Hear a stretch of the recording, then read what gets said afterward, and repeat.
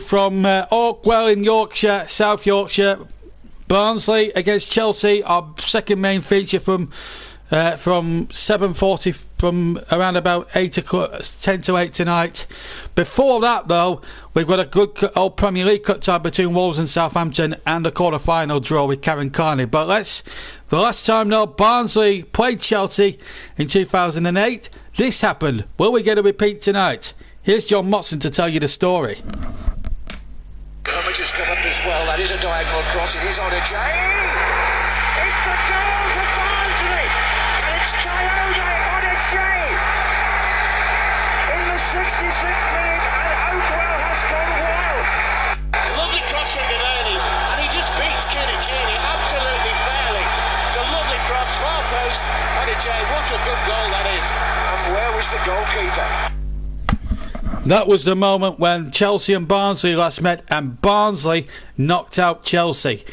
Tonight, it could history repeat itself? Unfortunately, we haven't got the crowd here tonight, but myself and Chris Swipeman will be bringing you that game later on at 8 o'clock. Before that, Wolves against Southampton, and we have another brilliant commentator there for us, Russ Vernon, which will be crossing over to Molineux in about 2 minutes from now, because the teams will be just about to come out to Molineux, so we're well in time for kick-off there. And also, providing that the Wolves game doesn't go to extra time, we're at 7:45. We aim to bring you the quarter-final draw live from London with Rimesh Chowdhury and the lovely Karen Carney, who will be doing the draw tonight. Karen Carney, of course, second most capped England women's footballer of all time, of course. So tonight's game, Wolves against Southampton. Two middle-of-the-road sides who have had really good seasons so far. Well, Southampton's were having a fantastic time, and then that 9-0 demolition job by Manchester United really has knocked the stuffing out of their season, but they've a chance to go again. They've had a good season under Ralph Husenhurtel. Wolves, a bit off the pace maybe, but they're still a good side under Nuno Santo, but they've just been a bit below par this season. I think this could be a very intriguing tie. Last night's one at Goodison Park it's a tough act to follow these two matches, considering the events of last night at Goodison Park, where Everton won 5-4 against Tottenham in an absolute thriller minute. And believe me, we're kicking ourselves at JB Sports that we didn't cover that one. Believe you and me, I'm kicking myself most of all. Anyway, we're all set more or less to go here at for this. But two more live games. Later on, it'll be me and CW providing you commentary of the big one, the big one here at Oakwell tonight. Well, CW will join me a little later for that. But right now, it's to Molineux we go. We're going down to the West Midlands, and already in situ for us is Russ Vernon, our chief match commentator for this one, and what a game this promises to be. So we're going to hand you over now in good time for the kick-off. You'll hear from me again at half-time during this game, but for now I'll leave you in the very capable hands of RV as he takes you through the first half of our first tie tonight, Wolves against Southampton. Enjoy the first half. Thank you, JB. Good evening, everyone. Welcome to Molineux as Wolverhampton Wanderers make their way out of the tunnel here at Molineux this evening, taking on a Southampton side who are doing fantastically well. They've lost the last couple of games in the league, but got through to this round, beating Arsenal by 1-0 in the last round, and they also lost. Wolves have made 6 changes incidentally, and they've got through into the 5th round by beating Chorley by 1-0, then a draw with Chelsea, lost to Crystal Palace, beat Arsenal in a draw with Leicester their last 5 games. As for Wolves and their team news, is Ruddy in goal, then Donker, Tyson, Kilman at the back, Oliver, Moutinho, Neves and Johnny in midfield, Gibbs White, Silva and Vinata in midfield. 6 changes incidentally: Ruddy, Saiz, Oliver, Gibbs White, Silva, Vinata in for Patricio, Cody Semedo, Traore, Jose and Neto. They're all on the bench along with Atanure, Kundal and Otasawa. As for Southampton, they've made 5 changes. Forster, Walker-Peters, Salisu, Gineppo and Armstrong in for McCarthy, Stevens, Vestergaard, Minamino and Adams. Southampton landed with Forster in goal, Walker-Peters, Salisu, Bednarak, Bertrand, Romeo, Ward-Prowse, Armstrong, Gineppo and Redmond behind Danny Ings. The bench: Lewis, Vestergaard, Stevens, Adams, Teller and Lundu, Finnegan, Watts and Joku. The referee is John Moss, assisted by Mark Perry and Dan Robatham. Graham Scott is the 4th official. VAR is Simon Hooper, and Mark Scholes is on assistant VAR duty. Southampton are in white with a red stripe down. Wolves in their old gold strip this evening. Jonathan Moss, as I said, is the referee for this one today. Here Molyneux. This is the 5th meeting in the FA Cup between the Wolves and the Saints, and the last 4, 2 sides have won each of those. As the players take a knee for what everybody knows about, we're now ready to get underway. Southampton attacking the goal to my right in this first half. Wolves attacking the goal to my left. And we're off and underway here at Molyneux. Wolves against Southampton for your first of 2 live commentaries here on JB Sports this evening. Wolverhampton Wanderers and Southampton are in action this evening. We've had 22 seconds of the game. If you want to sync up your TV with our pictures this evening, I'll keep you up to date with, so you know when to sync up with. So as Walker-Peters picks up for Southampton, it's the ball forward looking towards Danny Ings, and there is Romain Saez, who got back to shepherd the ball back to John Ruddy in goal this evening for Wolves, replacing Patricio, one of the 6 changes that Nuno Espirito Santo has made for this game against Ralph Alsanuto's Southampton side. Southampton, Bednarak to Forster now, Salisu. Now he's back into Bednarak. And now Bednarak out wide to Walker-Peters. Walker-Peters having been forced back there by Johnny, the left wing back for Wolves today. And Gibbs-White put pressure on Salisu there. Morgan Gibbs-White. Salisu's debut today for Southampton. And Salisu, I think he probably should have put his foot through that to clear downfield. 3 games in 3 days for me. My 3rd commentary in 3 days, so I think I'll be looking forward to having a weekend off commentaries. Done one on here on Tuesday, one on another channel yesterday, and this one here tonight. As Wolves have possession coming forward. Retina down the line to Sice, and then Wolves have got a throw which will be taken by Johnny.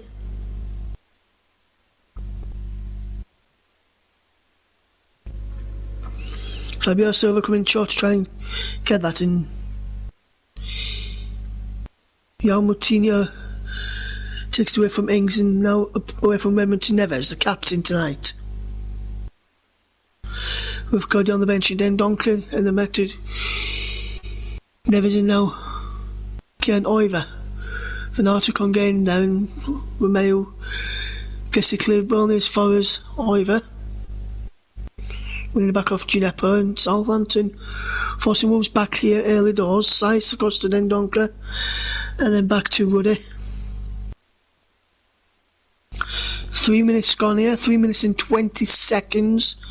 If you want to sync us up with your TV, so 24, 25, 26, 27, 28, 29, 30, 32, 33, 34, 35, 36, 37, 38, 39, 40 as Bertrand tries to get in behind there.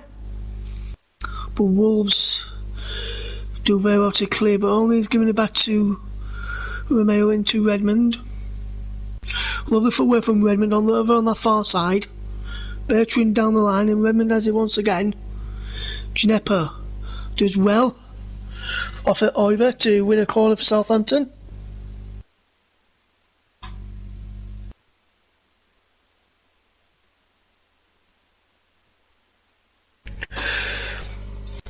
Wolves 0, Southampton 0. Live commentary this evening here on JB Sports.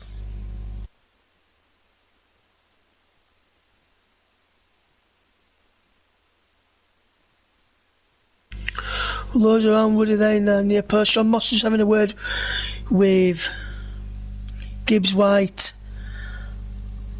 and Romeo.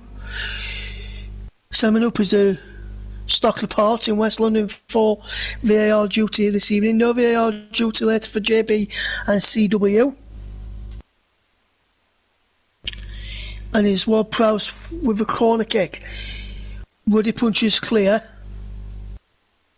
Gineppo, ball back in, and he's took a deflection off Neves behind for a corner. Again, good start here with live FA Cup commentary. Wolverhampton Wanderers against Southampton. Coming up towards 5.5 minutes in this game here with Molineux. Corners whipped in. He's cleared away on this first. Armstrong, who shot is blocked for another corner, and Wolves can't get out at the moment. Good pressure from Southampton early on. Oliver gets Eric out towards Bertrand, and then Armstrong with the effort.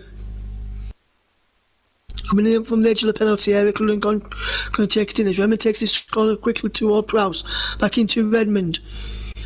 And across to Armstrong. And Ruddy spills a brace. Danny Ings then, Ruddy eventually claims there at the end as a quick corner taken this time. Redmond with the ball back into Armstrong, and then just like Danny Ings. And Ruddy, luckily for him, claimed it in the second attempt after he tried claiming it in the first attempt, but it's against Ruddy. Goal of Sear and Molineux. Wolves 0, Southampton 0 on JB Sports. Kilman from Sicer's pass, and here's the ball looking forward for Fatina, not Otto. Johnny there to come pick up, and now Ward Prowse across to Bertrand. Ryan Bertrand coming forward for Southampton. Back into Gineppo, now into Salisu. Now Ben Merak. And now wide is Armstrong. Armstrong inside to Redmond. Redmond back inside to Armstrong. And Wolves tidying up well there by John Martino, was gave possession away in place of a throw to Southampton. 7 minutes and 40 seconds gone here for the sync up with the pitches. Ralph Snowton down on the touchline with the scarf around his neck as the ball is in towards Gineppo, cleared away. All as far as Romeo out to Bertrand. Now Gineppo once more back into Bertrand. Bertrand with the cross in. Kilman away. All as far as Ward Prowse into Danny Ings. Good touch from Danny Ings, and then his shot was blocked by Romain Saiss, and he did very, very well to blow that shot off there. Quick thinking by Danny Ings to get in behind there is good flick over the top from after James Ward Prowse lay off, but Danny Ings couldn't get on the end of it. His sides come across. Fantastic block. in there. There's a crowded penalty area in there once again. And Wolves get the ball cleared by over, and then Moutinho, only as far as Armstrong, who puts the ball back in towards Ings. Now Gineppo with the effort, and that goes over the bar from Moussa Gineppo here in Molineux. Good start from the Saints in early pressure inside the 9-minute mark. Wolves 0, Southampton 0 is a scoreline here.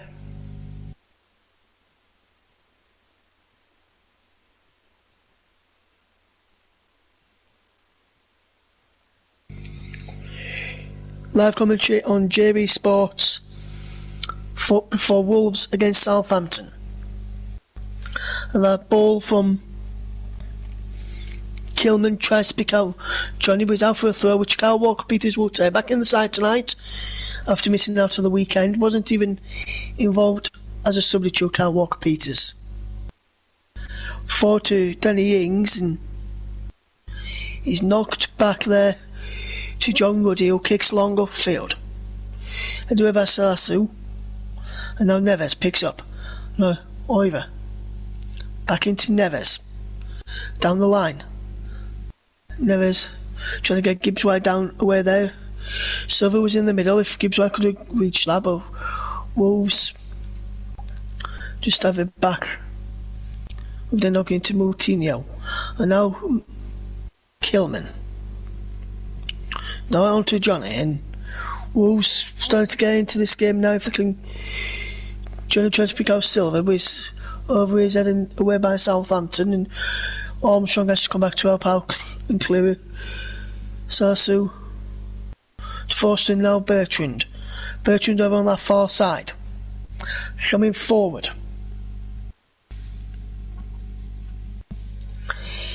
Into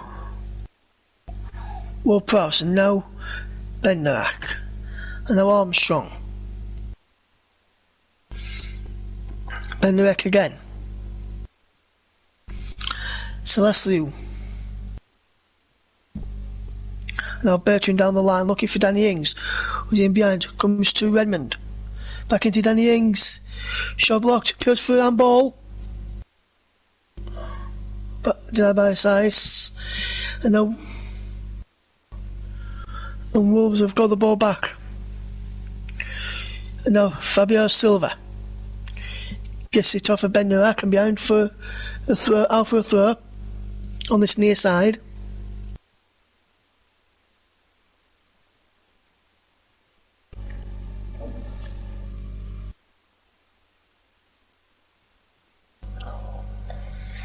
Wolves 0, Southampton 0 is the scoreline here at Molineux. This evening.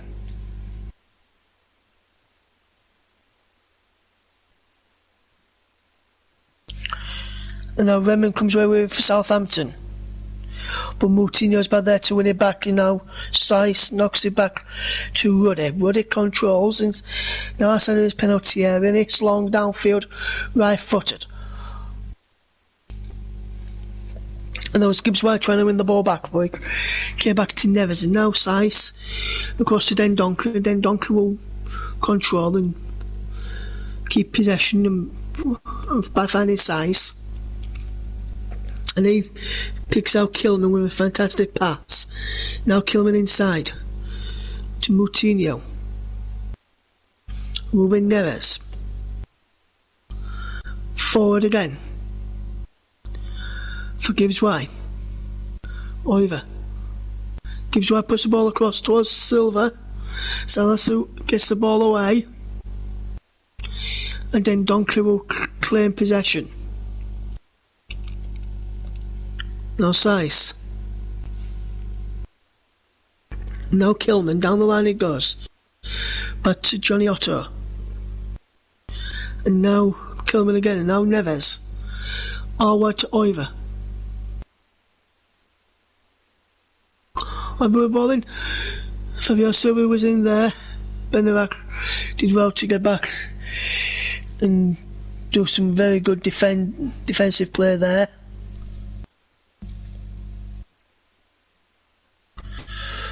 0-0 between Wolverhampton Wanderers and Southampton.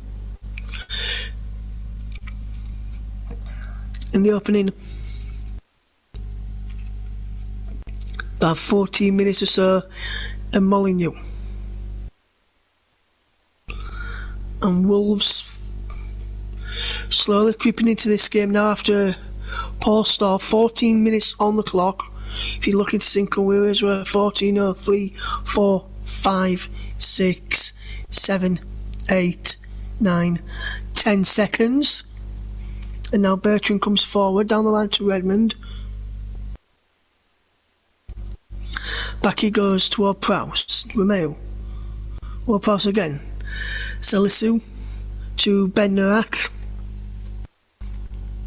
And Ben Narak looks to pick out Ginepa, but Oiver's there back.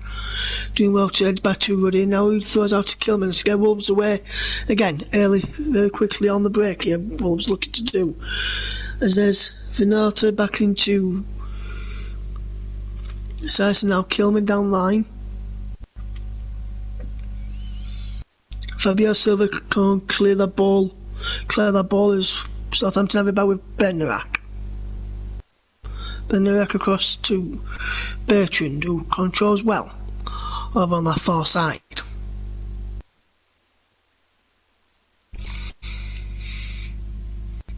Ward Prowse in to Salisu, now Ben Narak. And he's being put under pressure by Moutinho. Now Silva putting under pressure on the goalkeeper. And the Wolves players pushing the pressure on. There's Ings trying to go into that as Woody and Kilman tidy up well. With Kilman just heading it back to Woody in the end.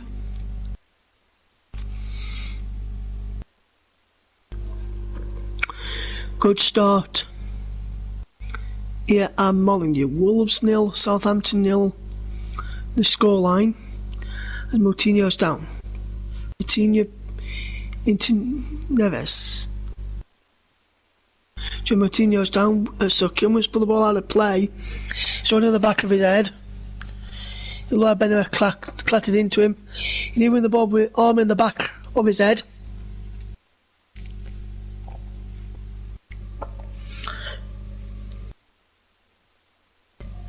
For Jan Ben Narak and Wolves. And we'll have a breaking play as Wolves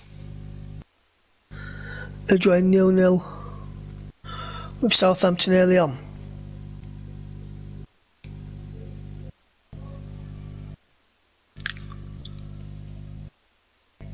Patricio trying to keep himself as warm as he can.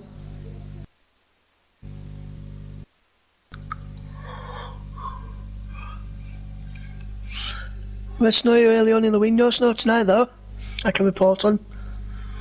Oh, there's something coming down now. I think it could potentially be snow, or maybe rain. But Southampton with Redmond get the ball back to Wolves, and we can get back underway. As Sice is then Donker. Not Oiver. Down the line he goes to Gibbs White. Good work from Gibbs White, but gives possession away. Can't keep hold of it. Finata putting under pressure there. Silva gave the ball away.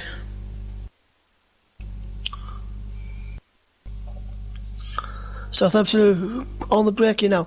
Armstrong is into red. He's fed into Redmond. Back to Armstrong. Armstrong's shot is blocked behind for a corner.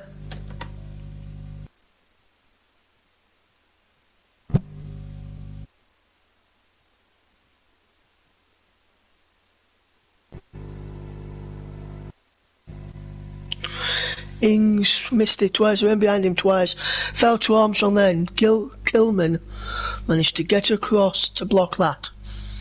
Lovely block. 5 corners to 0. Southampton are leading at this moment in time. Corners whipped in towards the back post, and he's gone all the way through and behind for a goal kick.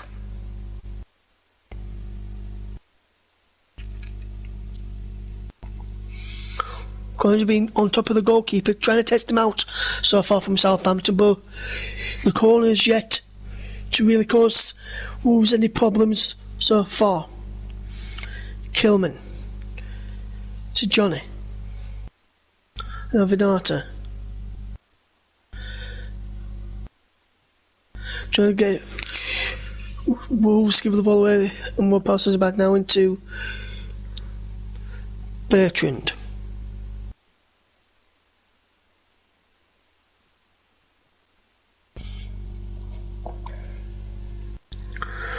Now Bertrand on to Gineppo. Ward-Prowse.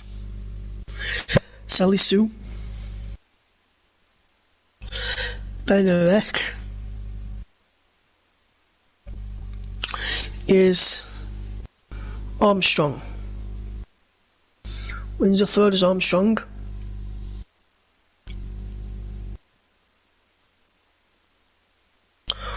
Ward-Prowse. And now Redmond. Walker Peters, sorry, rather than Ward-Prowse. Salisu to Bertrand. Now Gineppo into Ward-Prowse. Oh, picks out Walker Peters. Just bear with me. Gineppo with the effort. Saved by Ruddy. Good save by Ruddy. Southampton have got the momentum so far, but there's a man down inside the penalty area. A Wolves play down, I'm not sure who it is. Let's see if we can see who it is. I'm not sure if it's Kilman. No, it's not Kilman. It's Finata. The team got bad there, and he goes down.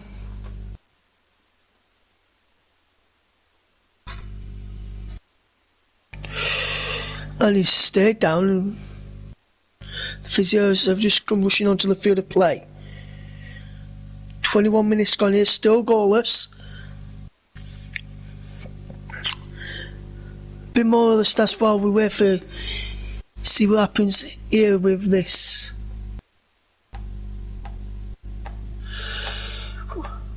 With the Wolves player there, hopefully he recovers well and he's able to continue.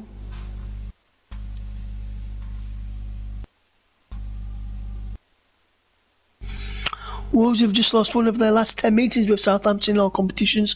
Won 5, drawing 4 from their league meeting against the Saints and Molineux this season, ending in a 1-1 draw. Wolves are looking to reach the quarter-final stage for the second time in the last 3 seasons, having done so in just one of the previous 20 campaigns. Southampton knocked out oldest Arsenal 1-0 in the last round. Only once in Premier League era have the Saints eliminated top-flight opposition in consecutive rounds before, doing so in 2017 en route to the semi-final win be Watford and West Brom. The Turner is still down, and we looking at a bit of treatment there, so player could potentially come on, I would imagine. Could be Neto. The Turner's back on, the set up. It should be okay to continue, I would imagine.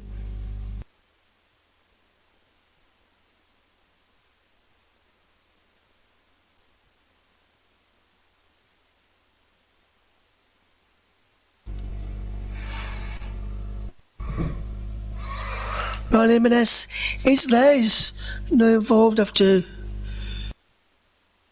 was doing individual work after an injury against Arsenal early on this season. 11 appearances for Raul Jimenez this season, 4 goals. 23 minutes gone as Vinata, the Portuguese man, making his 15th appearance today, 1 goal, which came in the last round against Chorley.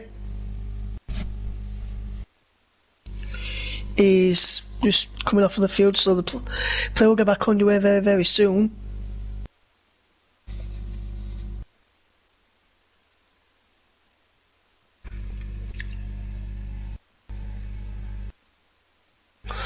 Southampton on top so far.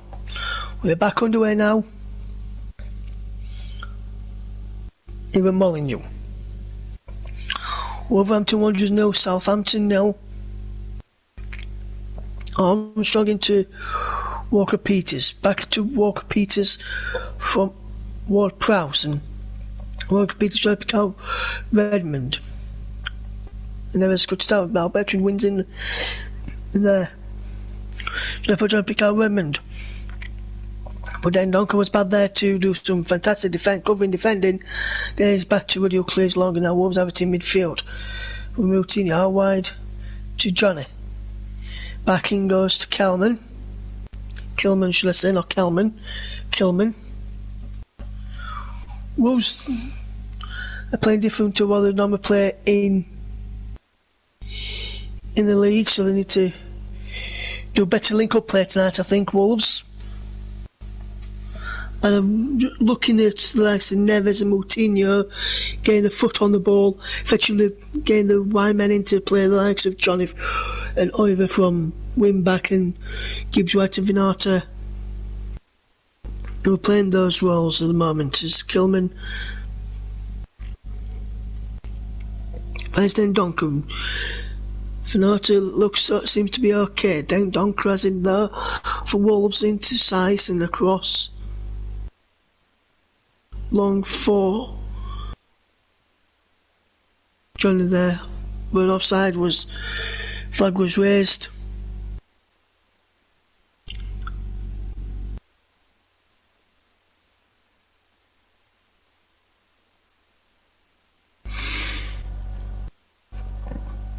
Here in Molineux, Wolves 0, Southampton 0 is the scoreline. Walker-Peters across to Salisu's touch is poor, but he does manage to get it and feeding his partner Benderek. Now Mayo has possession for Southampton, coming towards halfway across toward Prowse. Out wide, the ball is forward by Walker-Peters. Johnny and Wolves gave up all momentarily there.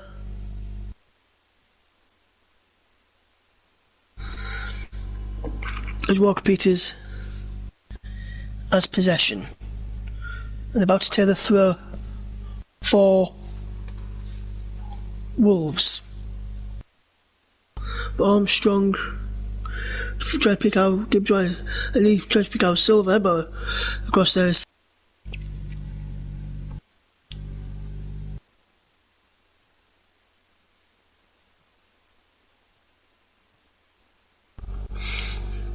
Johnny's up there to take the throw for Wolves.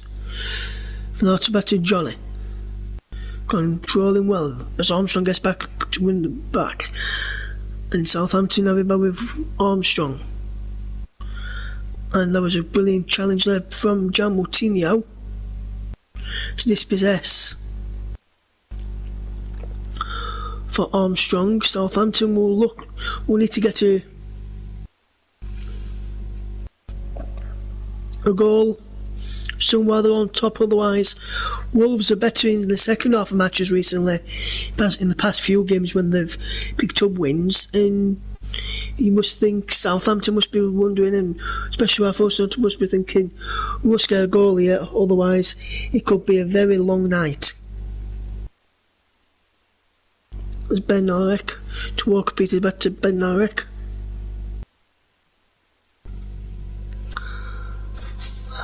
And Southampton keeping possession. Walker-Peters. Now Armstrong. Ward-Prowse. Walker-Peters.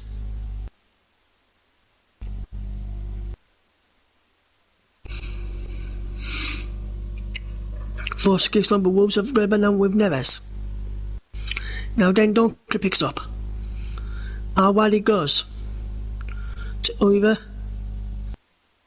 Into Gibbs White. Gibbs White still going. Gibbs White goes down inside the penalty. No penalty. Having an appeal and having a shout there at the ref.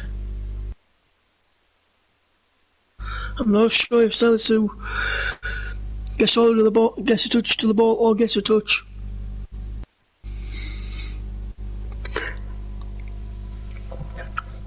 Of the man either, so let's just have a look at the replay. I'm told we'll get a replay very, very soon.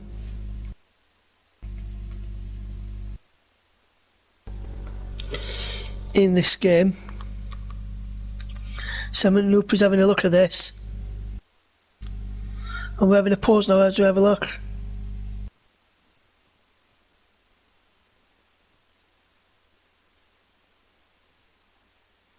So catches him on the left foot. Town don't get nothing on the ball.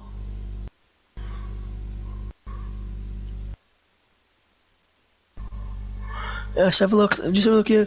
So that could be potential shoving the ball. Let's have a look. No penalty. Play will continue.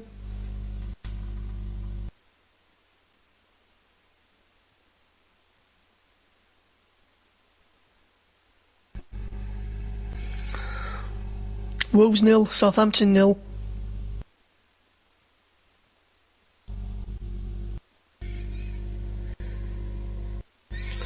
Is the score. Half an hour gone here. 30 minutes and 30 seconds on the clock if you want to sync up. Wolves 0, Southampton 0. Wolves. To defending. Wolves Chelsea ran off the action in the action so far. From this one, been ball number 4 in the draw. Bournemouth, Man United, Sheffield United, Everton, Leicester. Already securing the place in the last 8.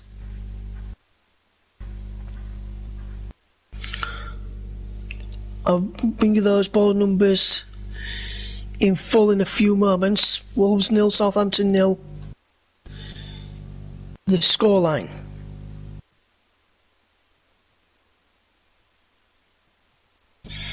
Next time we get a breaking play, I'll bring you the ball numbers for the draw.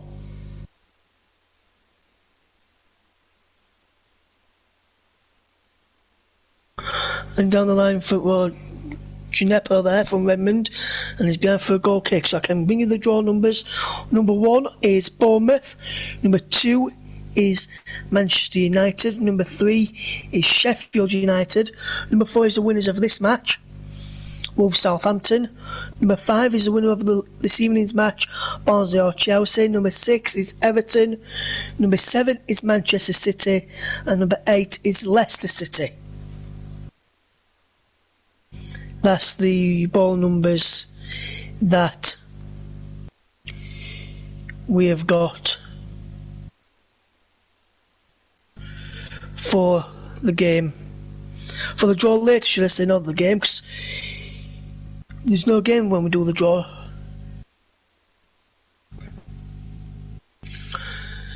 As Wolves have possession with Neves, back to Sice, and now Gibbs White to pick out Fabio Silva, who does well. Silva back to Johnny. Vitinha gives possession away. And there's a foul there on Danny Ings.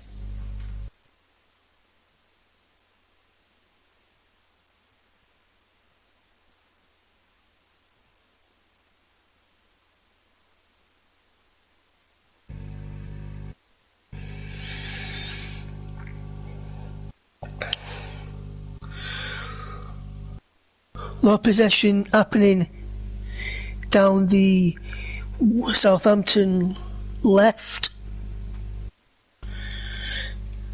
Wolves right to this moment in time.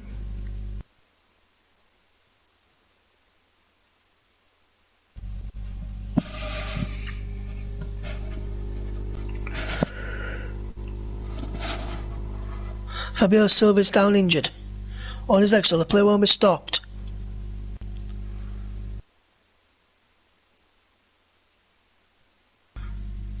Between the ground in playing, so Jan Bennerak puts the ball out, so he can receive a bit of treatment there.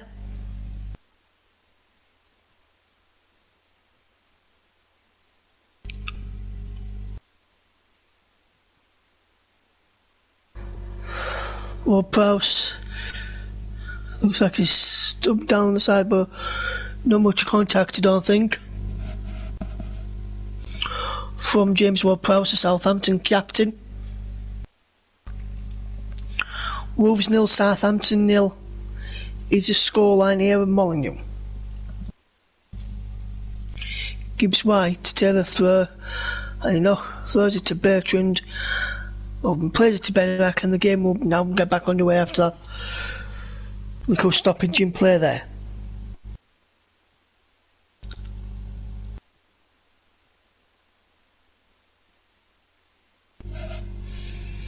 Challenge down Vitina by James Ward-Prowse. That's 2 in quick succession for the Southampton captain. That is done. John Moss is there you go. He's everywhere there to go for the ball, both feet up. Not much contact on either there. He had every right to go for the ball there, James Ward-Prowse, for me. Vitinha is down.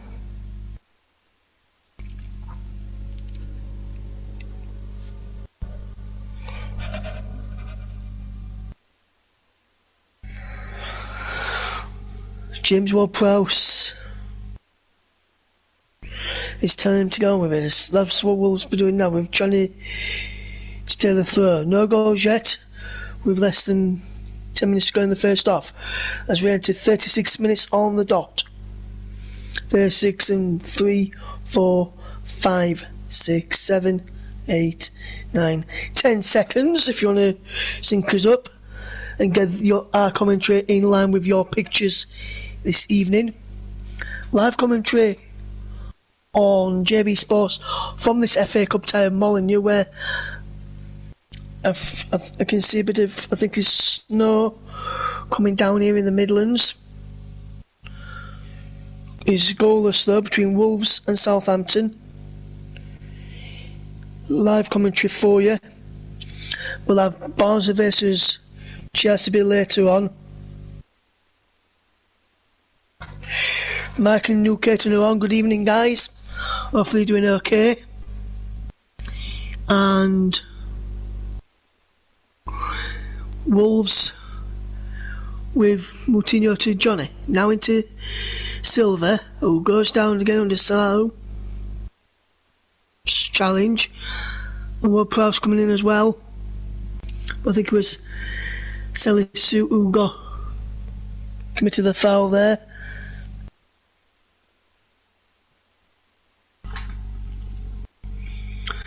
Free kick to Wolves, their first real chance to get forward and first real chance for Southampton to do a bit of defending. Moutinho standing over this free kick for Wolves. He delivers the ball in towards the penalty area, headed away. And Gineppo helps it out. Clear. First Johnny. Vitinha. Back into Moutinho. And now Johnny. Then Donker. Good control from then Donker. Now Saiss. Good control from Saiss, and Wolves gets the ball forward. Here's Johnny Castro. Moutinho can't give the ball away. Ward-Prowse. Out wide to Walker Peters. Armstrong.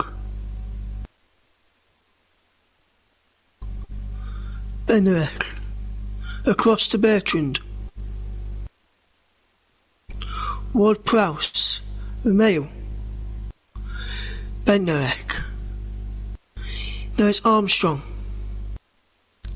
Can't pick out Redmond, but Armstrong has it back from Kilman, who gave it back to him, and now Gineppo runs towards the penalty area and gets it to Ivor, and Ivor can come forward for Wolves. And he's going out to play for a throw-in. 39 minutes gone here. Wolves 0, Southampton 0 on JB Sports. MSFA Cup action.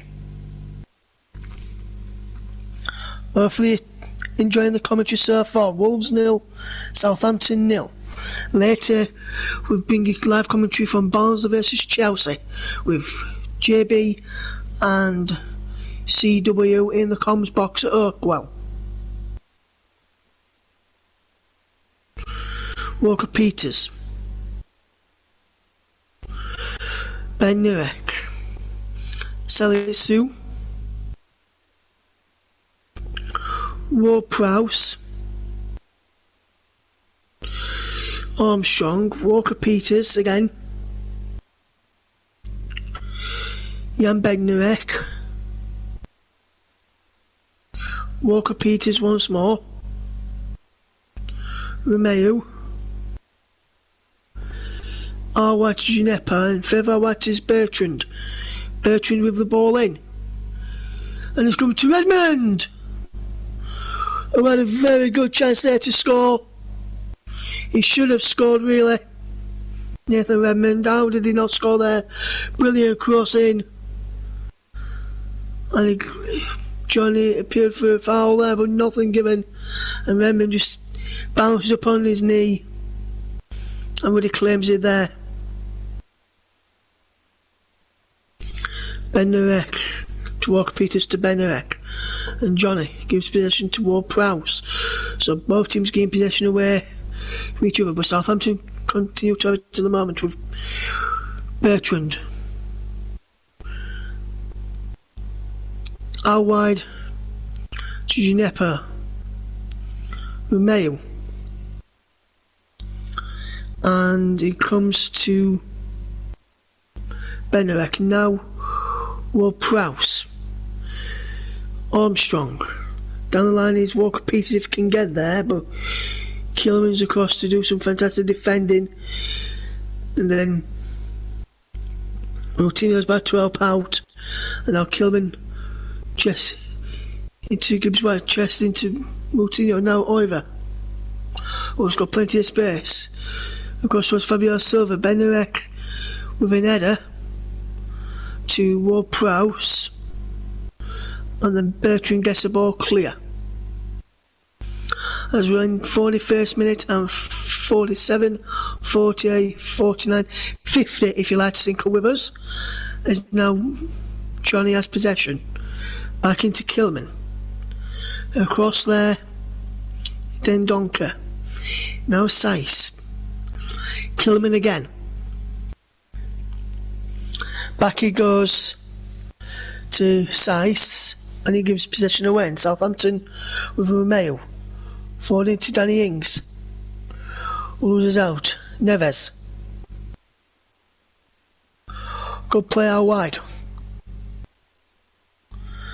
And that ball is across there with Seiss.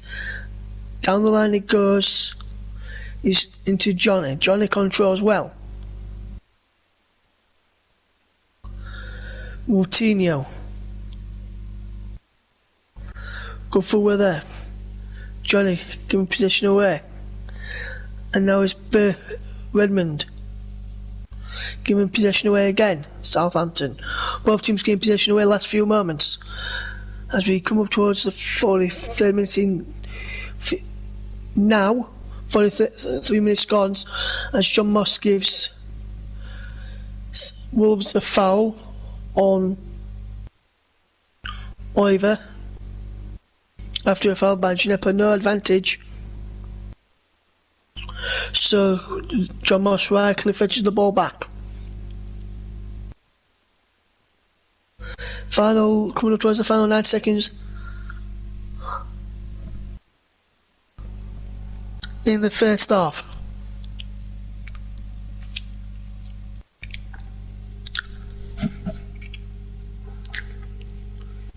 Wolves 0, Southampton 0. Free kick from Moutinho to be whipped in. Trying to pick out Neves and looking to pick out, John Matilda trying to pick out Neves. Round the bad, but Sice gets there. I think Neves was just having a word with him there. A golden chance squandered.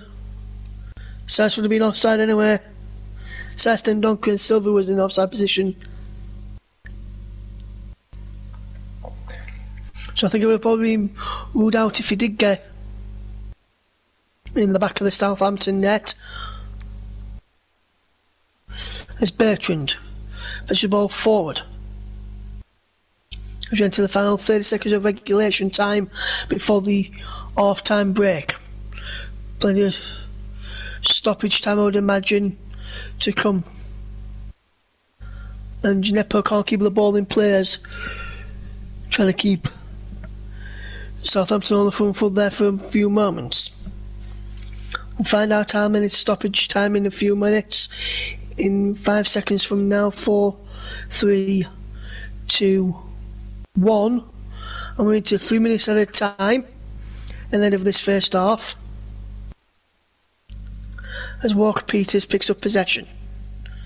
Down the line it goes.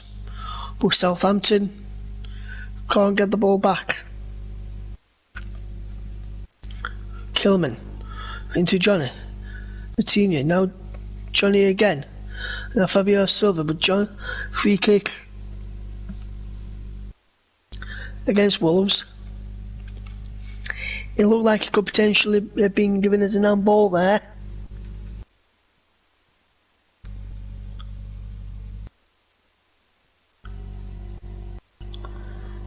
Still 0-0.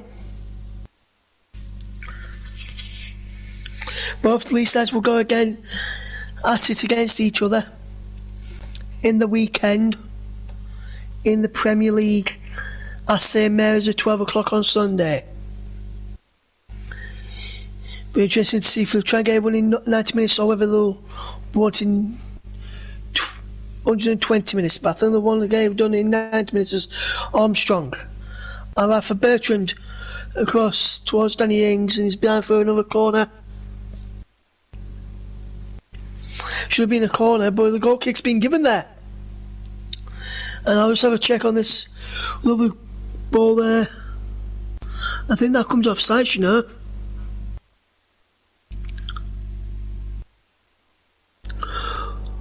But it's time to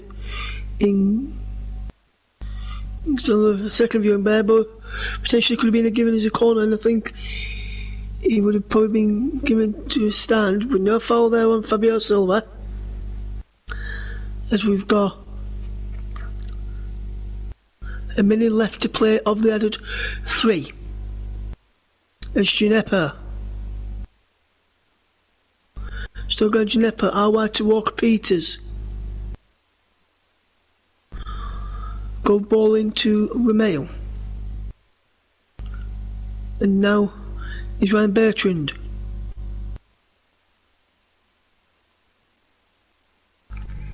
Good play this. Wolves 0, Southampton 0. Final 30 seconds of the first half. And Gineppo trying to pick out Bertrand, but Oliver gets the ball away. Coming up towards the final 20 seconds left to play now in the first half. Wolves 0, Southampton 0.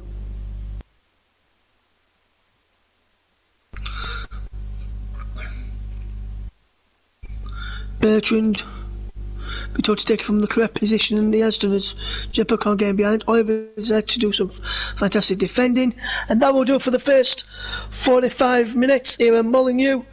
No goals at this moment in time, but Southampton had some fantastic chances in that first half, being on top throughout the first half, but at the break it is goalless. Southampton the better of the two sides, but no goals during the first half here at Molineux. As we settled here tonight, but half-time scoreline is Wolves 0, Southampton 0, JB. Thanks, Russ. We're back here at Barnsley, hoping for a goal in that game.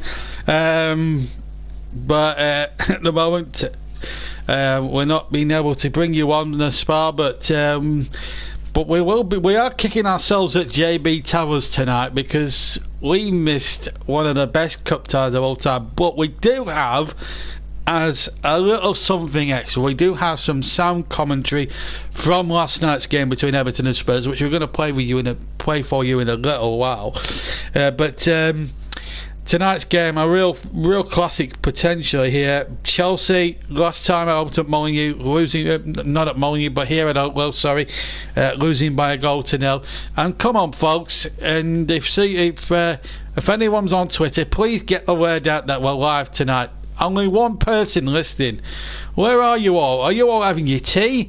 There's some live football here on JB Sports. We are absolutely doing this for your benefit. We're working 5-hour shifts now at JB Sports to bring you the best commentary content, and only one of you's listening. What's going on? Come on, tell your friends, tell everybody. We're better than any mainstream channel out there. Come on, we know that the listenership is out there for you. You know, we've promoted this for the last 3 or 4 days. Let's get you all out there and give Russ a bit of support for the second half, folks. You know, he's doing his best down there at Molineux. He's travelling to Molineux for your pleasure. Come on, help him out a little bit. We'll keep tweeting the coverage, keep listening. Come on, folks, and we'll give you shout out. You know, come on, if you listen to us, we'll give you a shout out. It's a two-way street, honestly. And so at Oakwell, the calm is still there very much. We haven't had any teams announced, but as soon as we do, we will bring it to you here on JB Sports. And we was just in the middle of doing some preparation, but we can take a 10-minute break from that. Anyway, let's bring it, instead of me mouthing off and muttering on for 15 minutes, let me bring you some action from last night. Some sound action from last night. We've got Everton against Spurs, that 9-goal thrill which went to extra time. Here it is now with commentary from BBC Steve Bauer. There's the signal from Son. There's the delivery to Davinson Sanchez. 1-0 Tottenham. What a start for Spurs. Totally unopposed from an Everton point of view.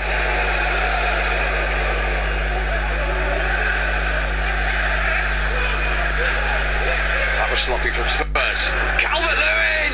1-1. Mistake punished, and Dominic Calvert-Lewin has his 50th Everton goal. Calvert-Lewin, lovely touch into Richarlison. Wanted the room for the shot, and what a shot! A terrific strike from Richarlison. Beautiful flick from Calvert-Lewin, and he caught that so sweetly. Digne. Sir Charles Sigurdsson, who took it down beautifully. Calvert-Lewin's on the move and going down, and David Coote says Everton penalty. It was Højbjerg who was closest to him. Gylfi Sigurdsson against his former club, and calmly give Everton a 2-goal advantage. Lamela. Oh, he's gone again. He's got the run of the ball. Lamela, and he's got it back to 3-2. An extraordinary first 45 minutes. Son's corner into that danger area. Flicked on and flicked in. It's 3-3. And Sanchez poked it in. One in his entire Tottenham career. 2 in one night. Sigurdsson, but here's Richarlison. Oh, fabulous finish. 2 for him, 4 for Everton, and they're back in front. Sigurdsson the provider, Richarlison definitely onside. In from Son, Olsen with a strong hand, back from Lamela. What a block that was. Doucouré. Now Son. Oh, and there's Kane. Those two link up again, and Tottenham are level again. 7 minutes to go. What a cup tie. Heavy touch from Winks. Richarlison nipped in. Then Sanchez made the block. Picked up now by Coleman. Bernard. Spurs don't want Sigurdsson to shoot. He lifts it above the defence instead. For Bernard! Makes it 5-4 in extra time. Brilliantly made by Sigurdsson and finished by the Brazilian Bernard.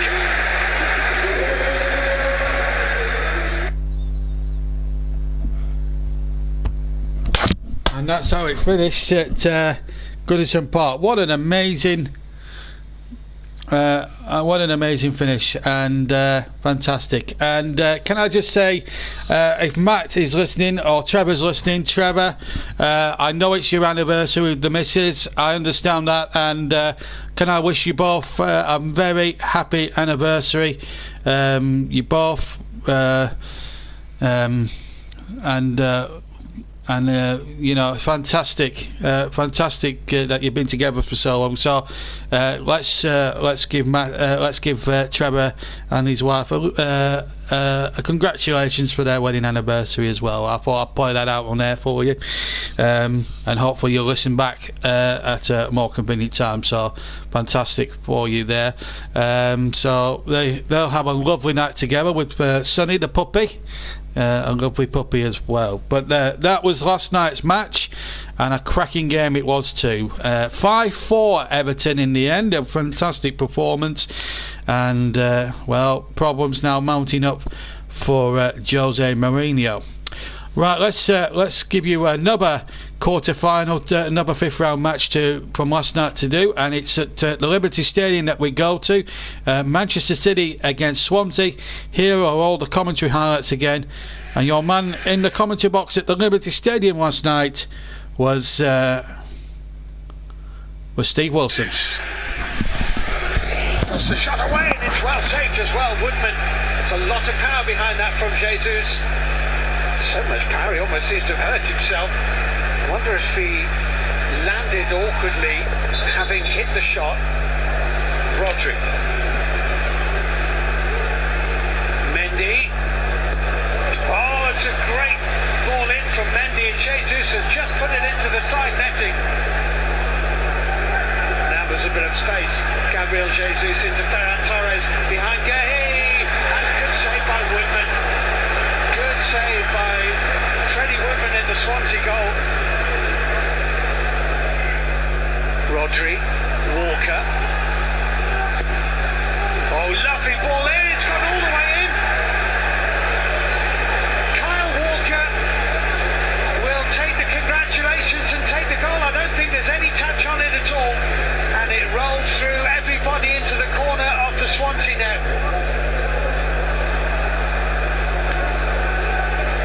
Last minute of the first half. Gabriel Jesus taking on Manning. Great ball across that. Sterling was trying to tuck it in at the back post, but Latifodiere again did really well. Collected by Rodri at full stretch. And he threads a lovely ball into Sterling. Sterling here makes it 2. Manchester City double their lead in the second minute of the second half, and once Rodri had threaded it through to Raheem Sterling, it really wasn't in doubt. The weight on the pass was ideal, and Sterling's finish was pretty comprehensive.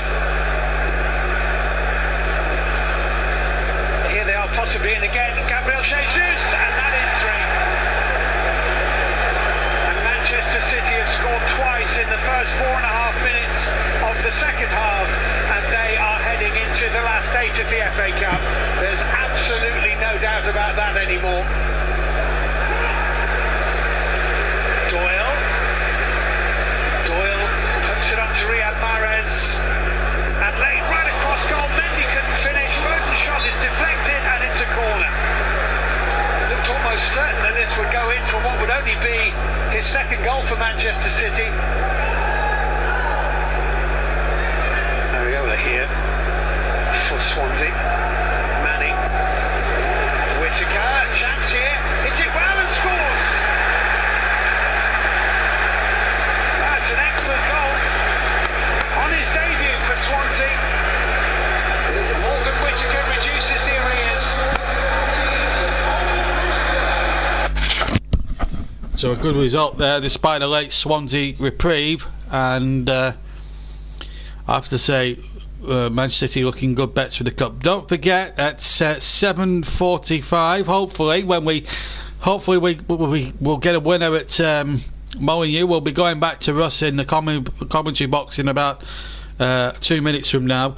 But I just want to say. Hopefully, if we can get a winner inside the next 45 down at Molineux, then we will be bringing you live the FA Cup draw. Just to remind you who we will be conducting that draw. The draw will be conducted by Karen Carney, alongside our reporter Ramesh Chowdhury. She's going to be conducting it, and they're down in London. Preparing for the draw as I talk to you here. There are 8 teams involved in that draw, and let me give you the numbers actually, because thank you to Russ for providing me with these, by the way. These are the numbers to look out for in the draw. So ball number 1, Bournemouth. Ball 2, Manchester United. Ball 3, we've now established, is Sheffield United. Ball 4 is the game that you're listening to at the moment, Wolves versus Southampton. Ball 5 is tonight's match between Barnsley and Chelsea, coming up after the draw.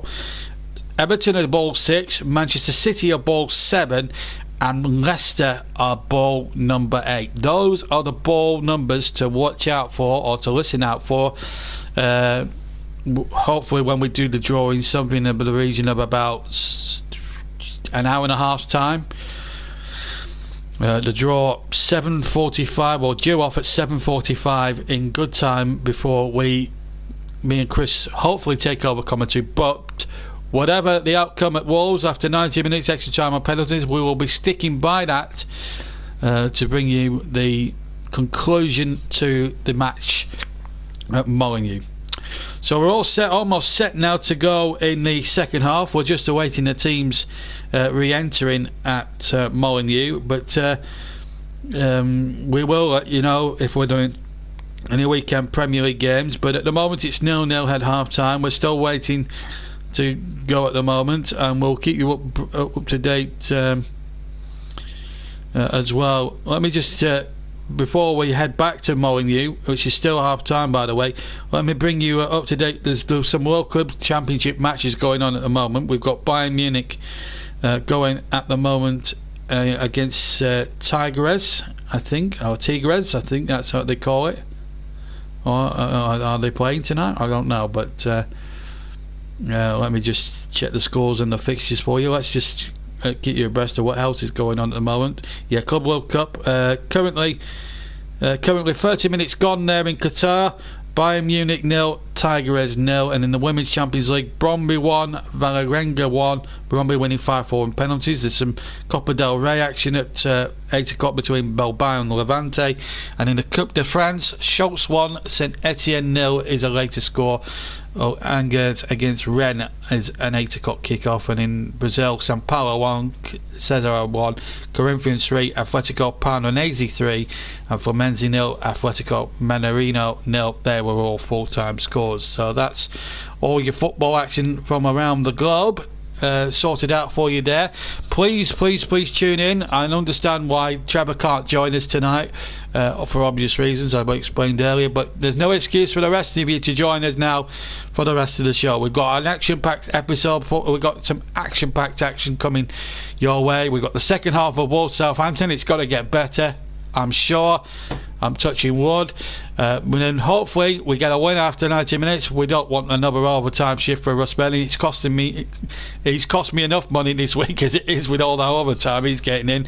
And of course we've got the FA Cup draw with Karen Carney, and then after that myself and CW will be here at Oakwell, hopefully seeing another classic with FA Cup classic between Barnsley and Chelsea tonight. So we're all set to go then at Molineux. The teams, I believe, are on their way out. So let me hand you back to Russ Vernon, who hopefully won't cost me too much more in extra time and wages. Back to you, Harvey, for the second half. Thank you, JB. Still awaiting. The Wolves are just this second on the way back out of the field onto the field of play Molineux. We are awaiting the officials, which are just making their way out. Nuno Espirito Santo there must be wondering what changes, if any, he has to make to fetch his job with his side get through. 0-0 at half time, and I'll remind you of the second half. Atanuri comes on. When Atanuri comes on, I think.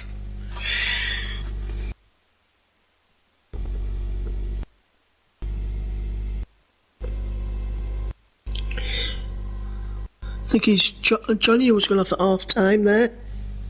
Yes, it is Johnny who was going off at half time. And Atanuri comes on. There at half time.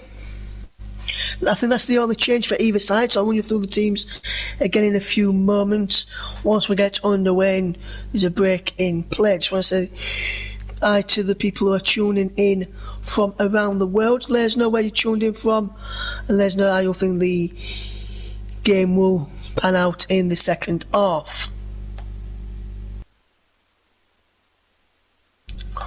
Wolves 0, Southampton 0. Is the score. If it's 0-0 at the end of the match, we'll have extra time and potentially a penalty shootout. Hopefully we don't want that.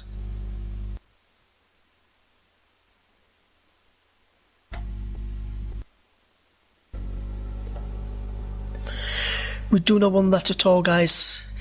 This evening, already had one overtime shift. Don't want another one here on for JB Sports. Wolves team, Ruddy in goal. Oliver, Dendon, Chris Sykes, Gilman and Atanuri now. Neves, Gibbs, White, Vinata and Moutinho. Fabio Silva up front. Southampton is Forster in goal. Walker Peters, Benerac, Selisu and Bertrand. Romeo and Ward-Prowse. Armstrong and Gineppo.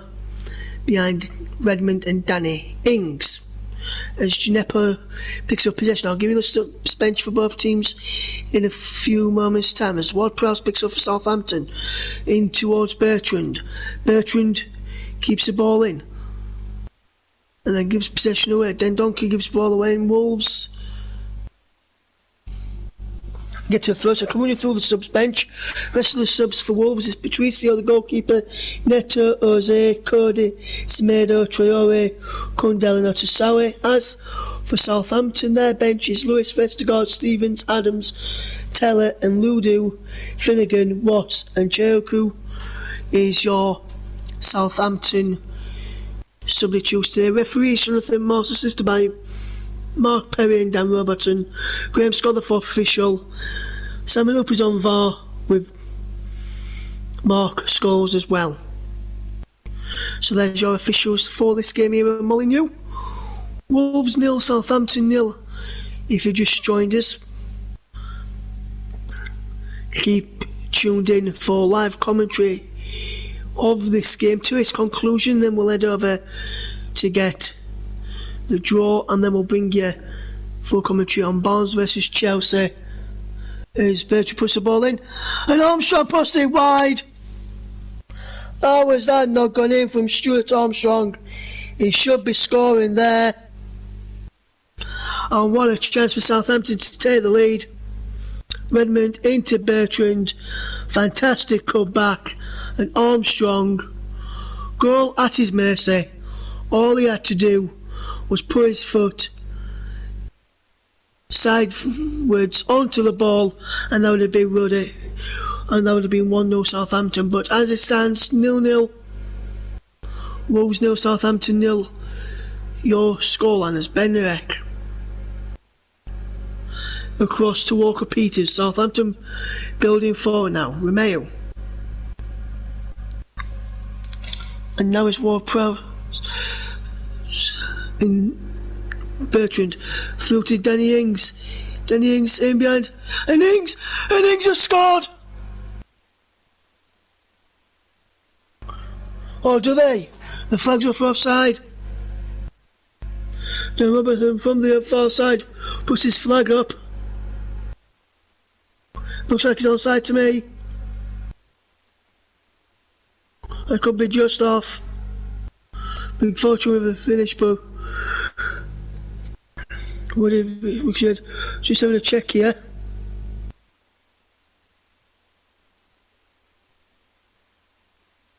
Looks like it could be onside.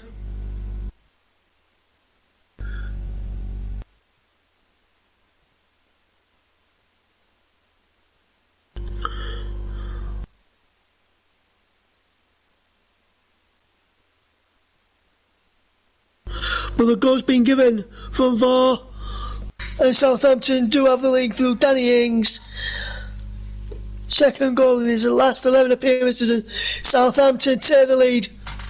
Starts a fortune, and I don't think how is Danny Ings score there. Bertrand, fantastic pass. His shot was blocked, ricocheted off Ruddy, back onto him, and he goes back into there. Brilliant stuff from Ruddy from his first effort. Ricochets back onto Ings and goes in, and Southampton take the lead here. Just onside.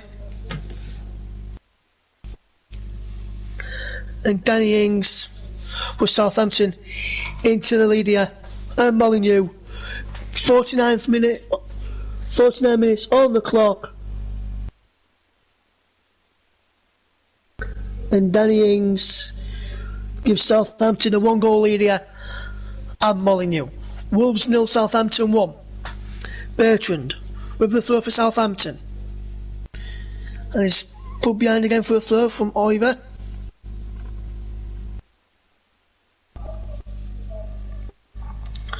Bertrand into Redmond. Ward-Prowse controls well and knocks it back to Jan Bednarek. And Bednarek with possession. Lovely footwork from Ward-Prowse. Salisu to Bednarek.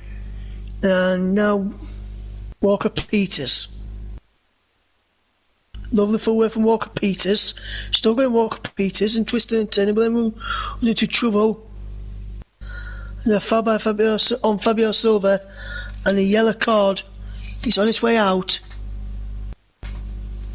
to Kyle Walker-Peters. First booking of the game.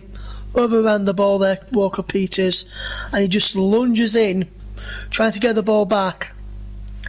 And he takes out Silva. Definitely a yellow card, and Southampton may concede very early on after taking the lead here.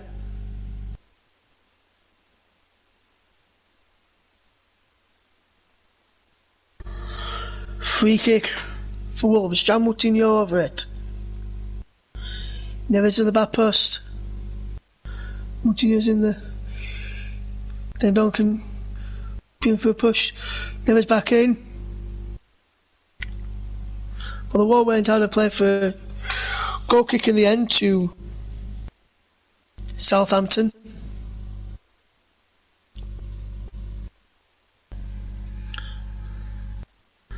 The Wolves players just going offside in the end.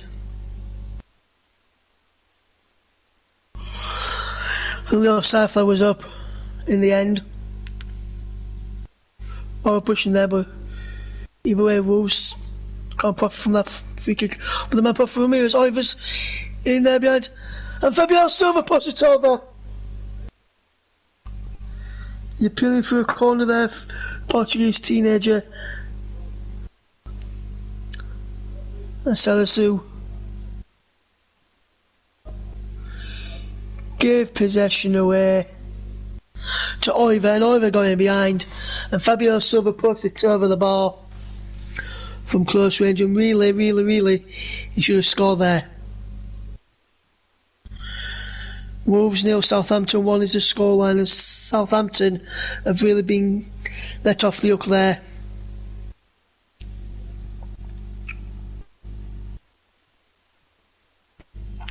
11 attempts for Southampton, 5 on target, 2 for Wolves, 0 on target now.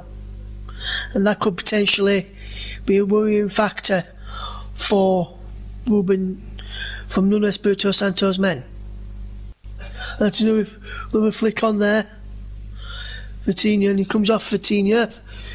Salisu across there to fire the shot against him, or fire the clearance against him to make sure he won a throw for his side.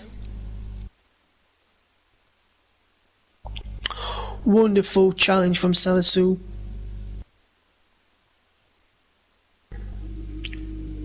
Wolves 1, Southampton 0 here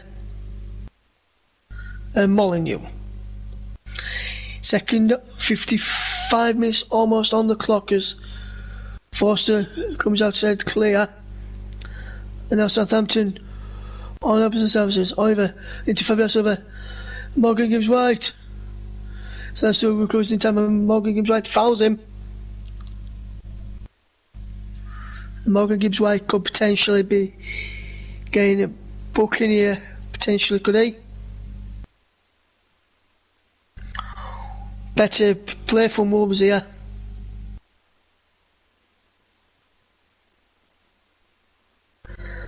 And that Salisu there makes a fantastic challenge and wins a free kick for his side. Fantastic defending there from the Southampton debutant. Wolves 0, Southampton 1 is the scoreline. Forster with the ball forward. And Sice gets the ball forward for Wolves. Redmond controls on his chest. Turns away. Back into Walker Peters. No, Redmond. Back into Walker Peters. Now Romeo. Forward to Redmond. Walker Peters. In fact, he was well proud. Armstrong into Redmond. Redmond. Still going. Armstrong. Redmond again. Who's going to get the ball at the moment? It's Armstrong is in behind. Still going Armstrong. Into Ginepper. Wolves. No. Fabio Silva can break away. Morgan's right ahead of him, but Fabio Silva against Salisu. And then challenges Faust and Ings there. And Fabio Silva could be lucky not to go in the book here. Which I don't think he's going to do, and he's very lucky not to go into it because there's a poor challenge.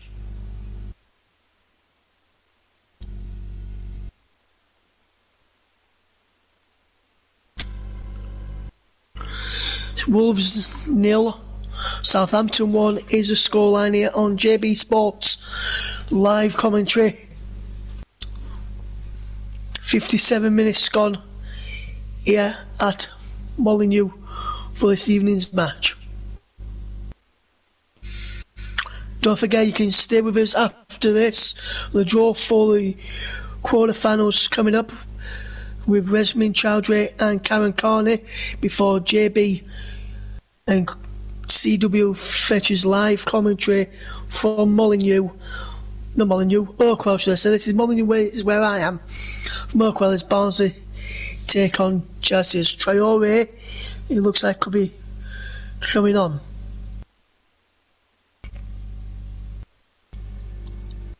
And if that just come on, Wolves may get a bit of help down the wide areas.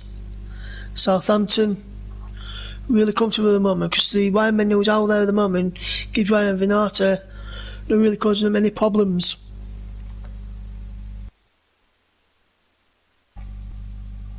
Size.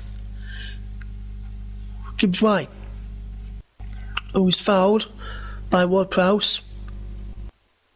Was a free kick for simulation, in fact, for Gibbs White.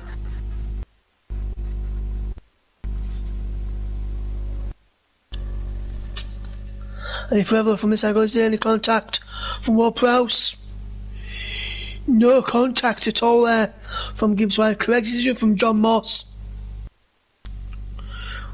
I thought he looked like he was fouled to me at first, but that replay shows he wasn't, and we had confirmation of the booking there. Wolves 0, Southampton 1 is the scoreline.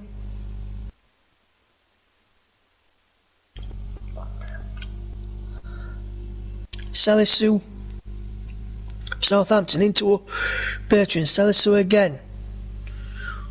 Traore again ready to come off for Wolves, their second change. No changes for Southampton just yet. We've got the likes of Adams, Stevens, Vestergaard and Ludu. Teller amongst the subs that could potentially come on, who's well known to us there. Salisu forward to Ginepa, now Ward Prowse, and now Romeo. Benurek to Redmond, and now Walker Peters. And Armstrong, lovely run from Armstrong. Fantastic run there from Armstrong, and Atanuri comes across there, do some brilliant defending work to cut that ball out.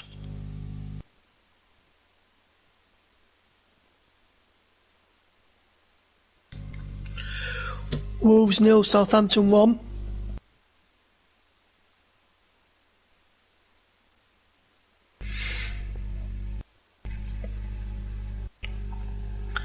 So there could be a potential double change for Wolves, but it will be after this throw from Southampton. Redmond, Walker Peters,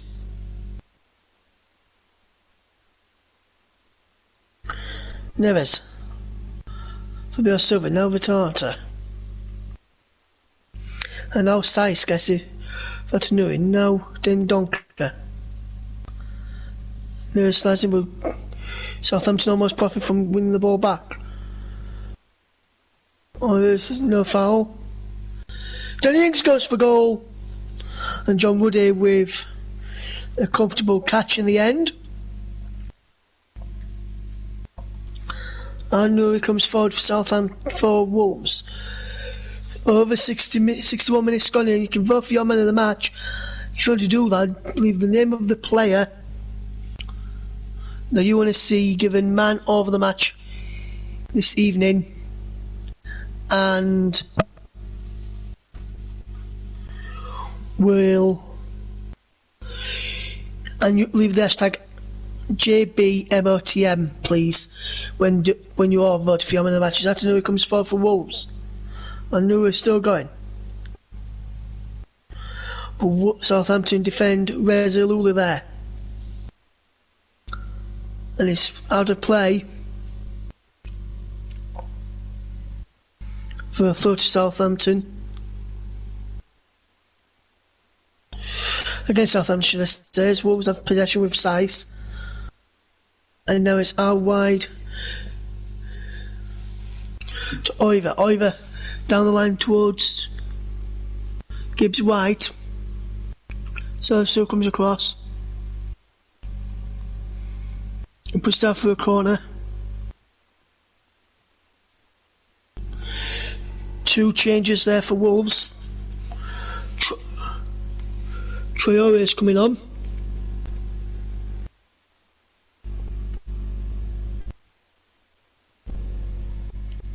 For Gibbs White in the 63rd minute.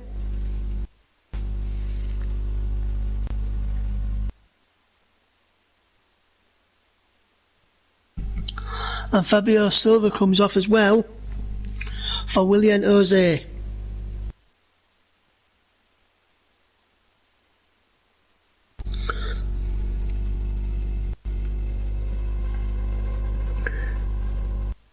So that's 3 subs now for Wolves. As that corner comes in, the moment Saiz sends it wide.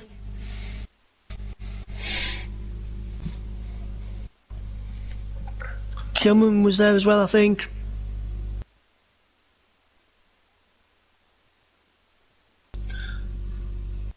There was Ivy in there as well, but and then with Traore now on the field. Be interesting to see what Traore does.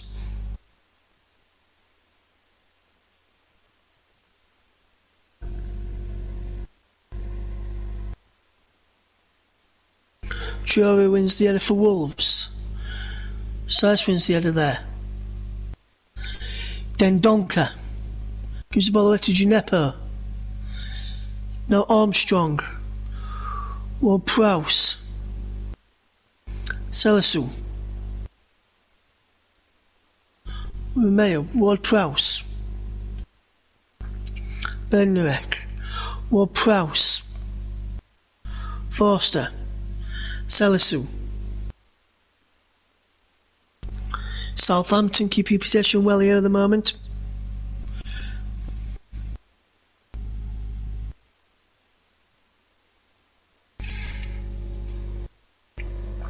Romeo, good forward from Romeo. Now Gineppo on to Ryan Bertrand.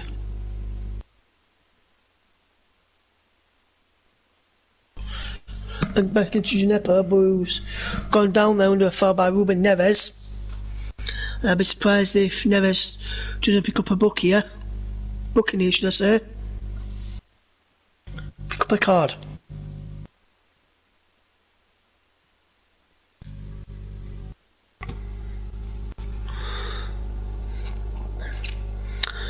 Bertrand with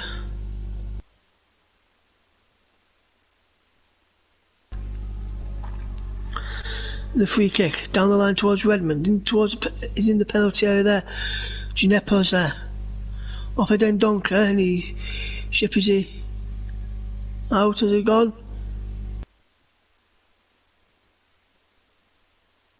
Has it gone out for a goal kick? Southampton in the end.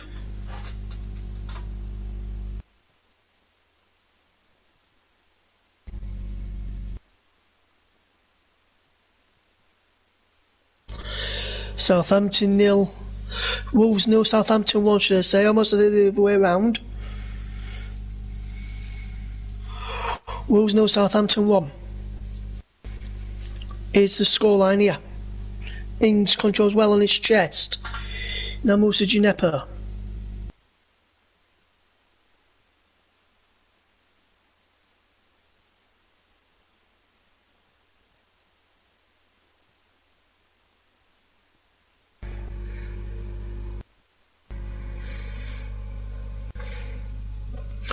Ward Prowse. I knew it, putting a bit of pressure on them. And now ball's being played through from Armstrong and Redmond away. He's got Ings alongside him. Redmond! Fantastic stop by John Ruddy. He really there should have set up Danny Ings to get a second. But Redmond onside. Great run. He should have just squared in now. But he cut inside. When he should have squared, he cut inside of Kilman. And then his shot was saved by Ruddy.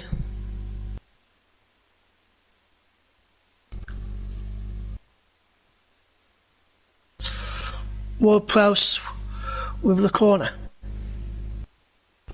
Martinez. Who's there? Armstrong with the effort blocked. Is there another corner? Armstrong's had a good game this evening. No views so far for man of the match. So if there's no views by the 90th minute, I will have to choose the winner for man of the match. Wolves 0, Southampton 1.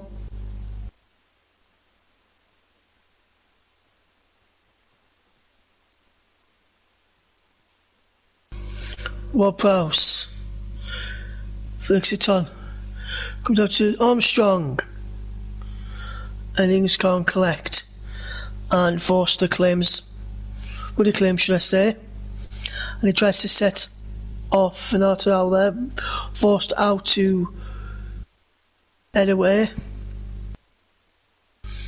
Fernando, Pedro Neto's coming on for Wolves, their fourth. So Vitinha's the man coming off. The front three have come off now for Wolves. And none of them really have trouble Southampton tonight.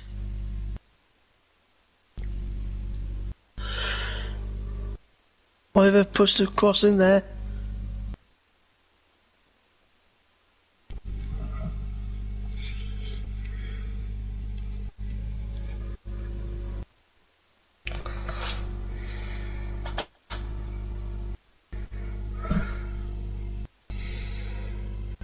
Actually, this possessed. Ings has played a fantastic ball for Armstrong, but Ateneu is bad there. Well, you're listening to JB Sports, live commentary from Wolves against Southampton and Molineux.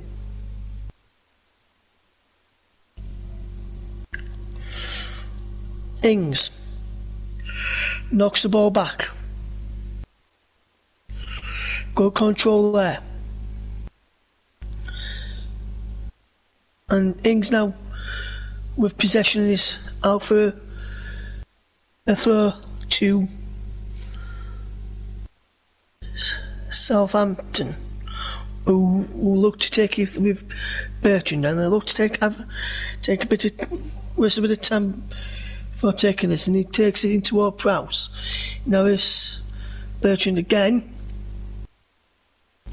Foul Traore. It was into Romeo, in fact, before the foul by Traore on Bertrand.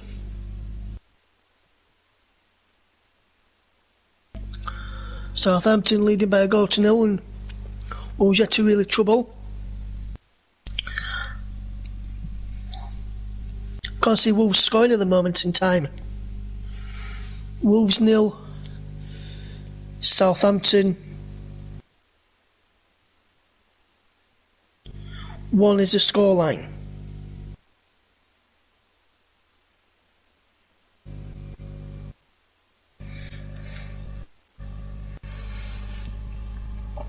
Traore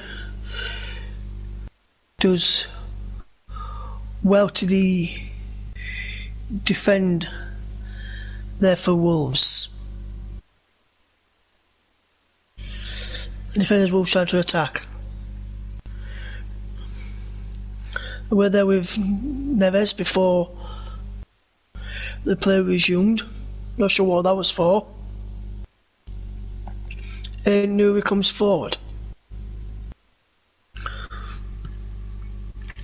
Into Neves now, Kilman. And Nuri. And again, from Moutinho this time. Moutinho again. Across to Dendonka.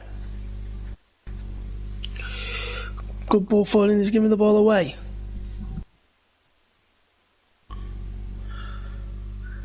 Ginepper into Redmond. Across his put behind for a corner.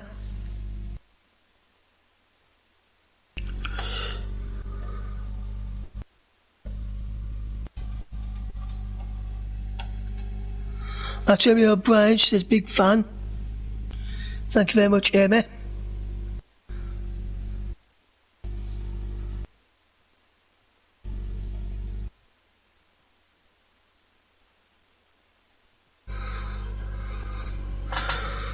Hopefully doing okay, guys. Thank you for tuning in.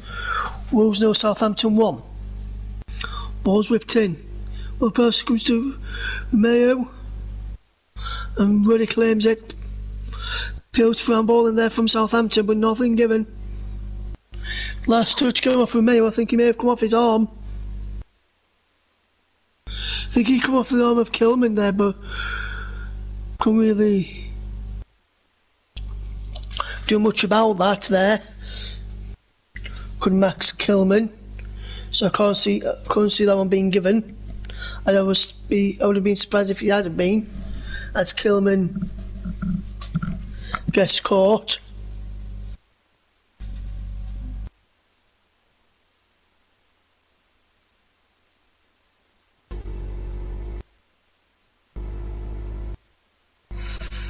I've just seen the incident again where the ball hit Kilman's hand, but I don't think he was anything untoward. I don't think he made his body bigger with the arm out there.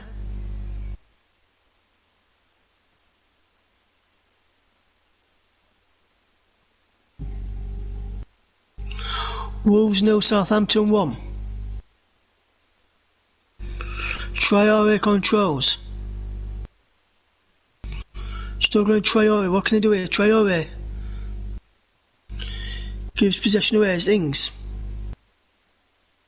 Well, Prowse, Redmond.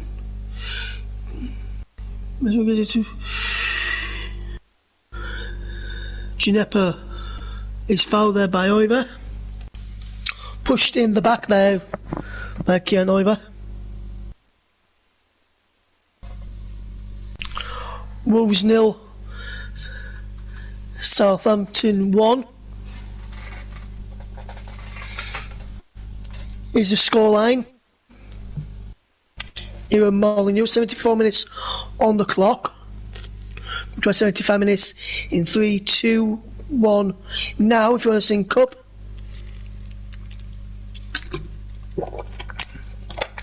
we actually are at 75 minutes in 10, 11, 12, 13, 14, 15 seconds.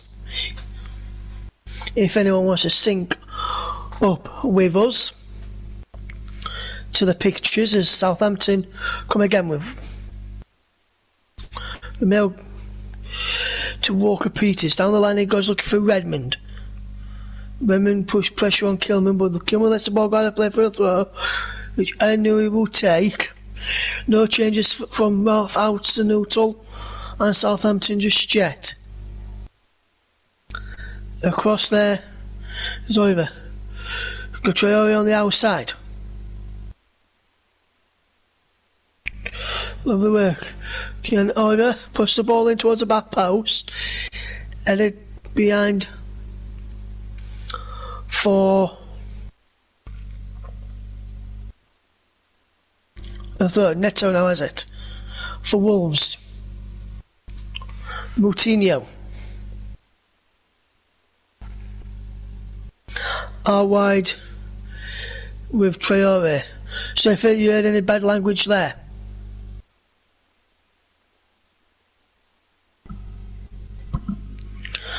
And Southampton with Ings coming forward, running forward. Plays it to Armstrong. Shot Armstrong to seal it. Kilman with the fantastic block. Moutinho. And now Dendoncker. Oiver turns away from Gineppo. Dendoncker. Good play.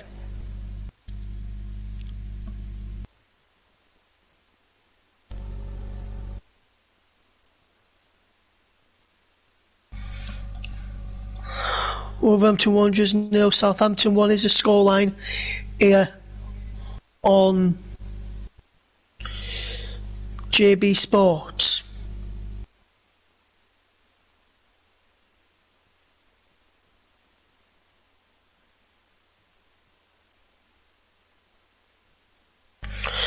Southampton defending resolutely so far. Most touches in opposition box, it's gone to Ings, followed by Redmond, then Gibbs White and Armstrong and Size. Gibbs White 5 touches in opposition box, Ings 10. Only Gibbs White and Size the ones for Wolves. Is it time for Wolves to get rid of their manager? I wonder. Wolves 0, Southampton 1. Neto over the ball in. Comes across. Traore! And it was saved by Forster. First effort on goal from Wolves there, I think. And I thought that was going to go in. Sarsu missed it. Comes to Traore. Keeps it down. Keeps it on target. And Forster gets the ball clear for corner.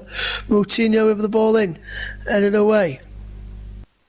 Gineppo is on his way out. I knew it. Southampton yet to make a change. I'm not sure whether Ralph Arsenault will do. So I'm just going to attempt to go. And Josie almost got in there, forced her to the rescue again for Southampton. As Ings pushed the pressure on the Wolves byline and Ruddy. And now Wolves will fetch the ball forward. No goals yet for William Jose. Since arriving here with Molineux from Real Sociedad as Neto are wide. He's out of play by Anuri for a throw to out to play Anuri.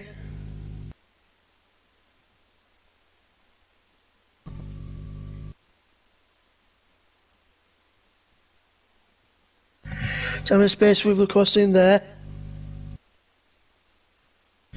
Another corner for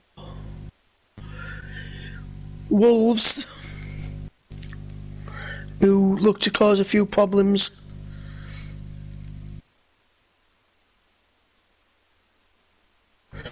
Wolves 10 minutes away from going out of a couple unless they can get any close from here. As this corner's heading in towards goal, back out, and Redmond's there to clear downfield. And out of play in the process.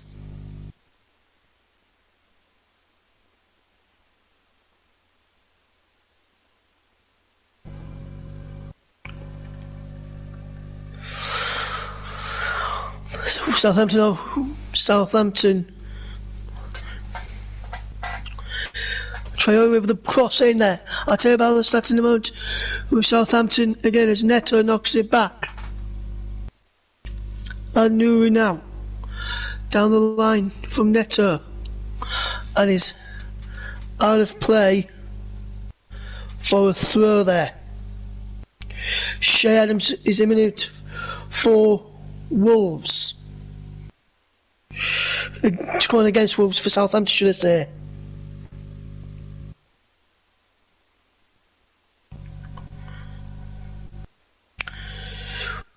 Wolves 0, Southampton 1 is the scoreline. Shea Adams about to come on for the Saints.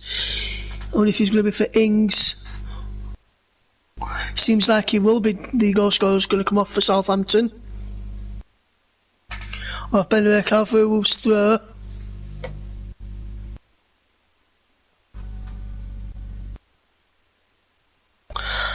And Danny Ings comes off now in the 82nd minute.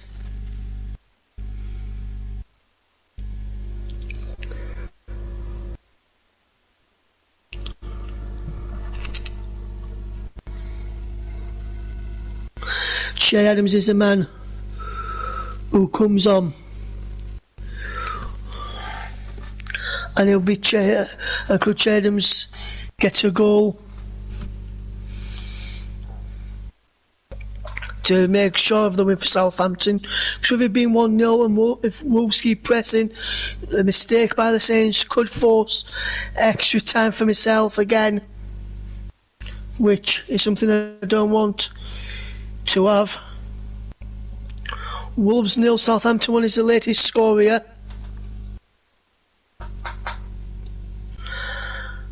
At Molineux, Ruben Neves, that's the one from John Moutinho, and Southampton win a free kick on the edge of the penalty, and it's Shea Adams who wins that free kick. Bad there doing a bit of defending.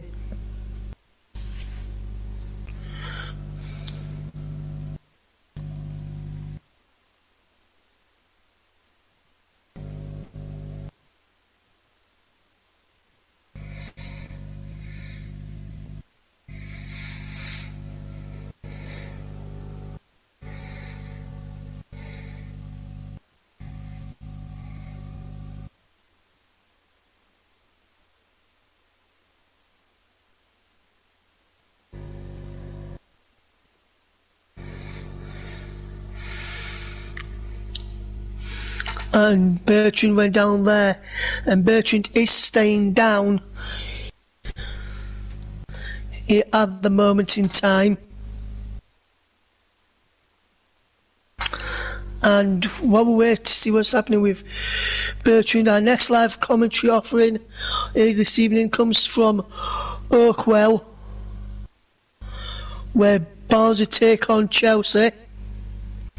It looks like there's going to be another substitution here with Taylor coming on.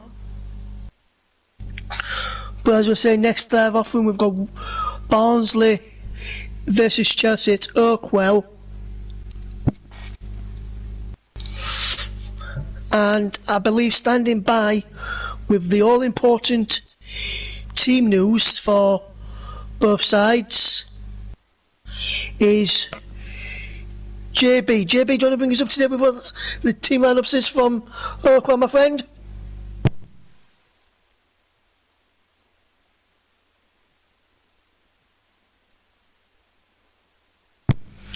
Can't seem to get JB on the line at the moment. We'll try and get that in a few moments.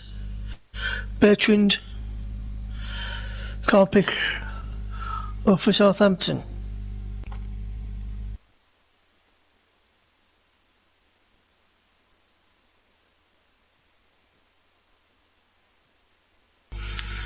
Ben Nurek.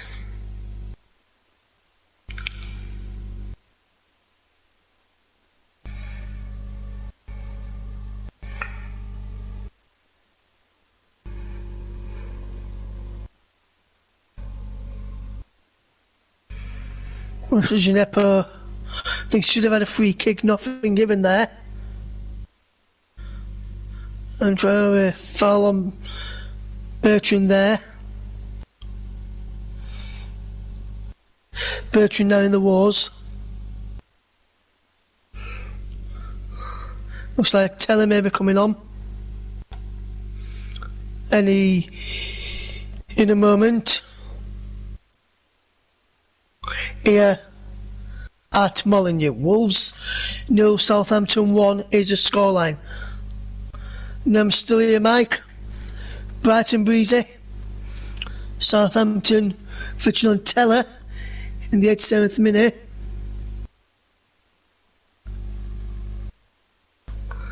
And his Moussa Ginepo is a man coming off.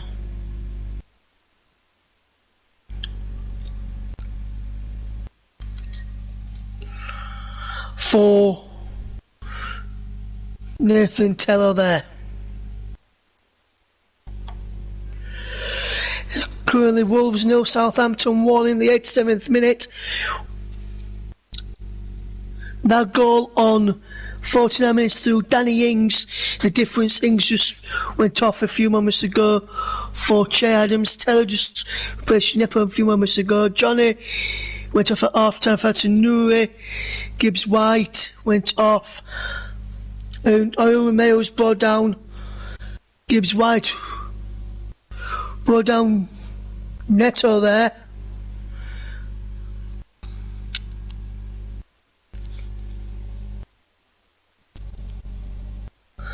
And Mayo gets a book in there. Wolves 0, Southampton 1. Johnny Gibbs White, Silva, Renato went off for Tanuri, Neto, Jose and Traore. 2 Ruben Neves over this free kick for Wolves. Getting in contact with man of the match. You've still got time for man of the match. Let us know your thoughts for man of the match and we'll bring you that when we can. Your winner, if no votes in a couple of minutes, I'll have to do it, is Ruben Neves. Line up a free kick here. Ruben Neves into the wall. And a paw. Over in towards William and Jose, headed away by Salisu. Moutinho collects possession. Anuri picks up the ball now. Moutinho again. Then Donkey now joining the attack. Awa to Traore, down the line to Oiver.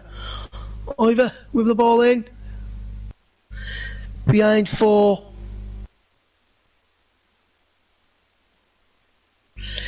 a goal kick.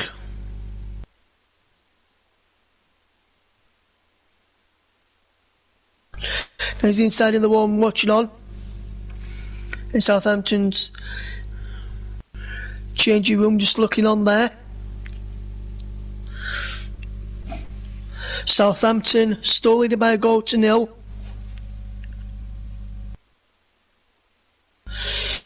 The third man of the match has just come in for Jan Benderak of Southampton. Is his side that's going through at the moment, unless Wolves can score and take it to extra time. But we'll just give the ball to, gives it to Teller, back to Armstrong, and Armstrong wraps it up. Southampton going through. There's no doubt about it. 90th minute goal to make it 2-0. So to secure Southampton's progression to the next round and to secure them ball number 4 in the FA Cup quarter-finals. Poor mistake by John Ruddy, and it has been punished. Teller punished it. Mistake from Ruddy, extra touch by Teller, and feeds it back to Armstrong. In off the far post with, I'm not sure who was on the line. Let's have a look, see if you see who's on the line there. Who's he on the line, is it? I think he's Sice on the line there trying to get to it. Yes, it is Romain Sice. Tried to dive across, turn it away. In off the far post, into the corner, and delight on the face of Ralph Hasenhüttl from Southampton. Have a 2-goal lead now. It looks like they're going to be heading into the quarter-final draw where in ball number 4 added minutes as Neto with pushed the ball in. Salisu heads it away. We need 4 minutes of stoppage time. Benderak, your man of the match. Fantastic finish, Mike. It was a brilliant goal there, my friend. And Neto push the ball in towards the penalty area. Away, Wolves being poor tonight. And I'm sure any Wolves fan listening will be sat tearing their hairs out and wondering what he has to do, what Wolves will have to do to score. And they've not scored in the last couple of matches, including the game against Leicester. Last goal came in a 2-1 win over Wolves, 2-1 win over Arsenal, and then before that they lost to Crystal Palace and drew with Chelsea. And there's a yellow card for Adama Traore, I believe it is.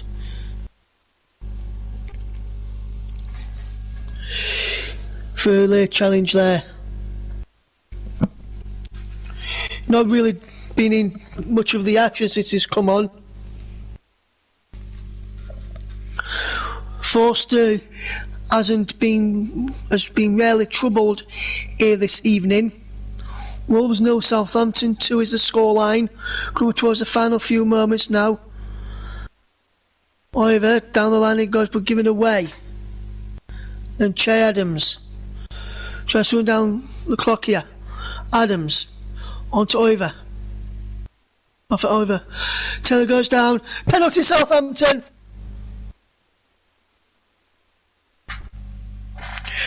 Gets away from John Moutinho. And the penalty has been awarded. Nathan Taylor.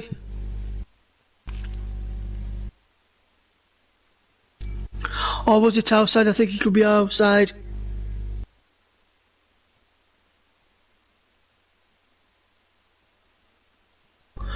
You're looking at it.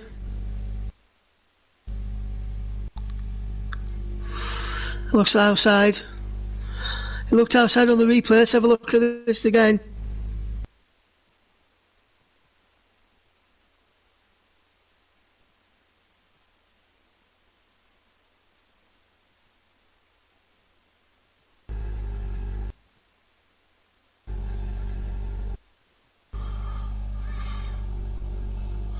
I think he will be given outside of the box.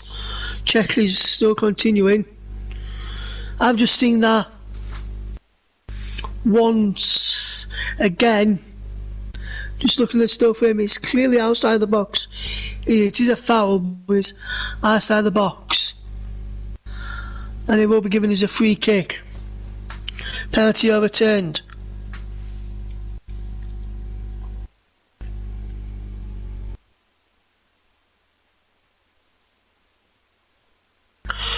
On the big screen here, just using no penalty foul outside the box.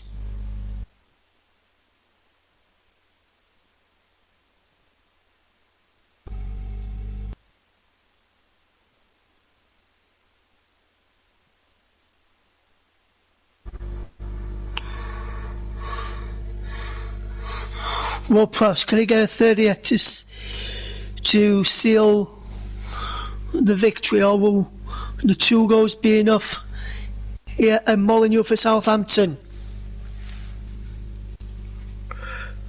Southampton keeping it in the corner with Redmond. And there it is, full time whistle. Southampton are through to the quarter-finals in the FA Cup. Wolves didn't turn up and didn't really test the Southampton goal, enforced the goals from Danny Ings on 49 minutes before Armstrong secured the victory just as we were about to head into stoppage time at the end of the second half, in the final minute of the match. But Wolves go out, but Saints go marching on, and I must and it's finished here. Wolves 0, Southampton 2, but I just want to say it is for the first time since 2017-2018 en route to the semi-final for Southampton. I've knocked out 2 Premier League sides in consecutive rounds before obviously today and the last round, after beating Arsenal in the last round. But full time here at Molineux, it is Wolverhampton Wanderers 0, Southampton 2, JB. Thank you very much indeed, Russ, and thank you for your contributions tonight. It's been absolutely superb. A terrific victory there for Southampton. 2-0 winners, and worthy winners at that. Wolves, on the other hand, were very, very poor. And Danny Ings and Tello, the heroes for Southampton, who seem to have turned the corner. Really, in terms of results and a quarter-final berth, and they will go through to the quarter-final draw, which takes place in just under a quarter of an hour's time here on JB Sports. And thank you to Russ for that. He's done terrifically well. Now, I am joined by another special guest this evening, and he's just come to join me right now as we come in there. He's all mic'd up and ready to go. Let's bring in CW, our co-commentator tonight. Hello, Chris. How are you doing? Good evening. I'm all right, thank you very much. It's been an interesting FA Cup week, hasn't it? Of course, the one that we didn't cover turns into a classic, but that's always the way it goes. But other than that, pretty good. An interesting game in the end for Rush to cover there. It looked like for a while it was going to go the distance, but Southampton came up with the goods, didn't they? Absolutely, they did, and it's nice to actually have you with us, because it's been a few years since you've been alongside me in the commentary box. We're like 2 old pals reunited, aren't we, today? And it's lovely to be here tonight. It has been a long time coming, and it's been an absolute joy. We'll be yeah, I was saying earlier on in the broadcast, Chris, we were kicking ourselves at JB Towers. It's a shame Trav had to put Match of the Day out at that precise time, because it would have been a great game to have commentated on. It would have been brilliant, but it would. You know, but and that's just how it goes sometimes, I'm afraid. Yeah, and while we're on the subject, if you didn't hear it earlier, Trevor will not be joining us tonight for obvious reasons. Him and his missus are celebrating. Yes, their anniversary, and myself and Chris would want to put it on record as have a great happy anniversary, Trevor and partner. I don't even know what her name is, but whoever it is, have a fantastic anniversary. So apologies, Trevor, if I've got it all wrong, but but obviously that's well, Mrs. Trevor, we'll call her that. Mrs. Trevor, yes. Mrs. Trevor indeed. Right, but, anyway, she's got a good excuse to have him for the evening as opposed to being here, so we'll let him off this time. Yeah, well, that is why I'm here now, looking after his co-commentator.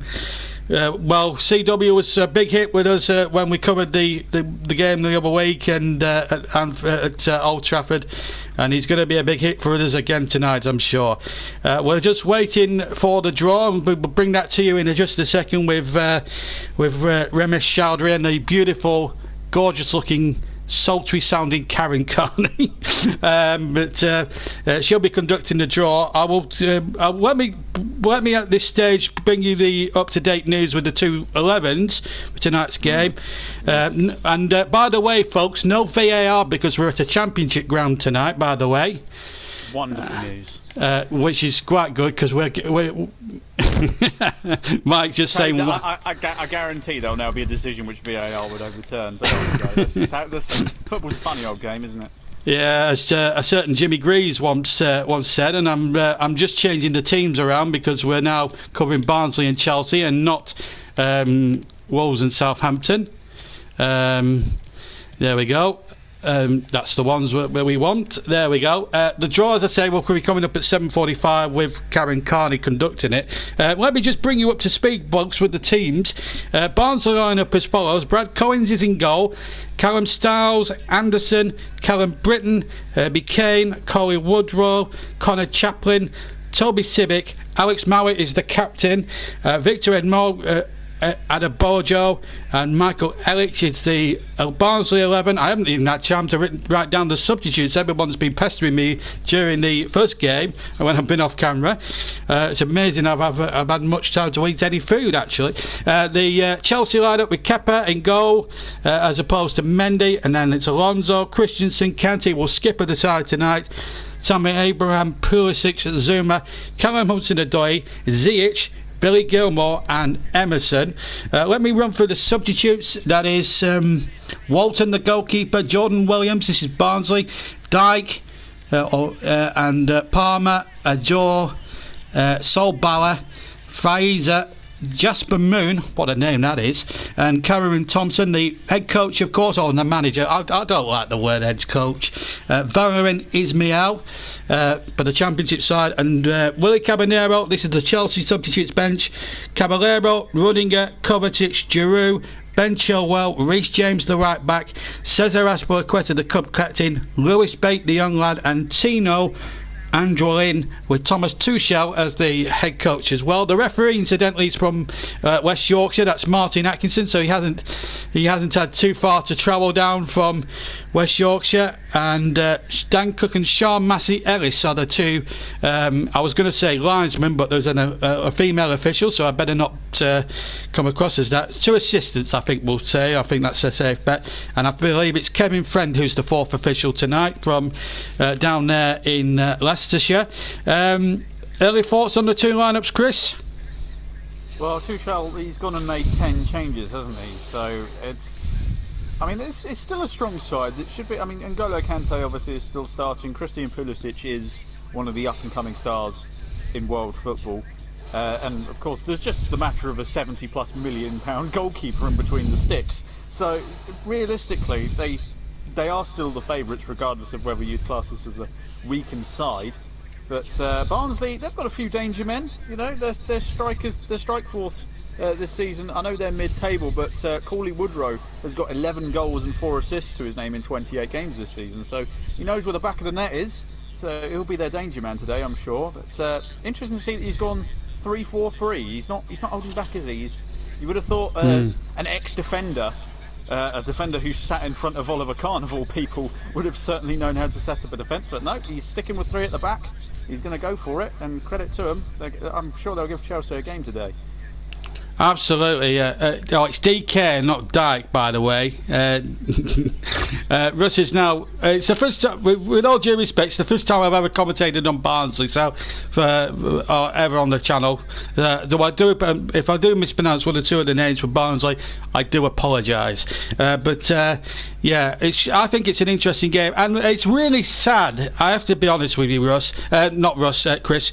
I have to be honest with you. Isn't it sad that we've got nobody here at Oakwell tonight? Because I tell you what, if we had fans in the stadium, I'm telling you now, this place would be bouncy, wouldn't it? Oh, it'd be full to the rafters. There's no doubt about that. Much like it was last time these two met in the FA Cup. It's 2008.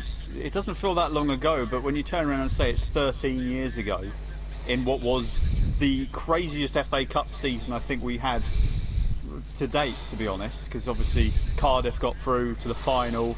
You had an all-championship semi-final. Portsmouth won the whole damn thing. I think it was it the same season that Havant and Waterlooville also nearly... They did, yeah, that's correct. Anfield? Absolutely correct. It was the round before they lost to Barnsley. Yeah, it was a crazy FA Cup season that year. So you know, they know how to cause an upset. And Chelsea, I don't know whether their memory will cast back that long, but they might be thinking of a little bit of revenge. But Frank, who was part of that side, obviously is no longer in charge. So no real remnants of what happened that day for Chelsea. But I'm sure the fans have long memories. They'll remember. This will be good for them. Yeah, absolutely. I played at the start of the programme, John Motson's commentary of the whole thing. It was a magical night. I remember watching it at home on television, and I believe that's why we love the FA Cup, folks. It's like magical moments like this tend to happen. Now, obviously, with what happened yesterday, we've got a tough act to follow. We certainly saw that at Molineux tonight.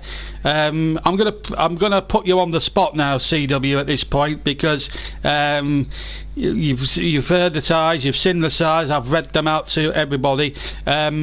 What is your overriding prediction, and will we be having a bit of overtime tonight? Will we be going to extra time? I should also stress, before I bring CW in at this point, that if it is level after 90 minutes here at Oakwell tonight, as for all the other cup ties that have gone before it, this is the last of the 8, that we will have extra time and penalties. Now, mercifully, we haven't had any penalties as far as I can recollect so far. Could this be the one where it could go all the way, CW, without tempting any fate tonight? Well, I mean, if I'm honest, Chelsea, they're the favourites for a reason. You know, like I said, the side they've put out is a quality side. Sorry, the BBC, I think, were just showing that footage of Havant and Waterlooville I was talking about. But slight distraction, yeah. Chelsea, yeah, realistically, the FA Cup is probably their only sort of nailed-on source for silverware this year. Obviously, the Premier League is a little bit beyond them. I mean, it's beyond everyone but Man City at this point, let's be honest. The Champions League is, you know, it's far too open in that regard, and there are so many quality sides in that competition. They're quite a long way down the pecking order there. So it kind of surprised me, like I said, with the 10 changes, but at the same time, this is sort of the only real major opportunity Chelsea have of winning silverware this year. So I would think that Tuchel probably has made that clear in the dressing rooms, or is currently doing so. As for Barnsley, it's a free hit. So, you know, you're not expected to win. You might as well go for it, as they've shown with the formations. You know, 3-4-3, he's going for it, which hopefully we'll get another proper cup tie like we did last night when we weren't about. But, you know, we shall see. It's an exciting prospect. It's the FA Cup. Anything can happen. But I would say Chelsea are going to, you know, they've got a lot of firepower on the bench as well. So they shade it for me. But, you know, Barnsley are in with a shout. Absolutely, and yeah, we were elsewhere last night, folks. We were not in the real world. We were in the virtual world last night. Of course, the weird and wacky world, and the brilliant world, of course, of Trevor Sports, where myself, CW, Russ, and Trevor, in his good self, brought you some great cracking cup ties, no more so than the Bristol City Man United one. We won't tell you what happened in that one. You can find out for yourself by watching that last night's episode. It's now at Trevor Sports, and don't forget to keep tuning in on his channel every week for regular match of the day content and stuff. He does a fantastic job, and so too does CW on his Raven West series, and he'll be back this week with another episode of that, and it's a great Sunday evening fix for you, that one.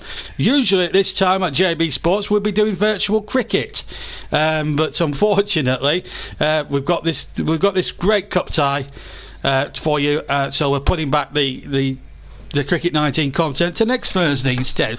And I think you probably want to listen to this more than you want to watch the cricket, wouldn't you? Anyway, we're just waiting on the cup draw. Your thoughts of the FA Cup so far as a whole, CW, over the 5th round? I mean, we've got to start at Goodison Park, haven't we? I mean, that was just one of the most craziest games you'll ever see in your life, wasn't it? The best game of the season. for somebody who's been struggling to love football the last 18 months to 2 years, that game was just the dose that I needed, because I'm sitting here. We've seen in the Premier League a lot, although barring recently, you know, the top sides all drawing 0-0, the whole thing with VAR going on, and COVID obviously sort of dulling the atmosphere down a bit. As much as there's artificial atmosphere, it's not quite the same. But last night was just incredible. I mean, Everton, obviously, you look at the prestige in that game. You've got Carlo Ancelotti in one dugout, Jose Mourinho in the other. It's at Goodison Park. Absolutely, yeah. Proper ground, you know, and they both went at it. In terms of defending, it was awful. I mean, but in terms of the attacking football on display, it was absolutely brilliant, and I loved every second. Absolutely, yeah. I haven't been glued to a football match like that in a long time. Like, normally stuff happens, and I'll, you know, if I'm not obviously not covering it myself, and I'll switch over, see what else is going on in the league. That one, I couldn't take my eyes off it. It was just incredible. Absolutely. I mean, in contrast to the game I saw on Tuesday at Turf Moor, I mean, we've got to touch on that. And I am actually going to back down, because we were disagreeing during that game the other night, weren't we? That he said he was onside. You said he was onside. I was at the time saying offside. Having watched the replay back about several times since then, I have changed my mind, and I have to concede defeat to you on that one, because he was behind the ball. So I have to say that it was incredibly tight. Yeah. And obviously, you only had the benefit of seeing it first time, and maybe if you got lucky with a replay, I got the chance to look at it from various angles. And yeah, absolutely. A lot of people, to be fair, were screaming offside on social media, but the people who have been referees at, you know, lower levels of footballs and whatnot, you know, regardless of what everyone thought, the guy was behind the ball. Doesn't matter which direction. There seems to be this myth going around that the only way that a person can't be offside from a pass is if it's backwards. You know, if he's behind the ball. I would have thought that all the people who play FIFA, you know, that's a good point. That's a good point that you make. Yeah. You know, people were very quick to go, oh, that's offside, but then every other person who plays FIFA has done a sweaty goal, and that's because the person you pass it to is slightly behind you, and therefore it's onside. So that argument was, you know, at first glance very difficult to tell, and it didn't help that half the Burnley defence was stood there with their arms in the air as well, which didn't help. You know, that's something that's I was having flashbacks to the 2009-10 season when Clark Carlisle was appealing for offside half the time. But I mean the Burnley performance as a whole, though, wasn't it? Because I mean, we've all got to agree it was the worst performance, I think, by none of the season. I know Sean Dyche made a lot of changes, but what upset me really was the interview afterwards with Sean Dyche. He's saying that they actually tried, but what I saw, and I don't know how you saw it or read it, they didn't look as if they had any fight or any guts or any spirit. They didn't want to be there. That was my opinion. Everyone at the club is so focused on the Premier League. The fact that this fixture came sandwiched in between a bunch of crucial fixtures in the Premier League, none of them wanted to be there. You could see it from the get-go. They were lethargic, slow, sloppy. They just didn't. They weren't there. You know, no. we could have played, you know, until the following morning. And absolutely. No, I agree. I agree. I will say this: we played awful. Bournemouth played brilliant. They did. Give them their fair dues. You know, in terms of where they are and where we are, you would have thought they were the Premier League side. But absolutely, have been well known for playing attractive football, something that I yearn for. But you know, I mean, we had a taste of that when Eddie Howe was part of the club all those years ago. Yes. Funnily enough, laid the groundwork to Dyche's team effectively back then. But you know, Bournemouth were extremely good, and they played us off the park. And I will give a little credit to Junior Stanislas as well. Didn't celebrate. Yeah, it was a very good penalty. And I have to say, it was a very good penalty. I'll give him credit for that. Absolutely. But Bournemouth were brilliant. I thought Philip Billing had an excellent game. But absolute monster. But I mean, the game. I mean, just touching to the Premier League now. That game against Crystal Palace now at Selhurst. I mean, I've heard that Wood's not going to be fit, and one or two others.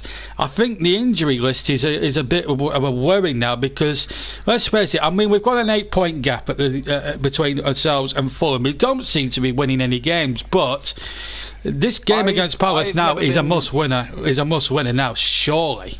To be honest, I've never been more certain that an 8-point gap can be bridged. You know, I don't feel safe at all. You know, people. No. My friend keeps on saying, "Oh, you're 8 points clear. You'll be fine." No, because we can't score.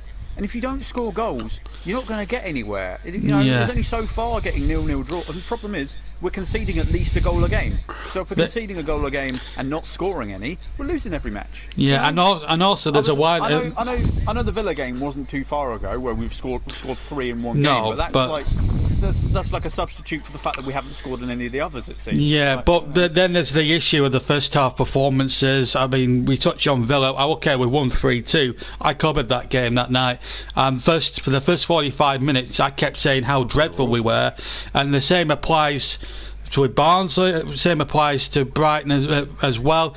The issue is there, isn't it? And you can't hide from the fact. Anyway, we're going to have to cut for a minute because it's time to go over to London to join Ramesh Chowdhury and the lovely Karen Carney for the 5th round draw. Here we go.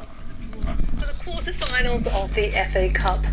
Now 7 teams have already confirmed their place in the next round, with either Barnsley or Chelsea joining them once their game finishes later this evening. All 9 teams will be in the hat when the draw commences in a few moments' time. And joining me to conduct proceedings is an England icon with over 140 caps to her name. You can see her there, part of an Arsenal team that won an unprecedented quadruple in 2006, including the FA Cup. She lifted that trophy 3 times overall with the Gunners, as well as once each for her hometown club Birmingham City and her final team Chelsea.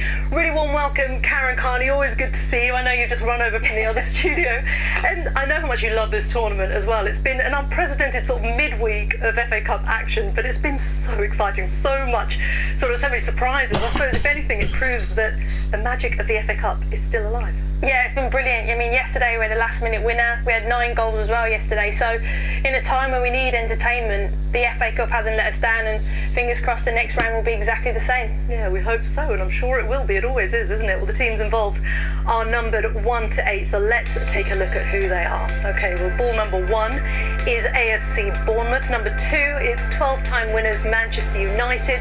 Number 3, it's Sheffield United. Ball number 4 is the winner of tonight's earlier game, Southampton. Number 5, it's Barnsley or Chelsea, which will be played later, of course. Number 6, it's Everton after that incredible win over Spurs last night. Number 7 is the Premier League leaders Manchester City. And finally, ball number 8 is Leicester City. Okay, Karen, you know what to do, don't you? The fate of many fans is in your hands. You're not feeling the pressure, that's great.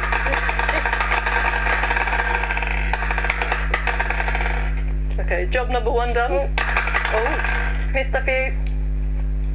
Got it? Yeah, that's all of them. Okay. Flatten the bag, make sure you flatten the bag. Handshaking, are you ready? I'm alright, I might do the Peter Crouch. Please do, you'll be a gift. Shall we ready? Yep. Shall we go? Excellent. Okay, so for the first quarter-final then, your first team is? 6. Ball number 6 is Everton, who of course beat Tottenham last night in that epic FA Cup classic, really. And they're at home at Goodison Park to 7. Manchester City, Premier League leaders.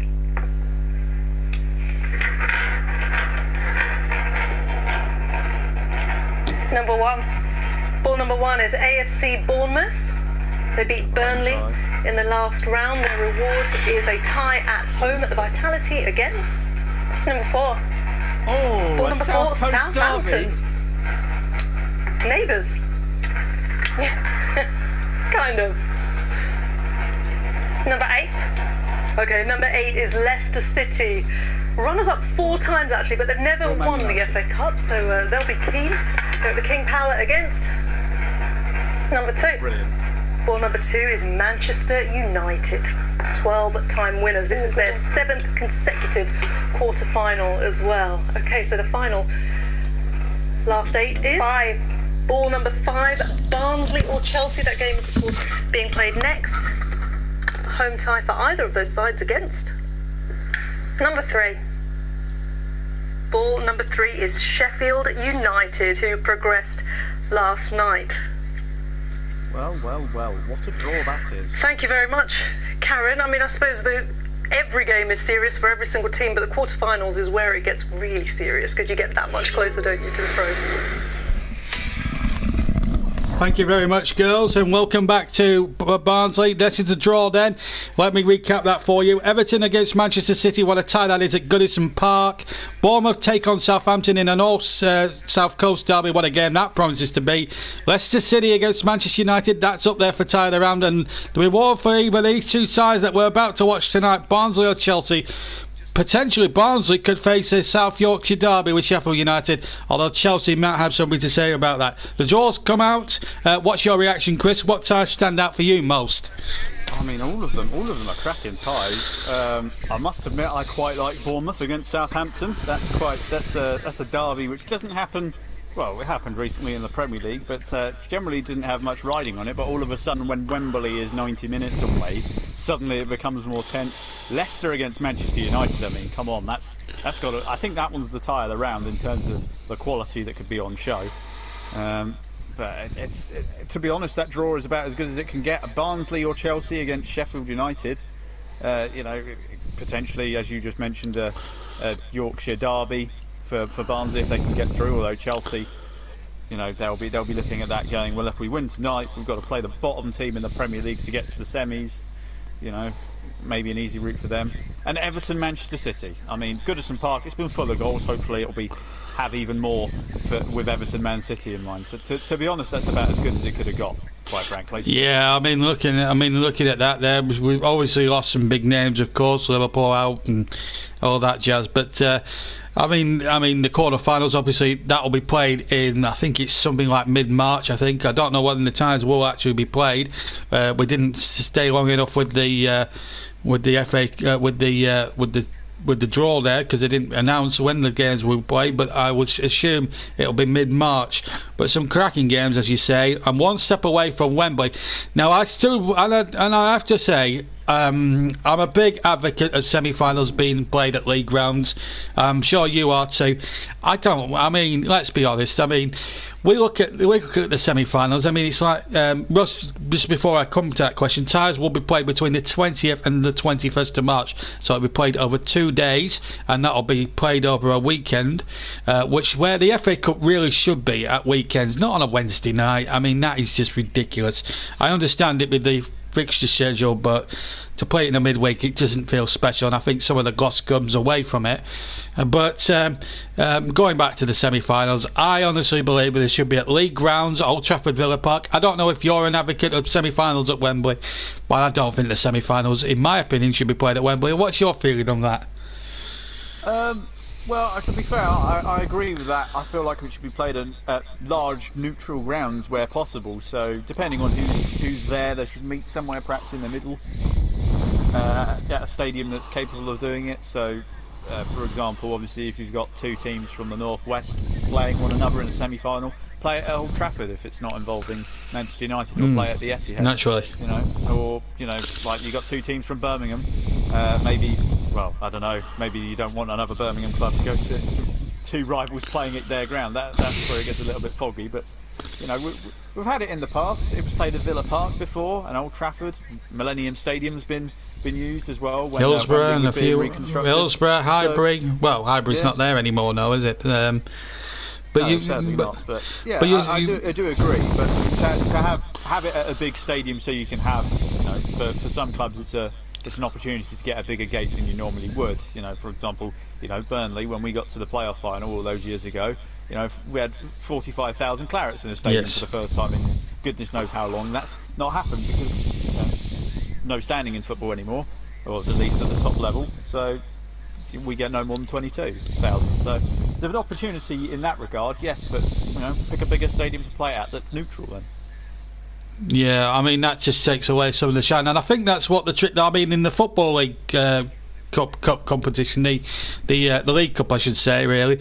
They had one-legged semi-finals. Now, I don't agree with home advantage or away disadvantages for one-legged semi-finals. I think they missed a trick there, the Football League. They should have played both the semi-finals at Villa Park for me, because you had the Manchester derby. There's no fans there, but you need it to be on neutral territory. I did not like that idea of home teams there and all that sort of thing. It didn't sit well with me. But But I think the FA Cup has lost a little bit of the glamour, and I hope they bring back the replays for the first 4 rounds next season once everything has died down with COVID-19 and stuff like that. Well, they've purely done that for scheduling purposes. Of course, yeah, naturally, yeah. No, I know, I understand that, but I'd like to go back to the format as it was before COVID. Obviously, you've got all the. I mean, it's going to be tough for the bigger clubs, but you look at the smaller clubs that could do with the extra revenue and the extra money, and that's who I feel sorry for more than anything else, because a replay brings together money-spinning possibilities. But no, most of the smaller clubs have now fallen by the wayside, of course. They all fell by the wayside in the 4th round, or most of them anyway.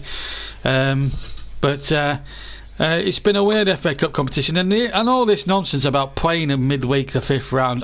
Next year, please, can we have it back at weekends? That's where the FA Cup. If you want to play cup ties during the week, play it for the League Cup, not the FA Cup. That's my gripe bit over with for tonight, anyway. But unless we get a bad performance from somebody, but I mean, I want to get your opinions on Frank Lampard's sacking, of course. I haven't spoken to you since then. Of course, his last game was the 4th round against Luton, in which they actually won 3-1. Was it the right decision to bring him in? I mean, obviously it's working. Tuchel's got him playing again, but do you think? Run. He hasn't had anyone. This is the thing. They've sacked. I personally don't feel that Chelsea would have done any worse under Frank Lampard, given the current run of games since they sacked him. They played us where Tuchel got his first win, and to be honest, if Frank Lampard was in charge, I don't think that would have been any different.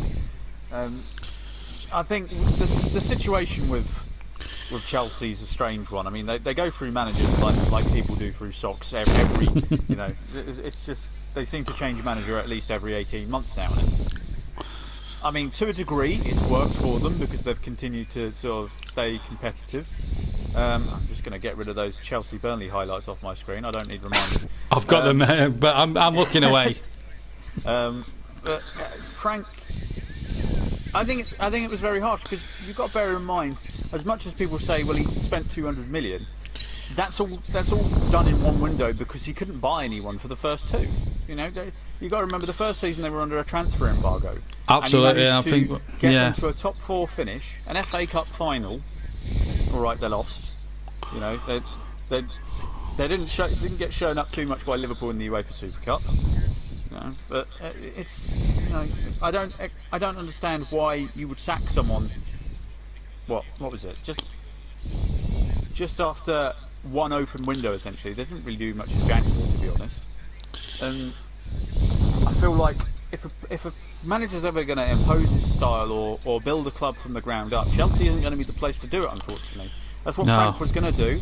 Some people say maybe it was a bit early for him to get that job. Probably. But then, Frank Lampard and Chelsea go hand in hand. I'm sorry, but if he, it wouldn't have mattered when they'd have turned up. They could have been his first job, for goodness sake, if they'd have offered it to him then. But they obviously thought he was good enough at one stage. They gave him the chance, and I personally feel like he was building something as the players are coming out. But yeah, it was an odd one. I understand, because it sort of falls in line with what he's done previously. I mean, they sacked Sarri for winning the Europa League. His style of play wasn't up to snuff. So to sack a Chelsea man, as it's currently, there's a lot of people going around. I mean, they were never going to sack him while fans were still in the ground. Let's be honest, because Frank Lampard was probably the most secure fan-backed manager that there has ever been at Chelsea for a long time. Whereas now it's Tuchel's got this sort of thing against him, which is going to be, would Frank Lampard done as well? And so far, I feel like Frank Lampard would have done just as well. I mean, they got through the last round, as you mentioned, past Luton, and they're here courtesy of that performance. So a strange decision, yes, but one that I can't really break down in 5 minutes as we're about to approach kick-off. Yes, so, and also the team line and the Collins in goal for Barnsley, Sibic, Hillick and Anderson the back 3, Britton, Kane, Mowat and Stiles are the midfield 4, and Adebayo, Woodrow and Connor Chaplin are the 3 centre forwards in a 3-4-3 formation that Valamin and Ismail is picking there. Thomas Tuchel's lineup is Kepa Arrizabalaga in goal. Again, a back 3 of Christensen, Zuma and Emerson. And again, 4 in midfield, Hudson-Odoi, Gilmore, N'Golo Kante, who skippers the side tonight, and Marcos Alonso will play on the left, and Ziyech, Abraham and Pulisic up front. So 3-4-3 against 4-3-3, Chris. Interesting matchups there. Two similar formations. How do you see this one? Well, it is going to be a battle of the wing backs, I think. Both of them employing that sort of formation. It's certainly going to be interesting. I mean, Kante is going to be key here for Chelsea. It's no doubt about that. I think looking at the sides, it's going to be who's more disciplined at the wing back position, because I feel like Chelsea, they've certainly got if Barnsley get caught out of position trying to maraud down one wing, they're suddenly going to find themselves, because the pace of people like Tammy Abraham, Hudson-Odoi, Alonso's not slow, to be fair to him. No, he isn't. There's a lot of young legs in there. Ziyech is pretty rapid as well. Pulisic as well. I mean, if they get caught napping by marauding forward too much, so it's going to be how well disciplined this Barnsley side are when going forward, because if they leave themselves open, I feel like Chelsea will capitalise on it. Absolutely. And the referee tonight, by the way, we've got the officials to clear up. No VAR. Let me just remind you, no VAR. We're at a Championship ground.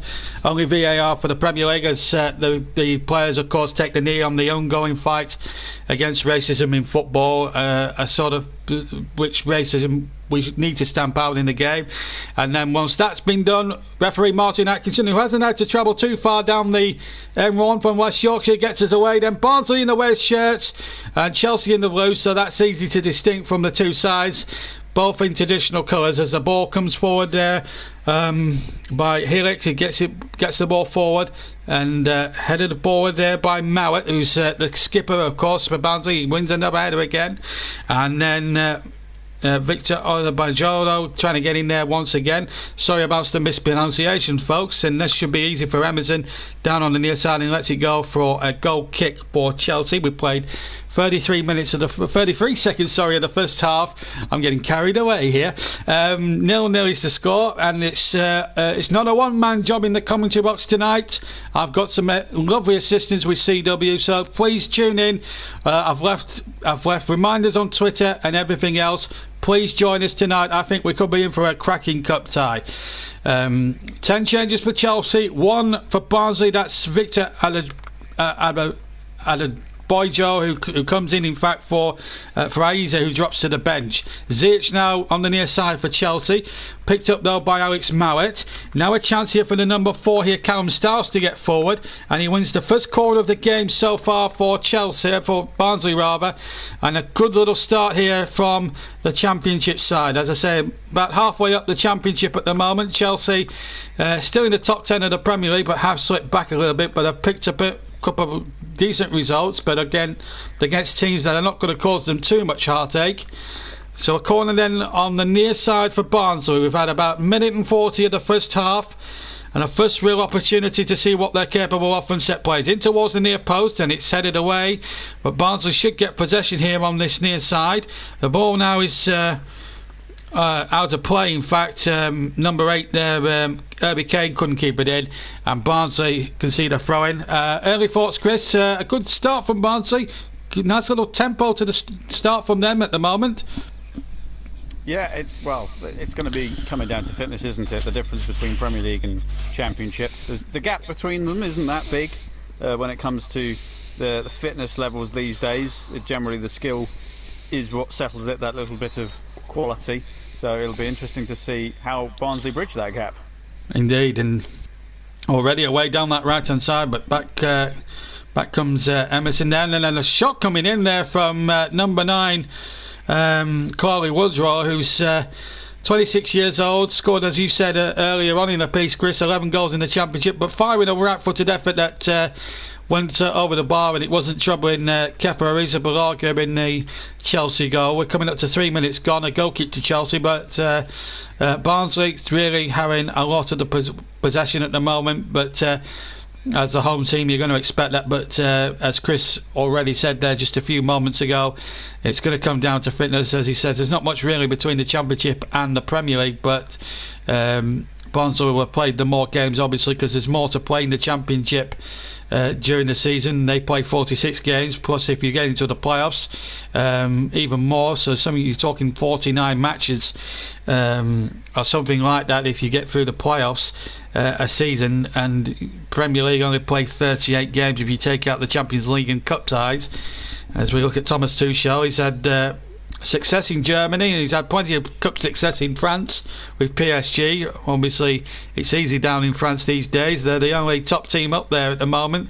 All the others are in disarray. Your Monacos, your Marseilles and Lyons at the moment, all in a complete disarray. Here's Marcos Alonso now on the far side, looking for the run here of Christian Pulisic, but Sibic did well and gets it out for a goal kick. Good opening start for Barnsley, but Chelsea, you think later on in the piece, Chris, should have enough quality there. I mean, we looked at the 11s, and you look at the amount of the chasm, on paper, the almighty chasm between Barnsley's team and how much they cost, and Chelsea's team and how much they cost.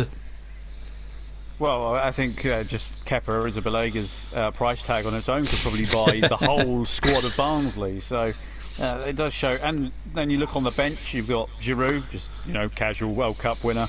Azpilicueta, Champions League winner. Ben the list is endless. Chilwell, yeah. England international. Kovacic, ex-Real Madrid player. Willy Caballero, part of the Manchester City setup for many years. So they've got pretty good options, Chelsea. So I'm sure that gap will eventually show itself. We'll see what Barnsley can do to try and get the upper hand in different manners. Yeah, but then again, it is the FA Cup, and this is what makes the FA Cup great. It doesn't matter how good or how talented your squad may be, it's what happens on the evening that really counts. And remember, Chelsea had a similar side 13 years ago. They had World Cup winners and experienced England internationals like John Terry and Ashley Cole and Frank Lampard, and they were overturned 1-0 here. So you cannot write off Barnsley at your peril. This is Marrett now in possession, looking for Adebayo, who does well, and in fact yields a throw there for Barnsley. It's still inside their own half, admittedly. There's Akam Ziyech. He costs a pretty penny as well. I should also say that Werner didn't travel with the squad. He hasn't really hit the mark yet, but having said that, the likes of Kai Havertz and Timo Werner, they need a few months to get used to the way of life. Of course, there's going to be trouble. They're going to be away from their families because of the COVID situation. They can't travel back to their homelands for obvious reasons, but you've got to give them time to bed in. Anyway, here's Adebayo again. He wins another throw-in line with the 18-yard box of Chelsea on the near side this time.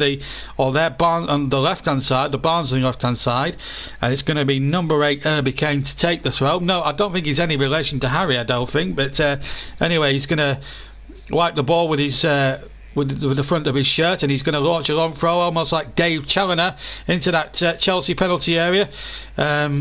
But Chelsea dealing that one okay. But Mowat has picked the ball up. Back to Kane. Left-hand side. Here's number 4, Styles. Styles gets in a decent cross, and in the end, Gilmore, I think, got it away from the 6-yard line. And Barnsley really turning up the power. And then a really bad ball from Callum Britton goes out of play for a goal kick. But again, Barnsley showing a little bit of urgency there, and the long throw might be a bit of a danger for Chelsea tonight. As we saw in the last round at Cheltenham, Manchester City didn't deal with a long throw and got punished for it. Thankfully, Phil Foden sorted it all out in the end. But I think the big sides, I don't think they know how to defend from long throws. But we'll come back to that in a second, because Mowat is in the penalty area. Mowat is in there, but he can't get it out. And then the shot comes in from Herbie Kane, which goes wide of the target. But Barnsley in this opening 8 minutes, Chris, really showing what they're all about and are trying to make every opportunity count. Well, they're pressing very highly out the pitch and not giving Chelsea any chance to breathe at all at the back. I mean, Chelsea trying to take their time and build up slowly, but they're not really getting the chance to do that. Like I said, the matching formations 3-4-3, and Barnsley aren't holding back at all. Like I said, the fitness is going to be something that definitely comes into play if Barnsley continue in this manner with the high press. Absolutely, but here's a chance possibly for Hudson-Odoi, but he's not beaten to it. Anderson has been dispossessed on halfway, and Callum Hudson-Odoi is offside as that ball was played through. Free kick to Barnsley. That's the first offside of the match, and that was Dan Cook on the near side. I should tell you where the two assistants are. Dan Cook is nearest to us in the commentary box. We're in the old main stand, the old rickety main stand here. Very basic facilities here at Oakwell, although we're surrounded, the other three sides are very modernised in terms of stands. The two one-tiered stands either end of the ground, plus a two-tiered stand away to my far side, as Collins takes the goal kick, or the free kick I should say, headed away there by Christensen, and the ball now breaks to Mowat, who tries to get Odebajo down that near side. It's a Chelsea throw-in. It is, as I said, it's a very rickety stand that we're in at the moment, but it's typical cold weather. How many layers have you got on? I've got about 4 or 5 on, CW. How many have you got on? It's sub-zero here tonight, isn't it? It's not great weather, is it? I've just got my llama wool vest on. That'll do me. Specialist in keeping warm, those vests. If you see it's got llama wool, that's all you'll ever need. Absolutely, nice little plug for them as well. CW is a more tougher man than I am. He's got thick skin compared to me. I'm growing old and wrinkling, and in 2 weeks' time it's my 38th birthday. Anyway, back to the game, and here's Mowat, the captain, number 27, charging down the left-hand channel. Mowat with a cross, a halfway corner, and a chance there inside the 6-yard area, and Arita Balaga somehow made the save. It was all a bit of a crowd scene in there, but Barnsley there, in the first 10 minutes, have missed a golden opportunity, and Kepa Arrizabalaga saved Chelsea.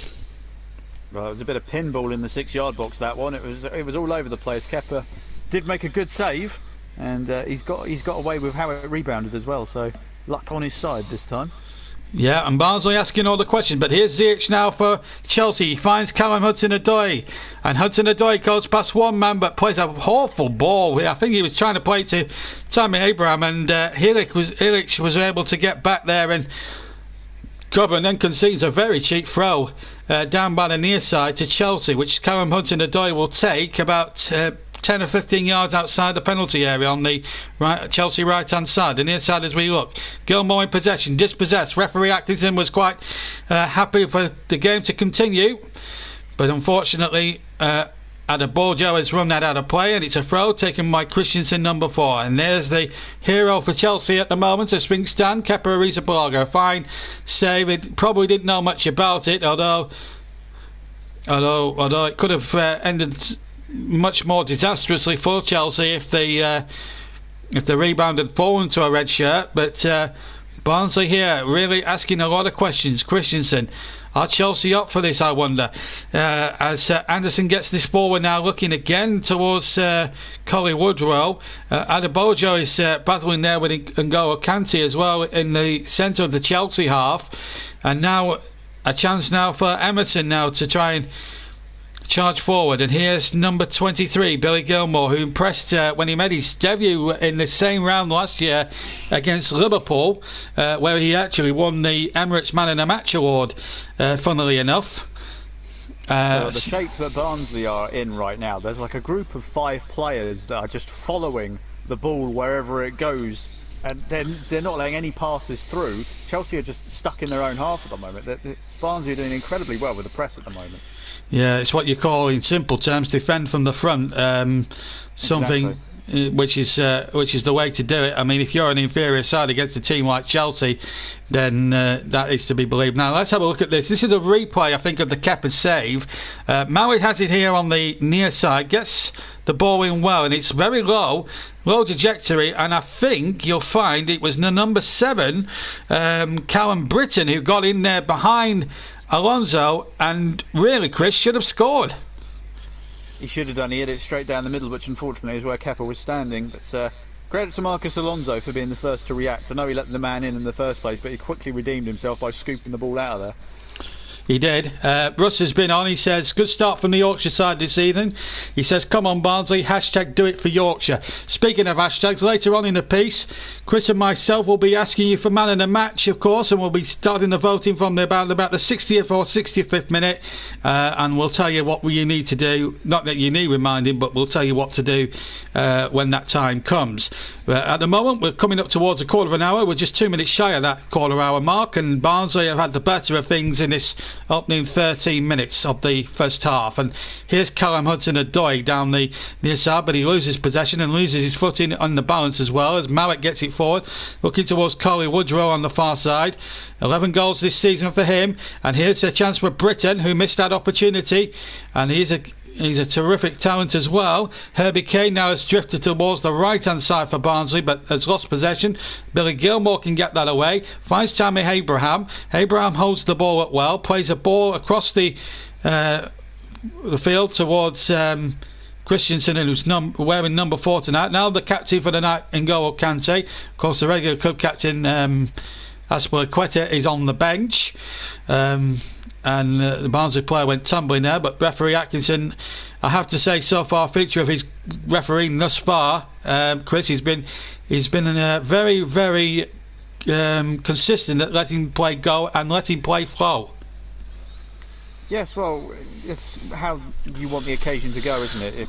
Oh goodness me, I think the ground's a little bit of a state, unfortunately, but that's what they were looking for. Yeah, trying to let the game flow is how these occasions should be played out, and I'm fully for referees allowing stuff to go like that, as long as they remember to pull it back when necessary, obviously. Absolutely, and Kante has conceded a corner whilst Chris was talking there, and Barnsley have got another corner. I make it their second corner of the game. And now what can they do here? They've tested Chelsea with a corner and a long throw there from the near side. What can they do here? Helix is forward from the back, and this could be a real trouble now as Mowat, the captain, steps up to take another corner, left-footed, and Woodrow is in there too. There comes Mowat's corner into the penalty area towards Helix, in fact, inside the 6-yard area, but he couldn't get ahead on it. Chelsea get it clear.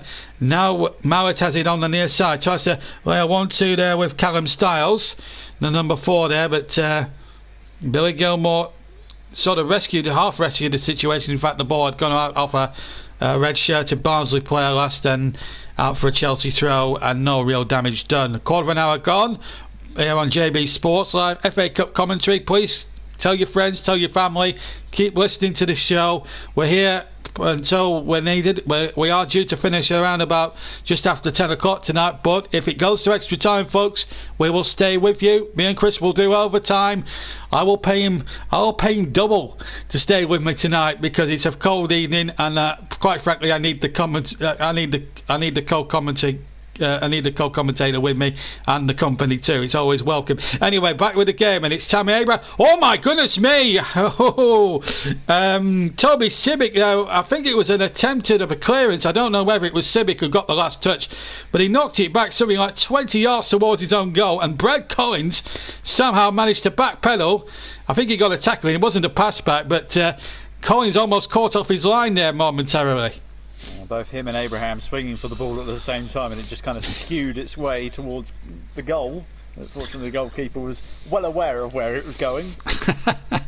Absolutely, but it would have been I'll tell you what, if it had been off the Barnsley player and it looped over the goalkeeper, I think we would have seen down on the Danny Blake a blooper DVD at the end of it, but thankfully not. The run of play as well, I think. Strange. I don't recall there being a Chelsea shot so far. I mean, I don't think that can be classed as a shot either, because it was effectively a rebound.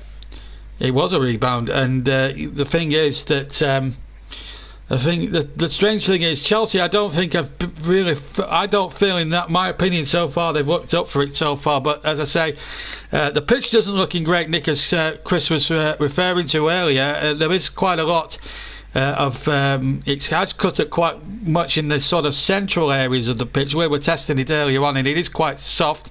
Hopefully it'll take a good stud or two.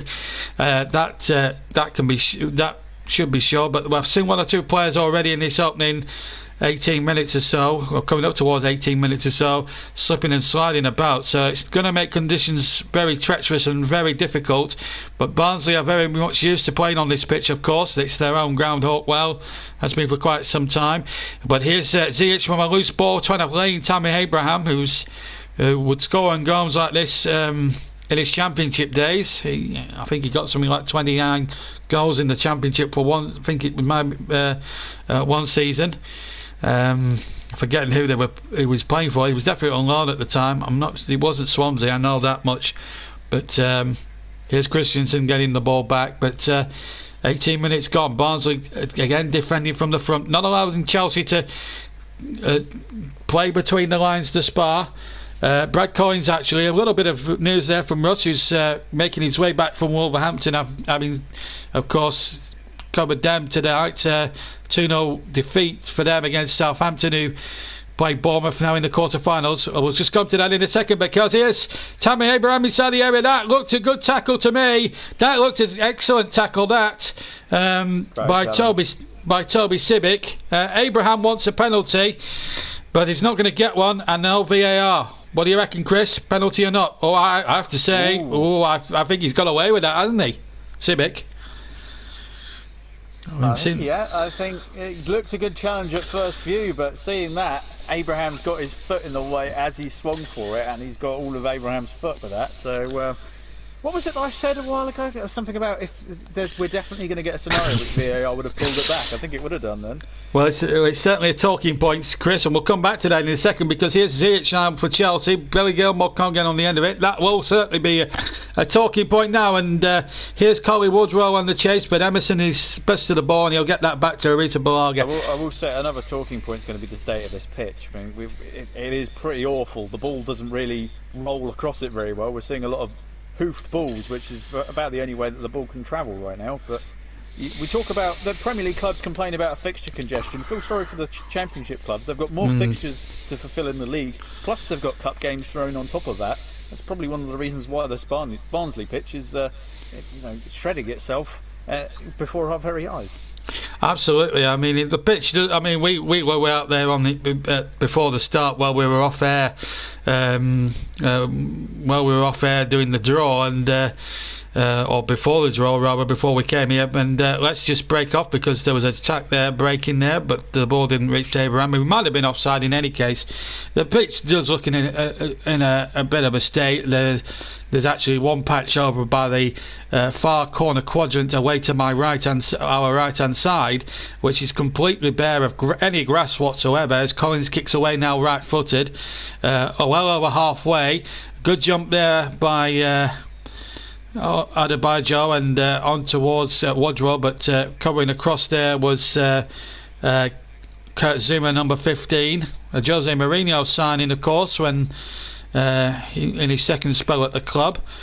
And a throw in now to Barnsley, number 8, Herbie Kane, who as I say, I don't think he's any relation to Harry, the Tottenham man. There's no relation, just same namesake. Well, that's fine then, as long as I've got that right. Anyway, the throw came in from Kane, and then there was, I think, a flag up there from Sean Macialis, the official on the far side. I have to say, the officials so far, well, Martin Atkinson, he'll be annoyed. I think when he looks at that again, I think he'll be annoyed with himself. From first glance, as we saw it, we've got a good view in the stand. We thought it was a great tackle there initially from Toby Sibic, but when you look at it from another angle, I mean, it's easy for us to say when we've looked at it 2 or 3 times from other angles to say what a ricket from the referee. But at the end of the day, you know, he's got one shot at it. His linesman was stood with a clear line of sight as well to stare at it, and he didn't call anything. So, you know, there's 2 sets of eyes on there, and neither of them's called it. So, yeah, it'll be interesting to see what people make of that. But my view of it, looking at it 2 or 3 times, then it should have been really a Chelsea penalty. Here's a Kante though to Billy Gilmore. Gilmore trying to touch it out towards the right hand side, which he has done, and at the moment, Chelsea aren't having everything their own way at the moment. Here's Billy Gilmore from Christensen. Now here's Kante towards the far side.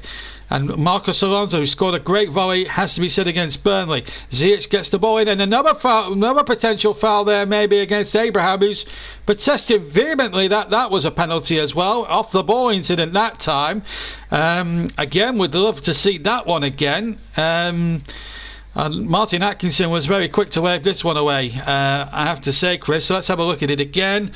Chipped in there. The cross comes in from Gilmore, I think. I think he falls over, quite honestly.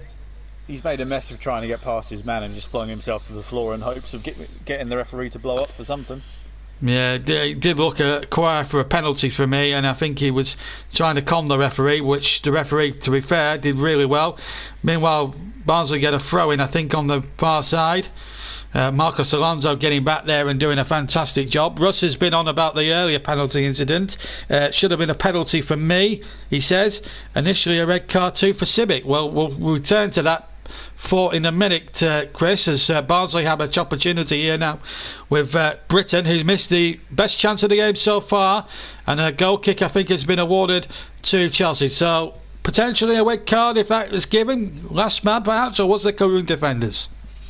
Well, I think that falls in the line of you don't double penalise a team for it's either a penalty and a yellow card, or if it's outside the area it's a red card, I think, because obviously it's then a free kick, but then they lose a man. So I think it falls into that horrible grey area as to what officials are supposed to do with that, but I think it would have just been a yellow if it was a penalty.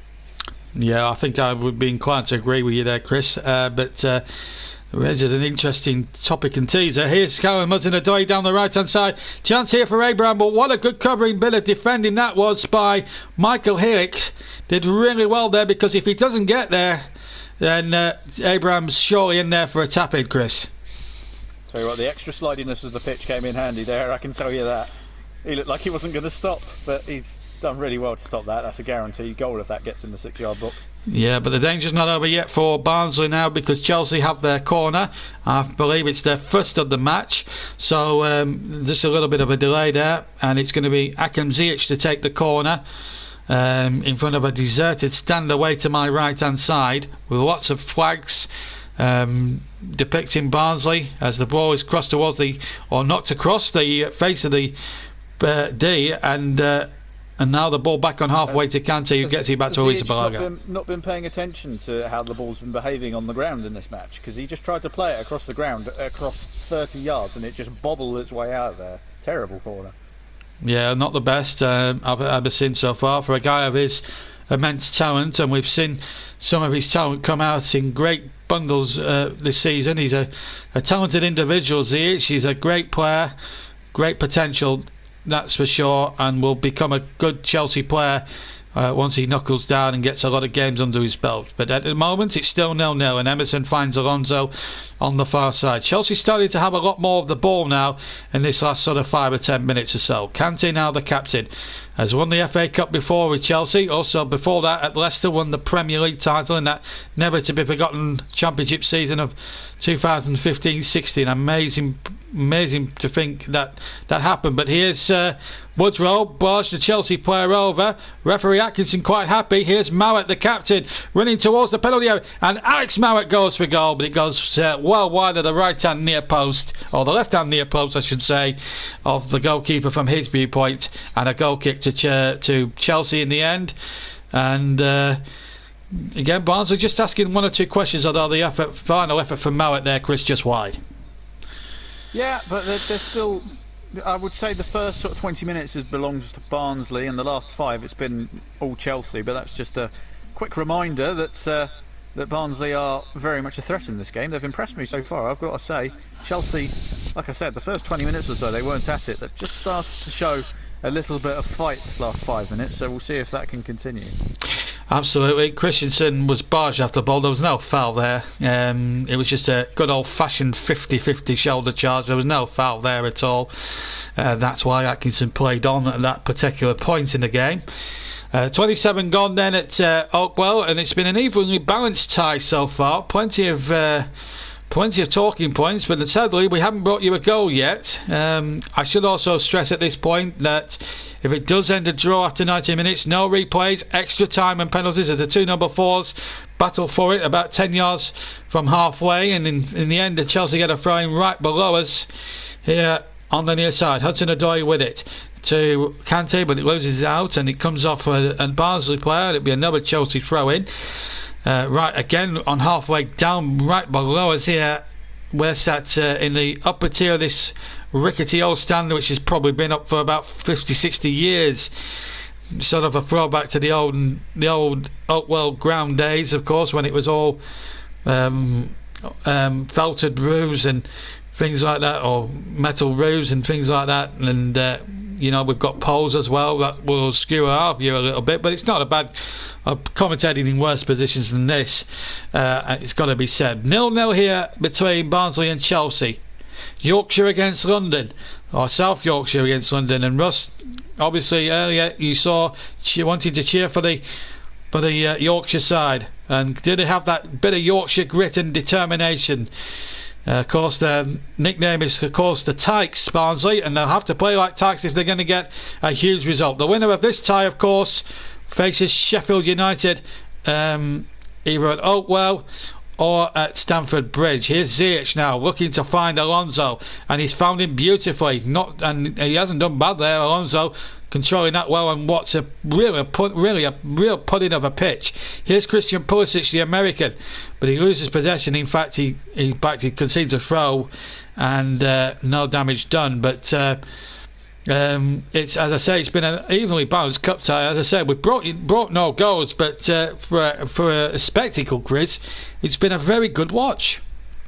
I'm quite enjoying this. This feels like an old, an old First Division match. You know, the First Division early 2000s First Division football match. It's very evenly matched.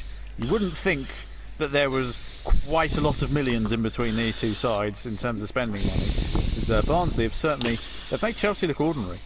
Yeah, and I estimate that the Barnsley side probably as a whole, the starting 11 probably comes to about par of £2 million. And you look at Chelsea's side, Chris made the point earlier that even Orisa Balaga on his own, £71 million worth, you're looking at probably about £400 million. That's the gap now, spending wise, between the Championship, the lower end Championship, with all due respect to Barnsley, and Chelsea. But that's given away, and at the moment Barnsley more than a match for their more illustrious opponents tonight. But here's Callum Hudson-Odoi, and he's been brought down. Referee Atkinson had no doubt that Mowat had brought his man down. Hudson-Odoi in a little bit of a heat there, and he showed the yellow card to Alex Mowat. Certainly the ball had gone, Chris, at that point, and Hudson-Odoi was tripped quite clearly there. Yellow card or not? I think a yellow card would be harsh, given that how much faster Hudson-Odoi was travelling. It wasn't badly timed. He was just off, but the pace that Hudson-Odoi was moving made it look a little bit worse than it was.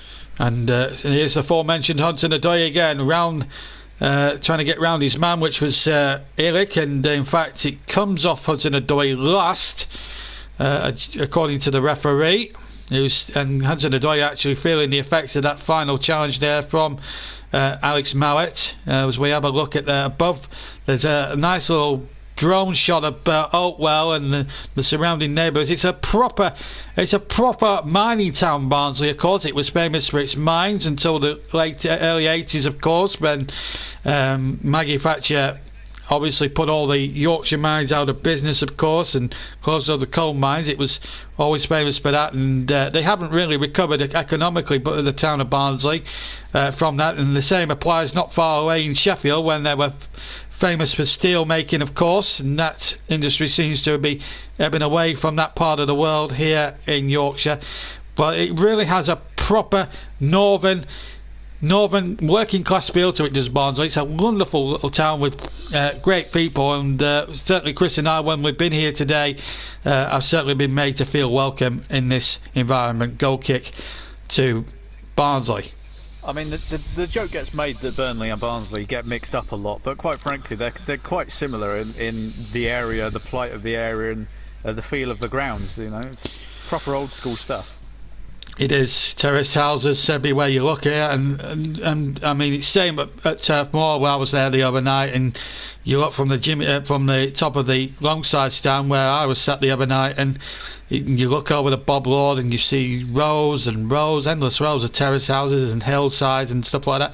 It's the same really with Barnsley in a way, but at the moment it's 0-0 and they're good value for this. But here's Mowat, they could score here on the far side, and there was a chance for Brittain inside the penalty area, and Alonso had his wits about him to stop Britain coming in there to score the opening goal, possibly there for Barnsley.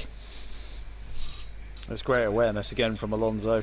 I know he was caught napping at that first opportunity for Barnsley earlier in the game, but since then he's been on it.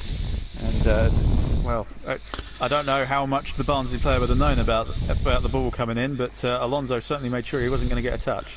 Yes, and Alex Mowat's now going to take the corner for the Championship side. Mowat into the area towards the near post. It'll drop here for Herbie Kane. Back to Mowat, who took the corner. Here's Brittain, and I think that's how you actually pronounce it, not Britain. The ball into the penalty area, and in the end I think it was the number 20 who got there, Sibic, who could have given away the penalty early doors. But again, Barnsley just asking one or two questions here as we see an offside decision by Sean Massey-Ellis. Now, this is the rule that irritates me the most, Chris.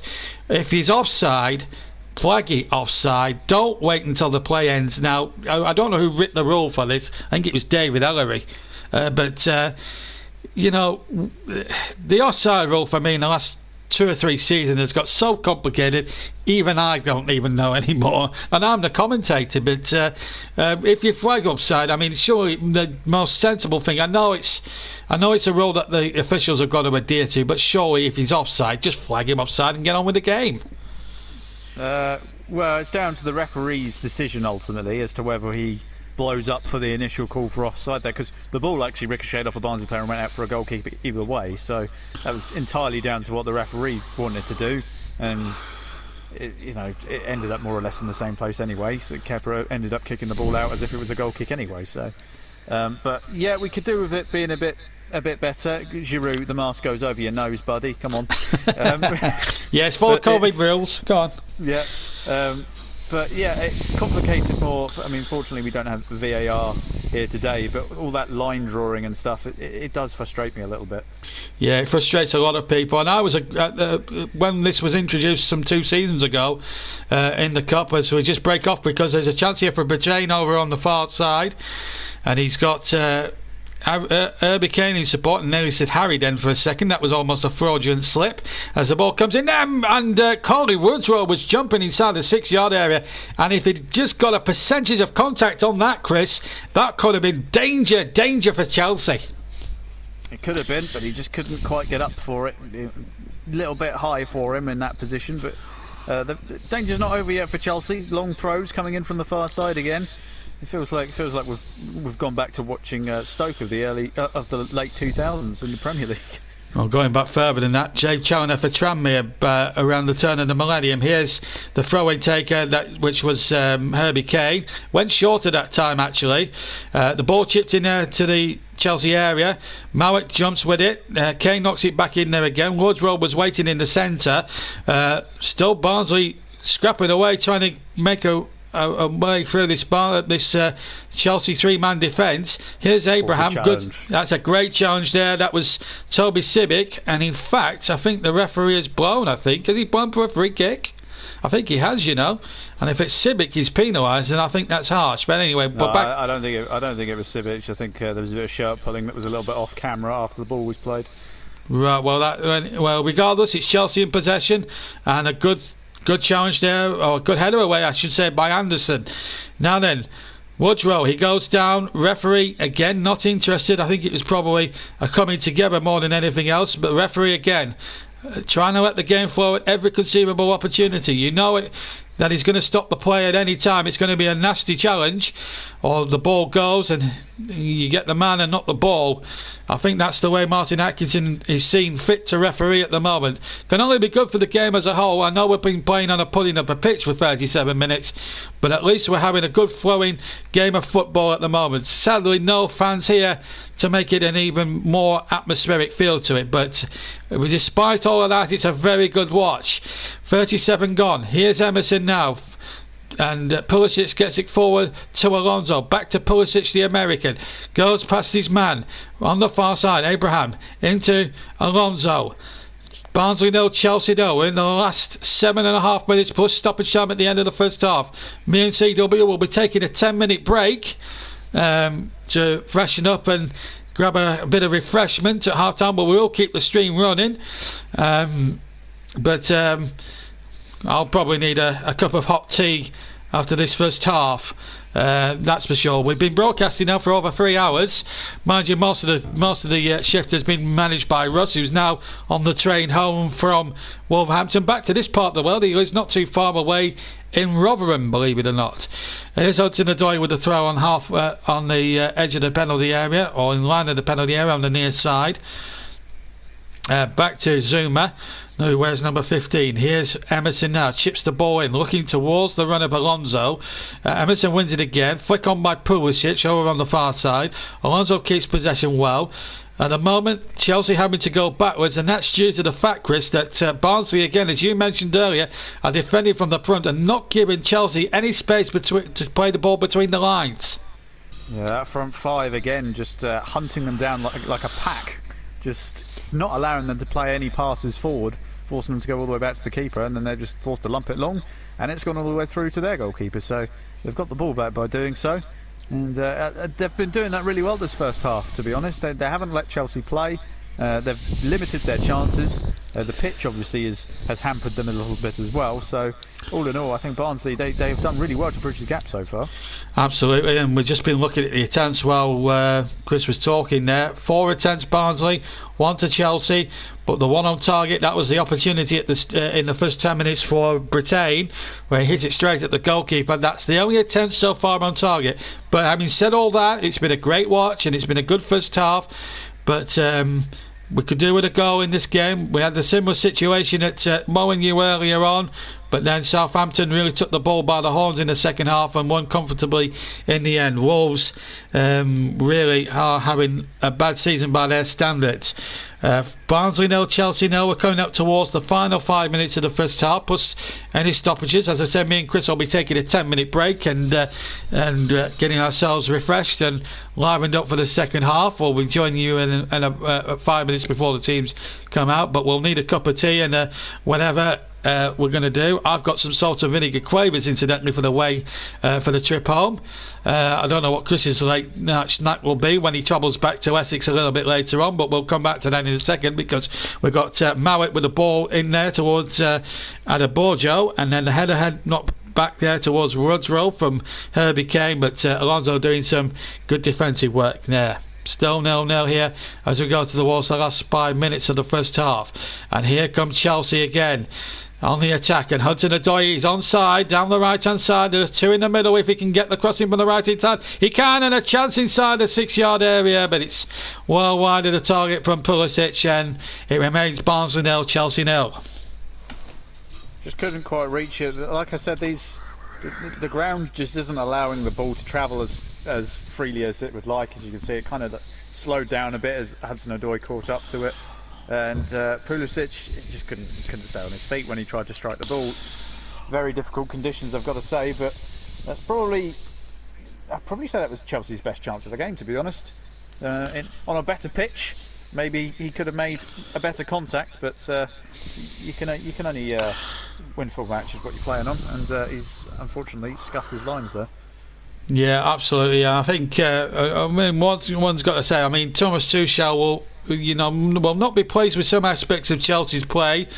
For the first 20 or so minutes, it was certainly Barnsley's half, but at the moment, it's It's been a very good competitive game, and Barnsley have made that so, and I think all credit must go to Ismail's team because they've done really well tactically, defensively, and when they've looked to attack in the final third, have created some good opportunities. But at the moment it's Chelsea with Alonso on the ball on this near side, infield to Billy Gilmore, who I've not really seen that much of as an attacking force in the last sort of 10, maybe 15 minutes or so. Christensen now offers a bit of support, has to go towards halfway, but Barnsley again forcing them back, retreating Chelsea back. And as me and Chris have pointed out time and time again during this first half, it has been that sort of thing. This should be Brad Collins is and he just kicks away safety first into the stand, two-tier stand opposite us on the far side. We're coming up towards half-time, Chris. I think we can agree that it's been an evenly balanced cup game thus far. Well, evenly matched, yes. If anything, slightly shaded towards Barnsley because they've looked the team more comfortable in this scenario. But you would expect that, I guess, from the home side. But as I said, it's going to be whoever masters these conditions. You know, they're keeping the ball in the air and stopping it from rolling, so it keeps the play flowing really well, and Barnsley are doing that quite well right now, in fact. Here's Brittain, yes, trying to get past Alonso. In fact, there was 2 balls on the pitch there. We just sort of noticed as Brittain had possession. In fact, it is a Barnsley throw-in any case. There was 2 balls on the field, and in the post-pandemic football era, if you like, that's a very rare occurrence because balls are usually laid up on tees these days. So you get a system where it you can just get on with play quickly. Meanwhile, Barnsley get a corner on the far side. Now, 90 seconds of normal time to go at the end of the first half. What a wonderful time it could be if for Barnsley to strike a blow here in this football match. FA Cup 5th round has to be settled on the evening, either through 90 minutes, extra time, or even possibly a penalty shootout, which as things stand we could be, well, it's a bit far off at the moment, but if it was to end this way, then after 120 or 90, then we would have all that. There's a chance now inside the area, and it was a shot coming in from Callum Brittain again. On another effort, he hit it right-footed and it took a deflection, and it's a corner kick for Barnsley. They came close again, Chris. Well, it caught everyone by surprise. I mean, I had to go at Ziyech for playing a corner across the ground, but they played it short across the ground. I came off a Barnsley player, actually, so I get the feeling that they might not get the corner. But, yeah, it caught everyone by surprise, including myself. They carved a good chance out of it, yeah. The ref did see the touch. Yeah, and I did actually look at that, and I thought it did deflect for a corner, but obviously I got that absolutely wrong. Not for the first time in my commentating career. Anyway, here's Connor Chaplin. We haven't had to talk about him too much. Barnsley, in fact, now with a corner through him. We're inside the final 15 seconds of normal time. We'll get the word from Kevin Friend, who's our 4th official, by the way. He comes from down in not too far away in Leicestershire, some 30 miles down the M1. And a chance now for Barnsley now to show their prowess again from a set piece. They've shown what they are capable of. Here's an opportunity now as Brittain sends this corner in far side, and a good catch and a good clean take from Ariza Balaga under pressure from maybe 2 or 3 Barnsley players, and in fact that's it. No stoppage time added on by Kevin Friend. That corner was the last play of the first half. It's finished Barnsley now, Chelsea now, and I think Ismail will be much more happier than Tuchel at half time, that is for sure. Barnsley coming close on a couple of occasions. The best chance ball in for Callum Brittain when he had a chance from 3 yards out, but Kepa made the save. Before we leave you for 10 minutes, let's just hear from Chris over his overriding thoughts of that goalless first half. Well, I think it was very much a case of Barnsley smothering Chelsea on every opportunity. There's really been no clear-cut chance for Chelsea in this entire game. Watching it statistically, there's only been 1 shot on target. That was the early chance, as John mentioned, at point-blank range, saved by Kepa Arrizabalaga. Otherwise, Barnsley have had more shots than Chelsea. Chelsea have only had the 2. They've had more corners. Chelsea have only had the 1 compared to Barnsley's 5. And in terms of, obviously, there was no stoppage time. There's only been three fouls, and they were only small fouls that didn't really hold up the play too much.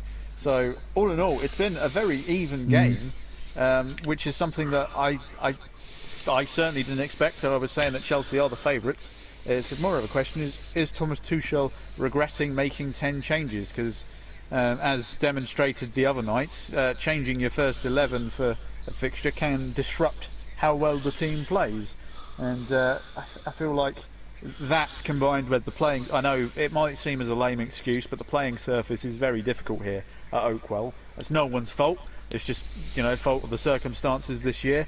Barnsley obviously a bit more used to playing on it than Chelsea will be. Some of those players may not have played on the surface like this before. Ziyech, we mentioned earlier, with trying to play too many passes across the ground, particularly from a corner. I don't think he would have experienced any playing surfaces like this in his Ajax days. It's Chelsea, that they've spoilt in the Premier League for playing surfaces. But as I say, this fixture does very much feel like a first division game from the early 2000s. It's muddy, it's rainy, the conditions are challenging, the tackles are going in left, right and centre, and they're all physical but fair challenges. And it's really anyone's game, this one. Absolutely, Chris, and that is the situation at half-time. Then now, me and Chris are off to get a cup of tea each, because I think we both earned one after that 45 minutes of action. So me and Chris are going to head off now for about 10 minutes. We'll rejoin you well in time for the second half, but the half-time situation here at Oakwell, as we leave you for 10 minutes, but we will keep the stream running for you, because we will be back. But at half-time here at Oakwell, no goals to report, I'm afraid, but plenty of talking points, that is for sure. And Chris and I will be back for the second half, maybe possibly even further than that, who knows, but let's see how the second half pans out. But at half time here at Oakwell, it's Barnsley 0, Chelsea 0, and we'll be back in about 10 minutes.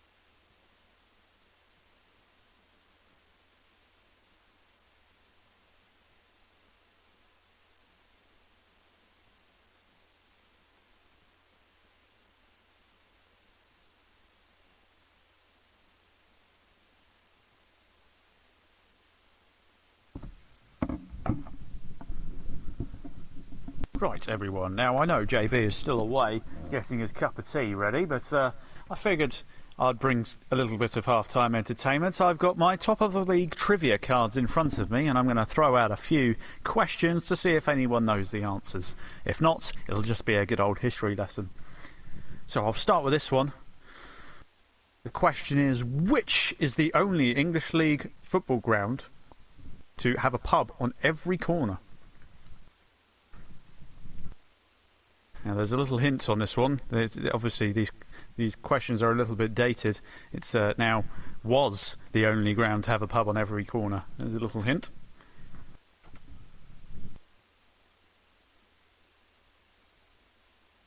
Give everyone a few seconds to maybe think of an answer. Or rapidly type in Google. I don't mind which.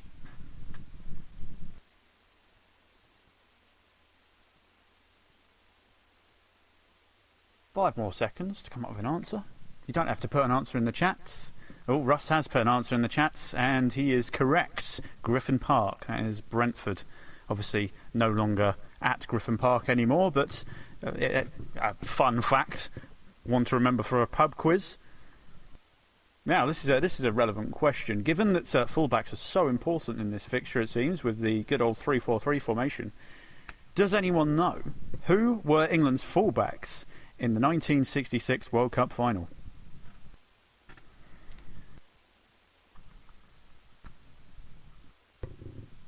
Give you a few seconds to think of an answer. Russ, this will test your football brain.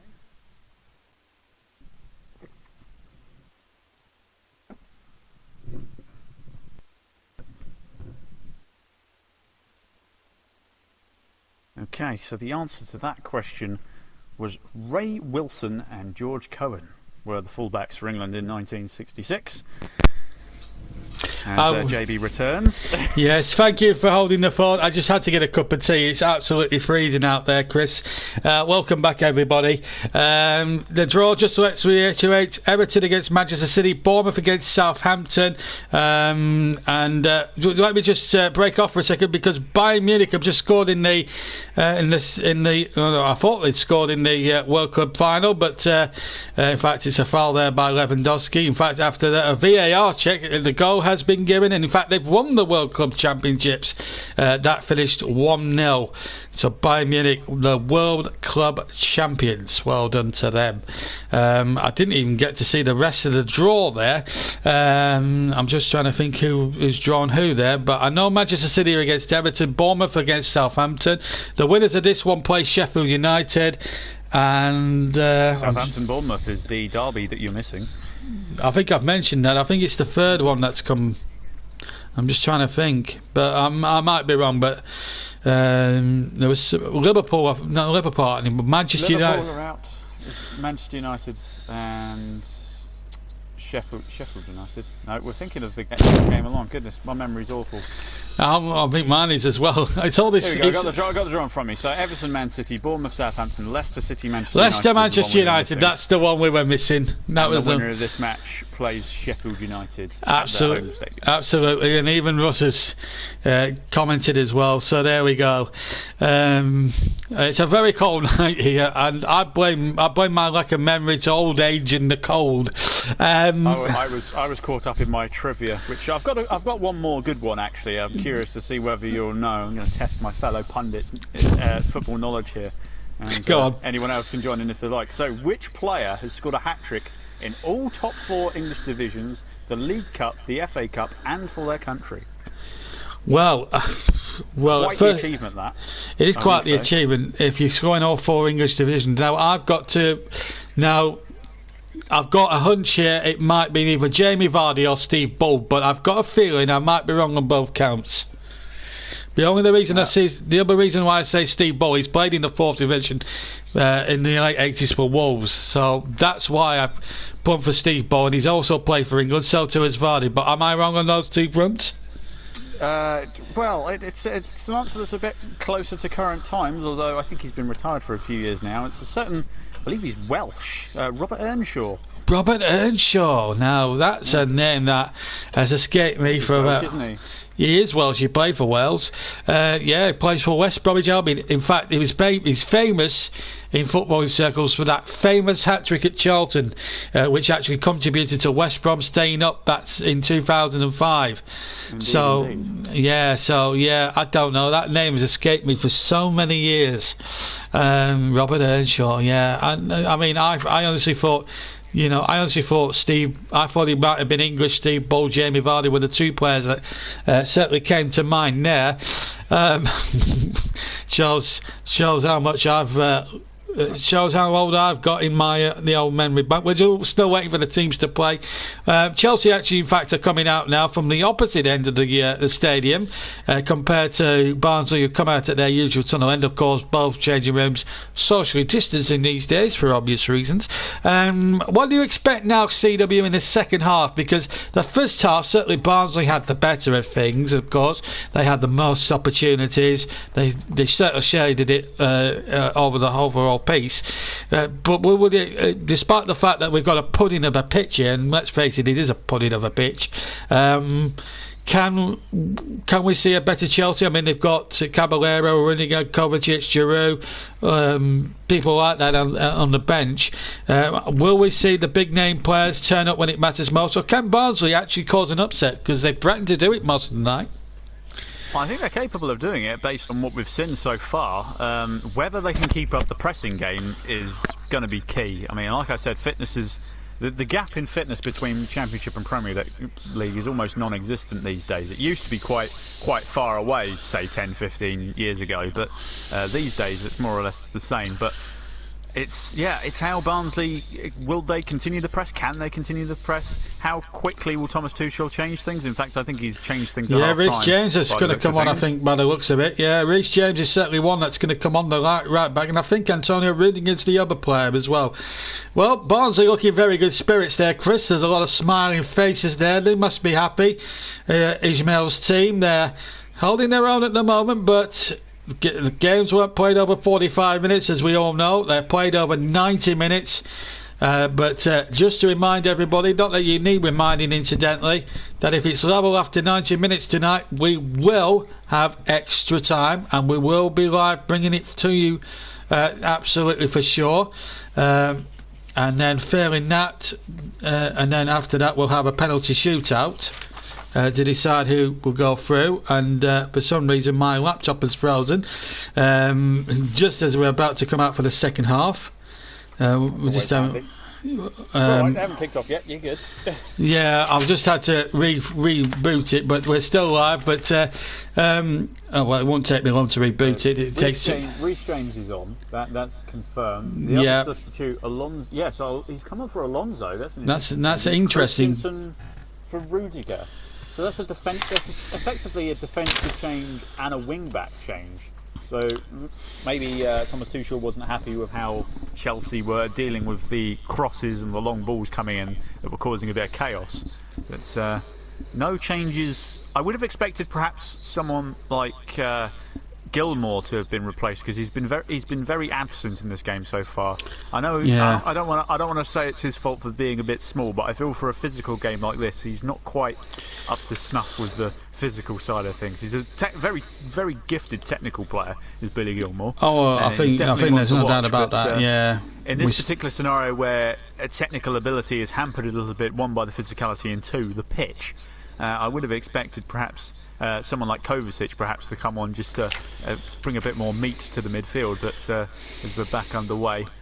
So just those two changes. So Reece James for Marcus Alonso and Rudiger on for Christensen. Barnsley remain unchanged as the hoofball has immediately commenced. We've just carried on as if nothing's happened, except obviously Chelsea now attacking the goal to the left, Barnsley to the goal to the right. Nobody has changed kit at half-time due to kit clashing with the crowd, because there is no crowd. You're welcome, Sir Alex Ferguson. Although this isn't Southampton away, is it? It's Barnsley in the north. Two very different places. Yeah, and I've actually paused my my monitor now, and I can now fast forward now and now pick up the commentary. So let me just remind you. 46-minute mark, yeah. Yeah, we're at 46 minutes and 5 seconds, and Barnsley attacking the goal to our right straight away, and the first shot in anger comes in from Connor Chaplin with the right foot. Well, now I'm now back in the game and back with you now. Thank you very much indeed. It's always a nightmare when these things happen. We are in a cold, dank night here in Yorkshire, which is going to make things tough, and it's tough on the old laptop. I bring that with me to every match I go, whether I'm with a commentator or not, and it's sort of a companion, but at the moment we are in the most basic of stadiums here at and I hope that's not doing Barnsley any disrespect here, but it's not too basic. They modernised the place when they got to the Premier League back in 97. I know the East Stand was redeveloped in 1993, so whether that was in line for their top flight push back then, I don't know, but they definitely renovated it from the mid-90s onwards. Yeah, it does. I mean, we're in the old rickety stand where the gantry is and things like that, but the other three sides, it does look a proper nice, a really nice ground, of course. Barnsley, of course, in the Premier League. In fact, I've not Chelsea the only side not to have been shocked before in FA Cup. 97-98 by Manchester United, 5th round at this very round. Scott Jones and John Henry the goals in a 3-2 win over Manchester United. Whatever happened to Scott Jones? He had a really good night, scored 2 goals. Henry scored the other one and got stretchered off. But great night. They actually went on to lose to Newcastle in that semi-final that year, and then Tottenham Hotspur the next season came there, and a goal best remembered by a certain David Ginola, who danced in from the near side, beat 5 Barnsley defenders, and then hooked the ball into the back of the net. Were one of the great FA Cup goals of all time. So Barnsley's seen a bit of cup history down in the recent 25 years or so. But anyway, here come Chelsea now attacking the goal away to my left. Here's Emerson now on their left-hand side. Back to Zuma. Zuma now in field to Rudiger, who's come on as one of the substitutes. Really now it's going to be a real battle royale out there now. Here's N'Golo Kante knocking the ball forward towards Ziyech, who goes down far too easily for my liking. In fact, it wasn't Ziyech, it was Billy Gilmore's. I beg your pardon. And the ball not forward again. Adebayo gets there as well. Here's Herbie Kane, but he knocks it into touch and out for a throw-in. It's getting a little bit scrappy now. 49 minutes of the first of the game gone, 4 minutes of the second half gone, and Thomas Tuchel there quite clearly chewing his gum there. You could just see the white coming out of his mouth there as I saw that there. Here's Emerson on the ball. Myself and CW in the commentary box, and we'll be with you until the conclusion of this cup tie. And a big live stream here. We always try and deliver on FA Cup occasions here on JB Sports. We try and strive for the best coverage around at the moment. Tell your friends, tell your family and everything else that goes with it that these streams are live, and we have been absolutely ramjam busy this year with league football and FA Cup football. 0-0 as it remains, and again Barnsley sticking to their same principles of the first half. The front five just not giving Chelsea the licence to play the way they want to play the game at the moment. So it's great because you've got the front three who are just constantly pestering them, and then you've got 2 from the midfield who are sat behind them in case anything comes through. And it just works so well for them, and then if it does go through, the remaining midfielder just sort of floats around behind where the ball is, and he'll just pick it up if it does slip through. It's almost foolproof. Very much a German style. This is definitely like a Bundesliga style, because obviously we've seen this kind of football played from Klopp, of course. Early days at Liverpool, it was very much a similar style. And if you look at the Bundesliga, the football is very much like that over there. Very entertaining, and extremely high energy is required to do it. I mean, if you can do it for 90 minutes, then fair play to you. Yeah, and speaking of German football, that'll be high on the agenda now that it's the best in the world, because Bayern Munich, their very own Bayern Munich, have won the Club World Championships earlier tonight, and congratulations to them. Had the pleasure of doing their final against PSG in August, and it was a cracking final. How PSG didn't win that night, heaven only knows. Anyway, Chelsea have got a corner here in the 52nd minute of the second half, and Anderson will take the corner. In fact, it's the 7th minute of the second half. I'm getting old, CW. You're a young lad in comparison to what I am. I'm an old git now, considering. Anyway, here's Ziyech now. Old codger, I should say. Here's Ziyech with the corner, left-footed into the area. It's a poor corner from Ziyech. Tried to float it in, but he floated it in far too low there. It was not been very good with his corners today. No, he's just not at it. No, it's been appallingly bad, I'm afraid, but obviously the pitch doesn't help, but you can't really keep using that as an excuse. Here comes Kante now.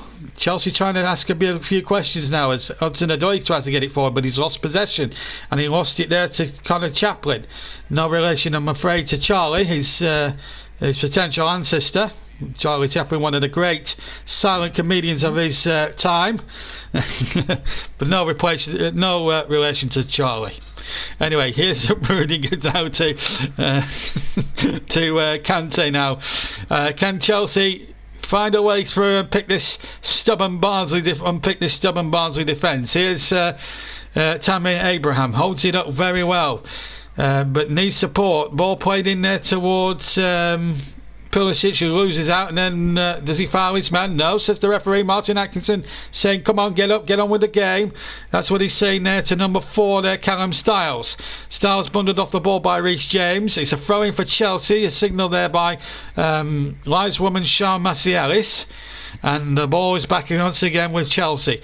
Starting to have a good feel of the ball now in this second half. And here's Kurt Zuma inside the centre circle, just on halfway. Finds Emerson on the left-hand side. Still inside the Chelsea half, mind you. And again, Barnsley back to their old play of defending from the front. But Chelsea looking to try and wise up to that play and try something a little bit creative. Very hard to do, obviously, understandably so, on what is a real pudding of a pitch here. But I've commentated on pitches that have been worse than that. That is for sure. Sutton United 2017 against Leeds being one such example. Here's James, not Jones. And here's N'Golo Kante now. Back to James, Reece James, that is. And Rudiger now forward. But at the moment, Chris, Chelsea don't seem to are just lacking a little bit of creative flair out there, but we'll just break off because Hudson-Odoi had possession. Now Emerson does have possession, but he's been awarded against him. In fact, Callum Hudson-Odoi is not really having the best of nights so far, that is for sure. But Chelsea having a bit more possession, but still not really having the creative flair, Chris, at this moment in time to try and pierce the Barnsley defence. We've had 9 minutes of the second half played, 0-0 to score. Yeah, well, again, the pace is kind of these pacey players that I mentioned at the start of the game, like Hudson-Odoi, they're not able to exploit it because the ball isn't coming with them on this surface. So there's none of this knocking it past a player and running around them. The ball just doesn't go when they try to do that. So Chelsea having to just try and improvise with the chip through balls and everything and just hope for the best. And so far, Barnsley have read it every time. Absolutely. It's been one of those occasions where it's going to be difficult to play your football, of course, on a pitch like this. But this is a real test of how good you really are. It doesn't matter if you're worth 60 quid or 60 million pounds, or 60 million quid. It's a question of can you do it on any kind of pitch. I'm sure some of these players will have played on pitches of this calibre when they started out in football as 8 to 9 years old. Most of these players have come through youth academies and things like that, and they'll play on these, and of course they'll have started in park football all the way around the world. It isn't just in England where park football is a big thing, of course, abroad too. Here's a chance now for the cross in there from Brittain, and turned away there by Zuma. He did remarkably very, very well. Brittain has the possession again. Cross in there by Kane, Herbie that is, and the ball now is being challenged ball by Mowat, but he's lost possession. But back came Toby Sibic, who did a magnificent job there. And here come Barnsley again. They're looking for this breakthrough, but they can't seem to find it at the moment. They might get a chance here and there with Chaplin, but he loses possession. And now here's a chance now for Pulisic. Now, whoa, what a good stop on halfway there by Anderson. Really did well. And a big chance now inside the area for Colin Woodrow. Inside the area, Woodrow shoots, hits the defender, which is Runninger, and Chelsea somehow get it away. Just for one fleeting moments, Chris, I thought we were going to get the opening goal. We still might yet, but the ball breaks through Arrizabalaga, and Chelsea clean sheet, thankfully for them anyway, remains intact. But for just one moment, Chris, I thought we were going to get the opening goal through number 9, Colin Woodrow. Well, this high press, again, I'm just watching it now, it's that same group of 5. Whichever side the ball is on, the opposite side tucks in and fills in behind. So there's literally nowhere for Chelsea to go. I mean, they've got the ball at the back here. I think it's Kurt Zouma on the ball. He's only got Kepa and Rudiger to go to. But there's just no space for them at all. Barnsley have done really well in closing all the avenues, and through this high press, whenever they win the ball back up here, there's a possibility for a chance. But hold on, nearly. Well, not quite. I was just going to say that high pressing does leave them exposed if Chelsea can sneak in at the back, but they almost did there. Yeah, so, again, I was just going to say it was a prime example there. The pitch didn't really play up to what they were trying to do there, Chelsea. That's, we don't want to use that as an excuse. Now, we're going to see a substitution here. Now, how do I pronounce this number 10, Chris? Remind me. To remind you. Now, it's spelt Dyke. However, our colleague Russ insists that it's DK. I believe. So DK, that's right. Yes. So DK is going to come on, not Dyke. Here's the shot coming in from Hudson-Odoi that just goes wide of the target. And that really, Chris, it's taken Chelsea something in the region of about nearly 58 minutes. Callum Hudson-Odoi has probably come closest more than anybody on the night to scoring. He cuts in from the left-hand side here, beats 2 men, and in fact gets his shot off with the left foot, goes wide of Brad Collins' far post, but that's the closest I believe that Chelsea have come, and it's taken them 58 minutes to actually force a real meaningful shot to threaten the Barnsley goal. The thing is, I wouldn't even call that a clear-cut chance, but it's still the best chance that they've had. 2 subs at the ready. So DK, who is on loan from Orlando City in the MLS, he's got 1 United States cap to his name, so got a bit of pedigree. The other substitutes is Freezer. He's replacing Connor Chaplin. Yeah, no relation, as I say, to Charlie, but enough of those puns now. I would imagine this is just a straight swap around the front, just so they can continue with the high press, because no doubt it's a knackering job. Believe me, I've done it, and my hamstring hasn't been the same since. So no, it's not as much as you win all the plaudits, it does make you feel it the following morning, I'll tell you that. And also it's a very positive change there from Ismail, because it also means now they've got fresh legs on, and it's a new problem for that Chelsea defence. While I'm on the subject of the we'll just break off for a second, because as soon as the ball comes out of play, we'll tell you how you can do the Man of the Match award, because we've got that in operation for the next half an hour or so. But we'll just break off, because we'll refrain from telling you at the moment, because we've got everything's happening in such in such quick freneticness.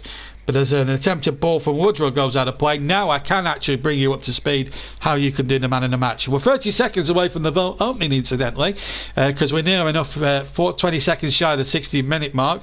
And this is where, for the next half an hour, you guys get involved in the comment section below.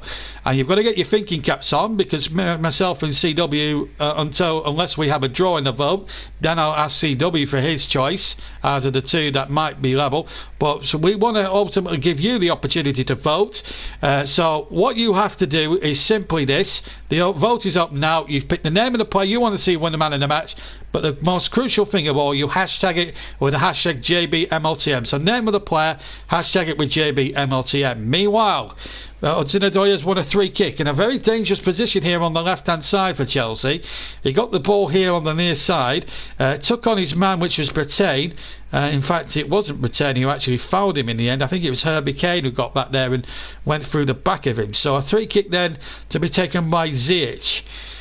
We've got an hour. Remember the Man of the Match award. Name of the player, hashtag it with JBMLTM, please. And I will keep reminding you for the next sort of half an hour. So please get your thinking caps on regarding Man of the Match. Anyway, here's Billy Gilmore. He's going to leave it to Ziyech. Left-footed into the penalty area. It goes. Header one, and it's just wide. I think it was Antonio Rudiger, of all people, who got up there, practically unmarked from about 10 or 12 yards out, and headed just wide. A great opportunity for Chelsea, Chris. Well, that was their best chance of the game. I think he would want that back after looking at that. He was so close. You've got to get a header like that on target when you're unmarked.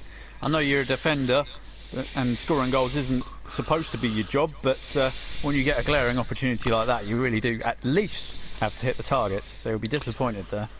Yeah, great opportunity there for Rudiger, and as I say, 10 and 12 yards out, and it was a good header. It wasn't it wasn't a tame header by any means, but if that's on target going inside that near post, I don't think Brett Collins is getting anywhere near that. Anyway, here comes Mowat now inside the Chelsea half, inside the centre circle, tries to lay it in there, and this is a wonderful break here for Barnsley. Here's Mowat again, the talismanic skipper, and the ball back and forward again, and unfortunately Henderson can't keep it in now. It's just getting a little bit ragged now after a good sort of 50 odd minutes or so now from Barnsley now, Chris. They're just starting to maybe some of the side trying to tire a little bit, and maybe their football's just a little bit more ragged than it was earlier on in the piece. Maybe, like I said, the press is definitely a knackering tactic, and it's not starting to show too much. I feel like, as you say, it's going at a frenetic pace at the moment. It's very high-end action at the moment in terms of how much stamina you're going to need. But again, Barnsley, look, there's 5-6 players surrounding the ball, and well, Chelsea might have. No, they haven't. The Barnsley win the ball back just by pressing. But that man there, who's I can see on my screen, Olivier Giroud, you would think, given the physical state of this match, would be the ideal person to come on and perhaps change this game, but we shall see what Thomas Tuchel has up his sleeve.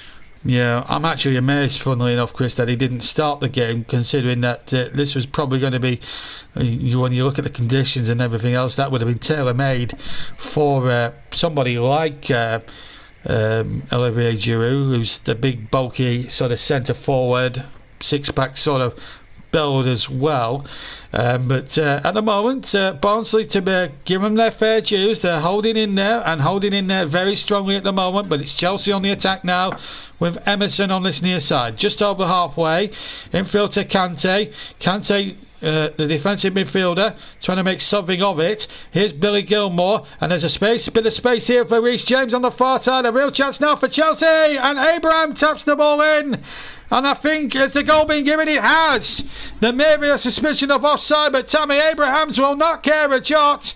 And Barnsley, all that good work they did for an hour has all been undone because they left Reece James, Chris, completely unmarked. He came in from the right-hand channel. The ball hooked across, and a simple tap in for Tammy Abraham. And Chelsea, with 64 minutes gone, lead Barnsley here at Oakwell by 1-0. Well, it is as simple as you like, but again, was he offside is the question here. It's a bit of a similar scenario to the Bournemouth goal. The angles aren't particularly helpful because they're all behind the goal. That's, I feel like it's very similar. I'd like a shot that's maybe level with the defensive line, because you can't really tell from any of those, but good finish nonetheless from Abraham, simple as you like. But it goes back to what I was saying about the discipline of the wing backs.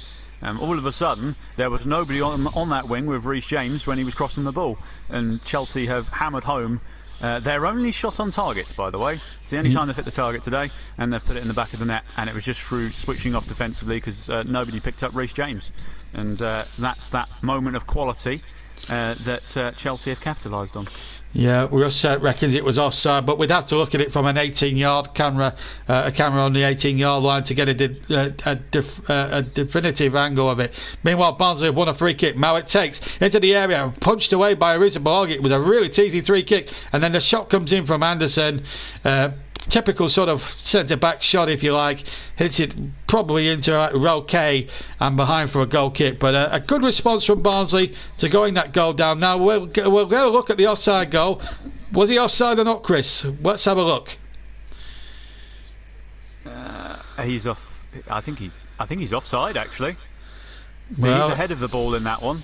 Yeah, there is, as you said, There's a there was little bit of angle on that shot, but if you wanted to get fancy like VAR, they would have drawn the line from his knee, and his knee was definitely ahead of the ball when it was played. But yeah, I mean, if you look at it on distance, it was a good yard offside there. I mean, that clearly shows how much offside he was, and not only that, the ball was not behind him as it was at Burnley the other night. So maybe Sean Massielis has dropped a right clanger there, I'm afraid. I know she's only got one shot at it, but officials now are coming under closer scrutiny with VAR. Thankfully, we don't have that. Well, unfortunately for Barnsley, they don't have it in the operation. The problem for her is that she was essentially behind Reece James, so she can't see through Reece James as to where Tammy Abraham stood, unfortunately. So it's tough on the linesman to call that one.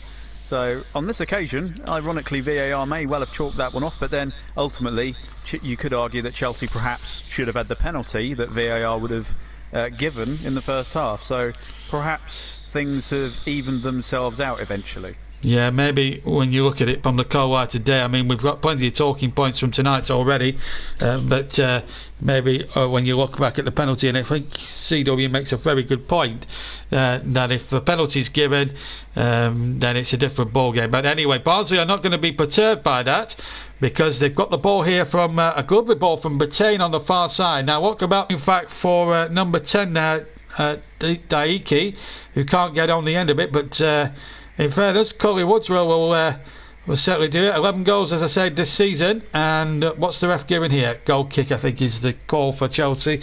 Looks as if it came off of Barnsley.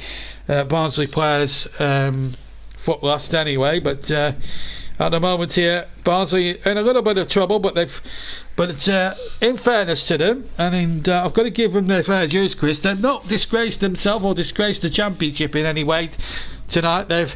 They've given Chelsea a good game, and it's taken a couple of substitutions for them to unpick the lock. So we see Ziyech off and Andrew in the number 55 on, and you can and in fact in this FA Cup competition you allow 5 substitutions plus a concussion sub if required.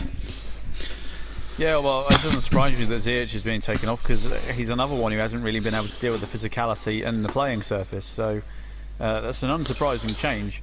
But yeah, the subs certainly made a difference. I think James is certainly, I mean, he's been bouncing off the shoulder barges as opposed to falling over, so definitely a worthy change. Although, to be honest, Marcus Alonso, to me, was a contender for man of the match, to be honest. The way he was playing, he was reading everything well, barring that one chance that he let past him, but he dug himself out of that issue very quickly. But yeah, it's that bit of Premier League quality, though, isn't it? You know, they carved out that one chance, they've managed to take it immediately, and that's ultimately the difference between these two sides. Yes, absolutely. And speaking of man of the match, you've got the vote in your hands, folks. Name of the player that you want to see win. Hashtag it with JBMLTM, please. We need your votes. You've got just shy of 20 minutes left to vote. Otherwise, it might be down to me and CW if we get no votes. And we usually agree on a lot of things, Chris and I, but not everything altogether. We're totally different sort of guys, but we work well together. This is sort of like LTF, but live football, really. It's nice to have the whole team. It's like the old partnership, and I feel for Trevor a little bit, because it would have been his game if the anniversary hadn't have happened, and I would have presented. Oh, how terrible! How terrible! He got married on this day, and therefore cannot join us. What a terrible thing to happen! I know, and it would have been Trev's game as well. Funnily enough, I would have still been presenting. I would have still been here, of course, presenting. Russell would have still had the Wolves game, but I would have been in the presenter's chair, and I'd have been sat alongside the two of you. But as things have worked out, I've stepped in and done a very good job. Coming in there, and it's been an enjoyable night, and it's been nice to have the old firm back, myself and Chris, the original gruesome twosome.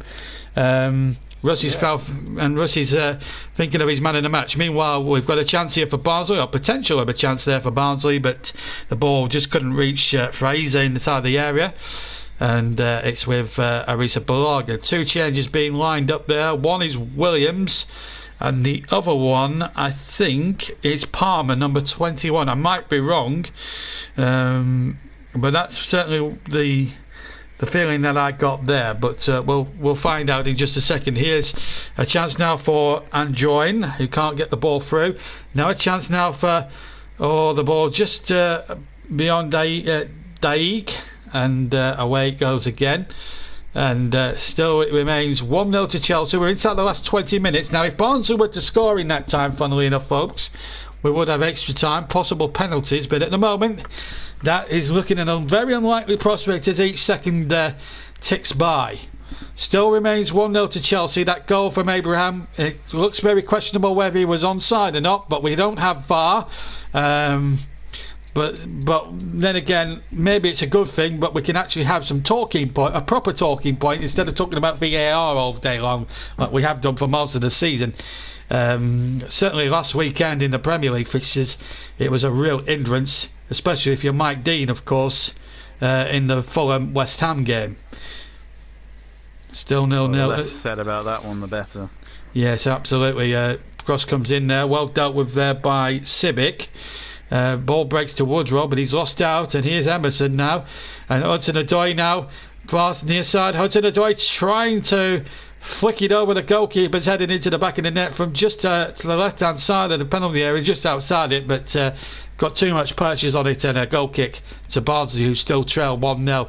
Now, Chris, at this moment in time, if you're Ismail now, obviously he's bringing on 2 subs now, do you go? It's the old catch-22 now, isn't it, Chris?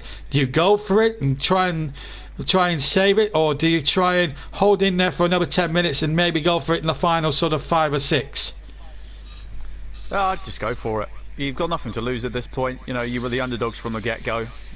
When they were drawn against Chelsea, people would have said easy draw for Chelsea. So, to be honest, they've got nothing to lose. They've done themselves really proud in this first sort of 70 minutes of this game. They've basically more or less been on equal terms with Chelsea, so you might as well go for it. And it looks like they're going to do that, and credit to them.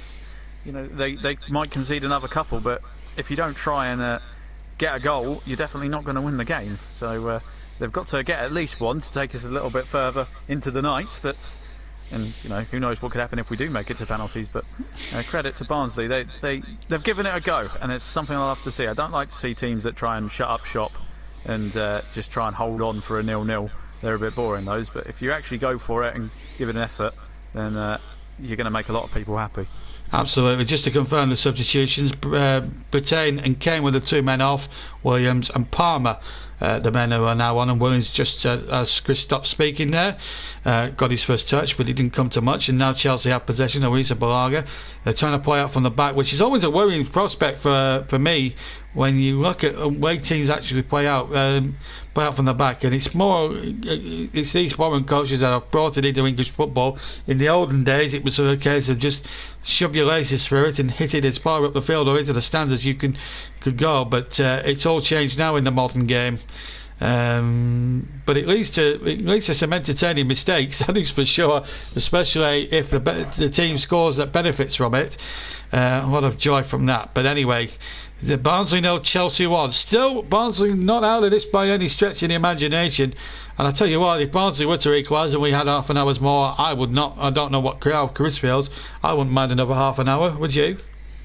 Yeah, I'd be totally for it. It's been a great. There's only been the one goal, but as I said, it's had that classic English football feel to it, where muddy pitch. Everyone's rather physical with one another. No holds barred. There's not been too many cards, Brett. I don't think there has been a booking, to be honest. There hasn't been one single booking at all, Chris. I think the best way to put this match is it's been hard but fair. Yeah, and I have to say, apart from a couple of decisions, Martin Atkinson, if you take them out, has actually had a very decent game as the referee. I've got to give him a bit of leeway on the decisions, but In the main, he's refereed it very sensibly, and the free kick has been awarded to Chelsea, just shy of halfway on the far side.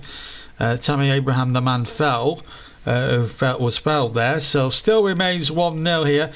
This is the goal again. As you quite say, actually, Sean Massey-Ellis was behind the line of the play.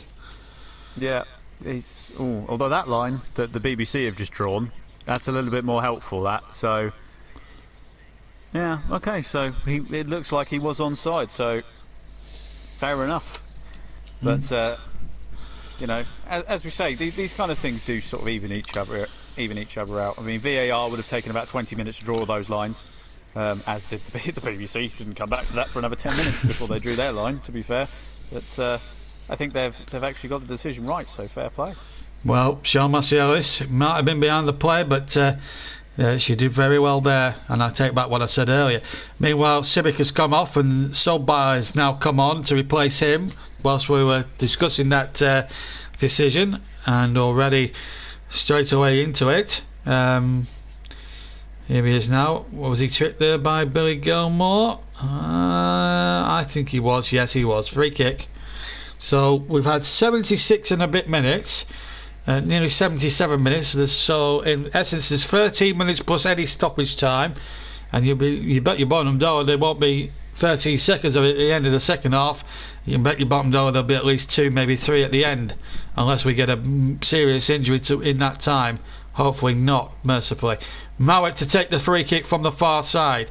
A line of about 6 Barnsley players and Chelsea players in there as well, and the ball is broken there, and the goalkeeper in trouble, and the shot goes over and clicked off the line. I think it was Abraham on the line there, and the goalkeeper, Arisa Balaga, has got away with one. And Chris, it was so near and yet so far. The goalkeeper didn't do himself any justice, and in the end, if Solskjaer had just got that over the defender, we would have been talking a Barnsley equaliser. Yeah, well, it's great defending from Tammy Abraham, goal scorer, and then stops it going in on the goal line. Excellent work by him. As for Kepa, well, we punched it against a Barnsley player's head, and it just went up instead of away. So that's what caused all that problem. Yeah, now it's going to take this free kick. Yeah, Mowat will take something. I think Martin Atkinson's having a few words. Yeah, I think there's a bit of jostling inside that 6-yard area, Chris, as Mowat prepares to take the corner, but wasn't great goalkeeper from Arisa Balaga, it got to be said. So Mowat again to take another corner. Can Barnsley get themselves back in it? 12 to go. In it goes towards the near post, and it's gone off a Barnsley head anyway inside that crowded penalty area. But they can thank Tammy Abraham here if they do get through, because Barnsley, I have to say, on the balance of play and the way that they've gone about their business tonight, you have to argue, some may argue it should be level in this match, no doubt about it. Yeah, I think Barnsley, the amount of effort they've put in, they've deserved a goal, that's for sure. They'll feel disappointed if this is the final score, that's a certainty. But as I said, Chelsea, they've been a bit blunt, as it looks like they're getting another substitute ready, certainly using all of their substitutes available, and they're quite rightly allowed to do so. I think it's Kovacic who's going to come on, Chris, actually. No, I wouldn't be surprised if that's with Billy Gilmore. But this second half, Chelsea have been a lot better. At the start of the half, they only had 2 shots. They've had 6 in total now, although Barnsley have had 10. So it's not through lack of trying for Barnsley, but Chelsea have been better this second half. It's definitely something I can say about this game. But Barnsley, they've continued to play the way they've played all game, and they're still carving out chances. So we may only have 10 minutes left, but there's still every chance we could have another 30 after that. What a pointless statistic I've just seen there. Touches in opposition box, 18-9 for Barnsley, but that is one of the most pointless statistics I have ever seen. I'm all for certain statistics, but not that one. That's a bit of a surprise. Pulisic is going off and Kovacic is coming on. Now that does a little bit surprise me. We were saying just a few moments ago that it could be for Billy Gilmore, but I get the feeling not the case. If he's doing that, I would guess he's going to bulk up the midfield for the last 10 minutes. Shut up! I think he's going to. Yeah. I think he's going to try and shut up shop here too. Shell. I think that would be the case in point. Anyway, it's a throw-in for Barnsley, level with the 18-yard box on the right-hand side, and it was actually Fraser who took the throw-in and then tried to cross it in the second time. It was charged away, and here comes Emerson, not Emerson, sorry, Android, who got that down that side. The ball hooked forward again. Barnsley really need to throw hands on deck now. There's 10 minutes to play.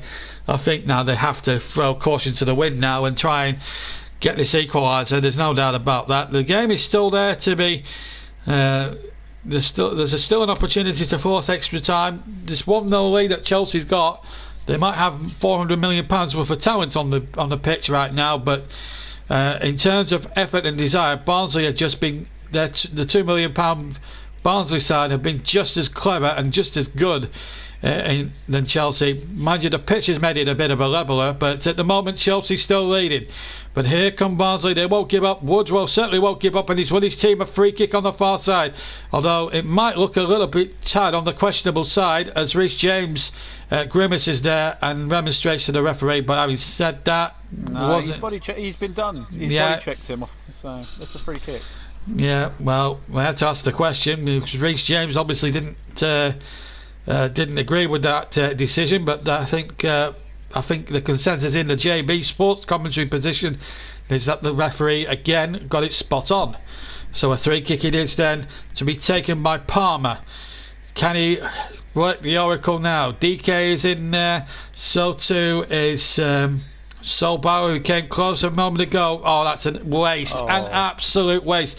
Mind you, it will come for Williams. Now then, Palmer, what's your delivery like this time? He goes past his man, which is Gilmore. Can he force the corner? No, he can't. It's a goal kick. But what a waste from Palmer in a very good situation. I glanced at you there and you were grimacing like hell because that was, in a word, that delivery from Palmer from the far side was absolutely feeble. Still 1-0 to Chelsea. Such a waste, That's a great opportunity. They had so many men forward. All you got to just get it in the box, and he didn't even beat the first man. It's something I would have expected better from somebody who was part of the Manchester City setup a year ago, but not to be.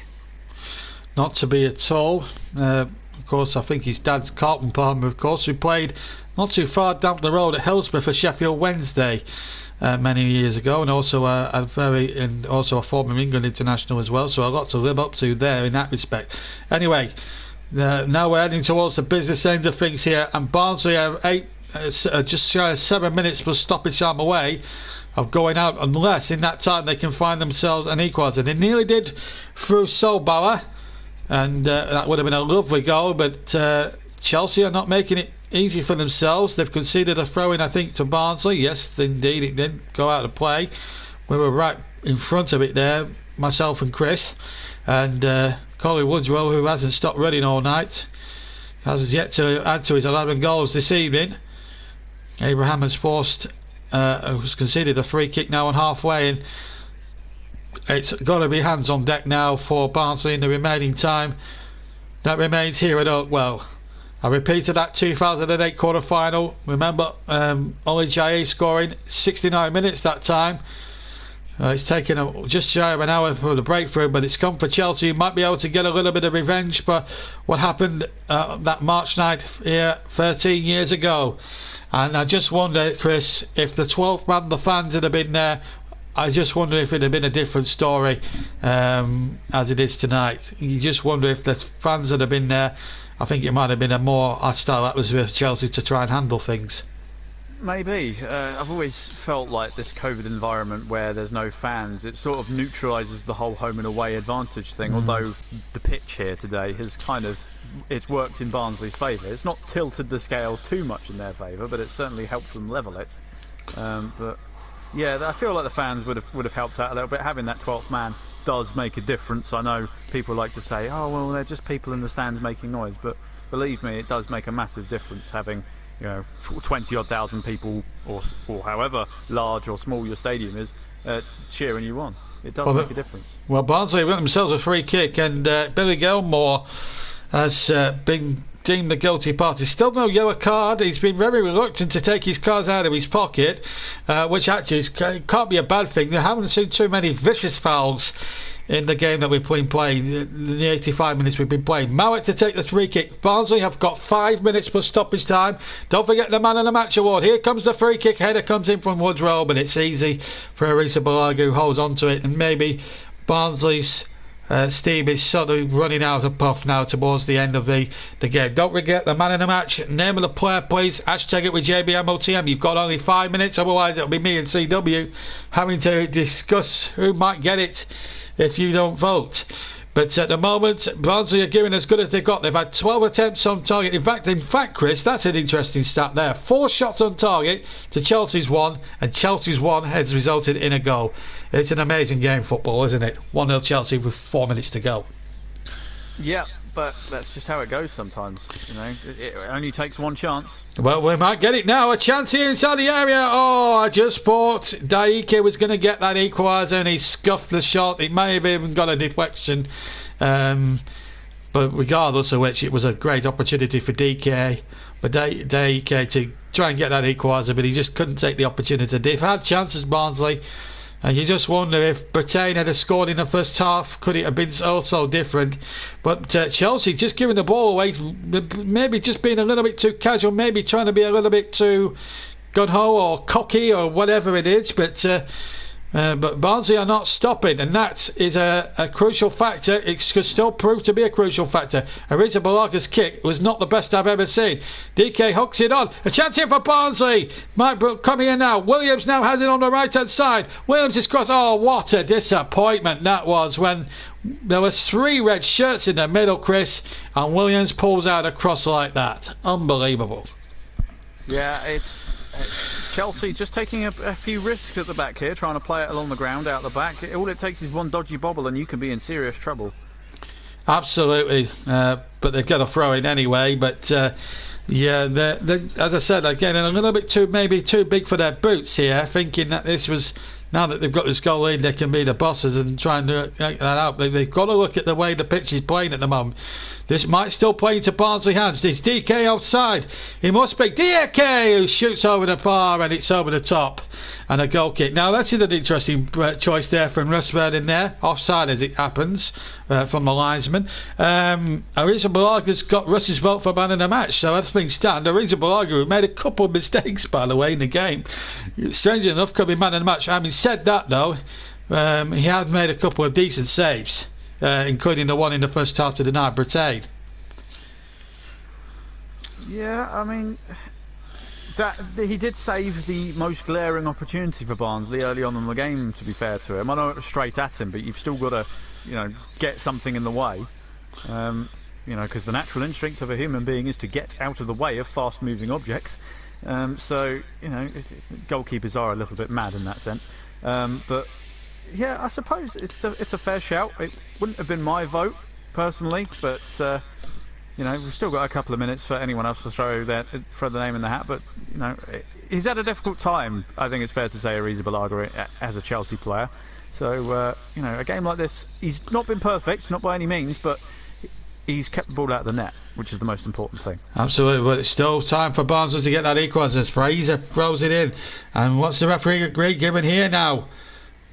Corner kick, and there's an injury here. Tammy Abraham is clutching I think his left shoulder, and he looks in some serious pain here. This is what happened. The throw comes in here, and yeah, it's just, I think it's purely accidental. He's nodded it.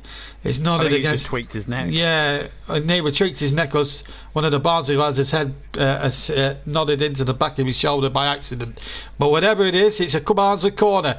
They're inside the last minute of normal time. In it goes to the penalty area, and Ariza Balaga, in fact, was fouled inside that penalty area, and a free kick to Chelsea. But he's 40 seconds away from winning the Man of the Match award. Now, you can change all that, folks. You've only got about 30 seconds.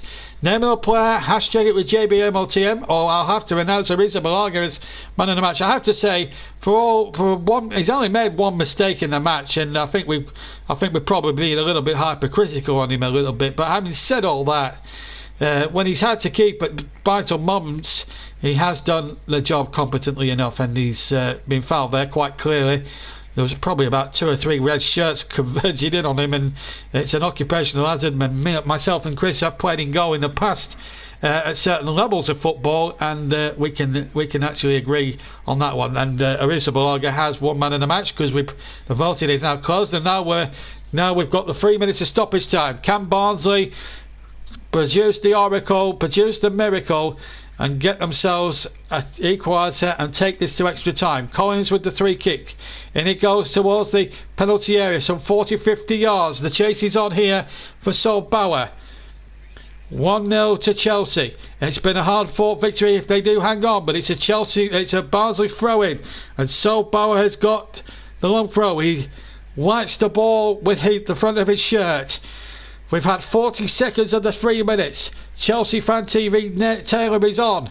We'll come to his comment in a minute. Throw comes in, header on into the penalty area there by Anderson, and now he comes to Williams. Williams knocks the ball into the penalty area. Header one in there, but again Arisa Balaga is there, and a tame header in the end, but it still needed keeping out from Arisa Balaga, and he did that one comfortably.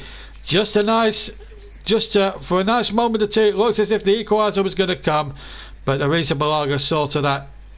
No, but again, a good example of Barnsley not giving in until the bitter end, Chris. With Chelsea still leading 1-0. We're nearly halfway through stoppage time. Yeah, well, they've had one of the best clubs in the country come to face them today, and they've taken the game to them. And to be honest, there's no shame in how they've played today. They've certainly tested Chelsea to the absolute limit, this 11 that Tuchel put out. And they can be proud of their performance tonight. Win, lose or draw, they've put in a great shift, and some might consider them a bit unlucky, although they've got a free kick here, so anything's possible. Yes, it is. The FA Cup always has a knack, and it has a very big knack every single game that you see in this competition of throwing up a surprise or two. We've seen it so many times in its 150-year history. The 150th FA Cup competition this year. Over 700 teams started way back in August, including the likes of #United, of course. But here in this one, we're in the last 16th stage. Barnsley trailing. We're inside the last 40 seconds. The goalkeeper's up, Collins, and it comes in from Mowat. It's a dangerous corner. It's still not away yet. It'll come in there now, and it's hooked away by Kante. Is it? Oh, it's a goal. I think he's given a free kick. I didn't see what was wrong with that. The referee has given a free kick. I can't see why the free kick was given. But nevertheless, Chelsea have got the decision. The television man of the match has gone. They've gone for the obvious there, Tammy Abraham, purely and simply because he scored. But sum it up, Chris. I mean, it's been a hard-fought game for Chelsea, but my word, haven't Barnsley served some of that famous Yorkshire mining grit today? They certainly have, and like I said a few moments ago, they've got nothing to be ashamed of. They've gone toe-to-toe with Chelsea, and they've tested them to the absolute limit. And you know, I don't think there's much more they could have done today other than score a goal. To be honest, they've come so close each time, and you know they've outfought Chelsea in a lot of places on this pitch today. But sadly, as the final whistle goes, they're going to be the ones going home today. Yeah, well, they've been knocked out at home by a goal to nil. But as I say, Ismail's side can be very proud, and good sporting fist pumps there. I was going to say handshakes, but you can't do that because of COVID rules. But it's a very, very disappointing night for Barnsley. But they don't have to feel any shame. The goal from Tammy Abraham on the hour mark was enough in the end. Arisa Balaga did well. There was one horrible moment in the final sort of 9 or 10 minutes where he put his team in a little bit of trouble. But really, that Thomas Tuchel, that's probably the most difficult win he's had so far as Chelsea manager 3 matches in, and that sums it all up. But Barnsley can go away with a lot of pride, and now if they can take that sort of form into the Championship for the rest of the season and just try and stave off any hopes of any fears of relegation from that league, then I think they'll have done very, very well. So Barnsley troop off, but dejected, but not too dejected. But Tammy Abraham has proved with the line in the end shown by the television people that he was onside. It was almost similar to what happened at Burnley the other night. But all in all, a very workmanlike Chelsea performance, and it needed to be, Chris, really, as we get your final thoughts before we leave you tonight. We might just get an interview or two, but as Thomas Tuchel makes his way off the field, it's been a very workmanlike performance from Chelsea, hasn't it? Yeah, it was a very old school feeling FA Cup tie, a bit similar to it was kind of like the opposite end of the spectrum in terms of how the Tottenham and Everton game went yesterday, but the feeling was very much the same. This was a good old fashioned cup tie, massive work effort from both sides. The pitch was, you know, good enough, but was causing a little bit of trouble for both sides, who adapted pretty well. And it was played in pretty good spirit as well. I don't think there was a single booking. There wasn't a yellow card, my recollection. There were seven fouls aside, and none of them were particularly bad. It was more just like over the top shoulder barges, really, that the ref was telling people to calm down with. But it was an excellent cup tie, and Barnsley, as I say, they can be very proud of how they performed. The fact that they're coming away from this match disappointed says a lot. You know, the fine margins, as I may coin the phrase from a gravelly manager, the fine margins here clearly showed. Although Tammy Abraham's about to talk, so I'll shut up for a moment. Yes, Tammy Abraham is now talking with Kelly Summers. Get that opportunity. Yeah, coming here is never an easy place. You know, I've experienced it myself when I was in the Championship. Give credit to them; they're a good side. We knew it would be hard. You know, I knew that chance was going to come eventually, and I just had to be at the right place at the right time. Were you surprised that you didn't get a penalty in the first half? I think the first one was a good tackle. To be fair, I tried to get my body in the way, but you know, he's got the ball, and I think the second one, maybe some risk if it, some don't. But like I said, just had to stay patient for that goal. Let's talk about the goal line clearance. What a moment! Talk me through that one.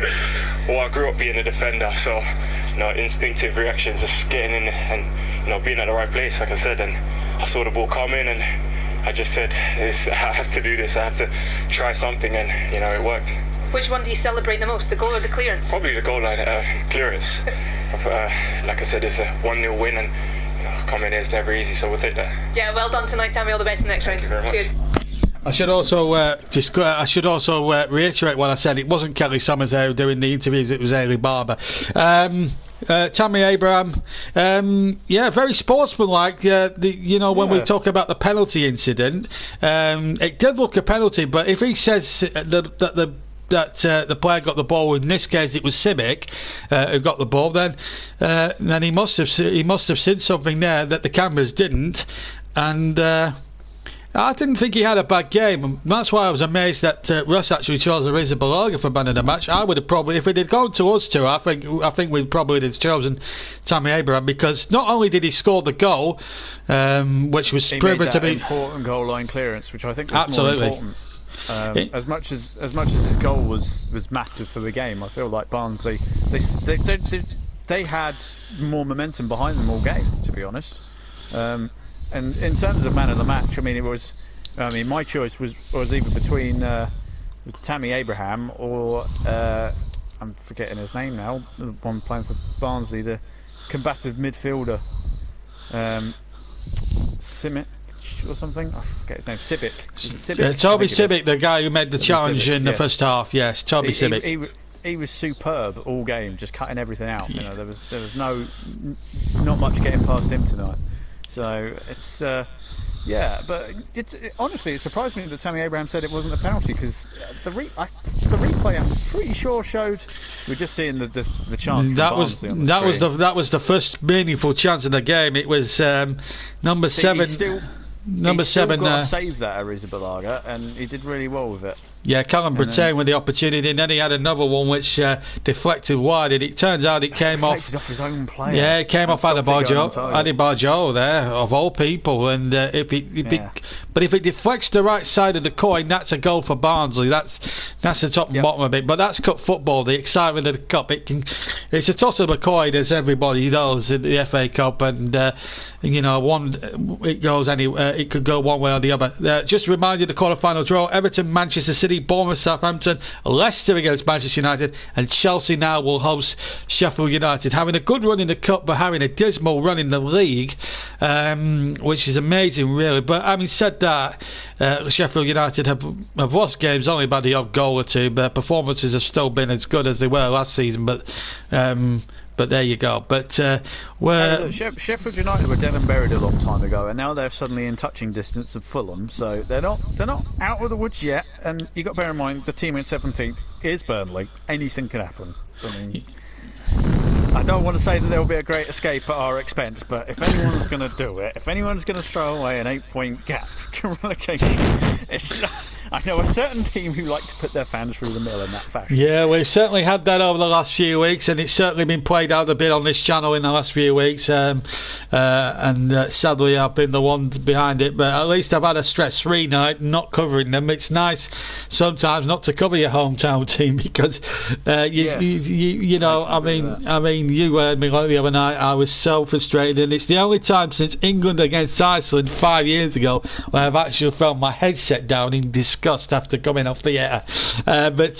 Final thoughts then on what's been a great...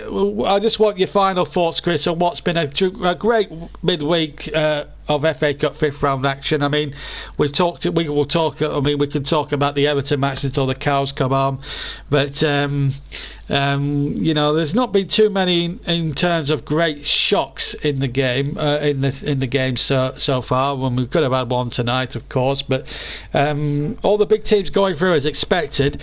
Are we going to see a very good last eight there? Because I think we've got a high quality quarter final draw there, haven't we? I mean, obviously Everton Man City is the big tie, isn't it?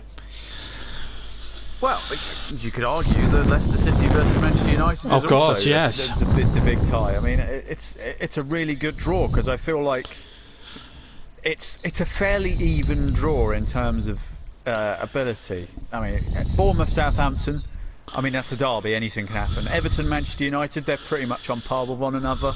Leicester City, Everton, Man City, getting the United and City mixed around, but both teams, you know, Everton showing that they're more than capable of scoring goals, have a world-class manager. Ancelotti versus Pep Guardiola, I mean, come on, do you need more advertisement than that?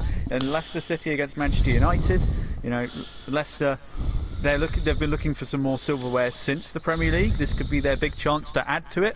And then obviously Chelsea against Sheffield United, you would argue, is the slightly lopsided fixture, but then Sheffield United have been excellent in the Cup. You know, they've not looked like a side that's struggling against relegation in the Premier League. Yeah, I've got to say, I covered them in the last round against Plymouth Argyle, and for a good sort of 50 minutes in that tie, they were absolutely streets ahead. And then obviously they invited Plymouth at 2-0. They invited Plymouth back into it, and arguably they should have been taken to extra time that afternoon. But they're having a better run in the cups. But having said that, when you look at Sheffield United's season overall, they haven't lost games by 5 or 6-0, have they? I mean, that's a point that needs to be said. And I think if they sacked, and I've got to tell you, if they sacked Chris Wilder, I think that would be a very big mistake, because I think he's the only man, I believe, at the moment that could actually take. If they went down, I think he could take them back up next season.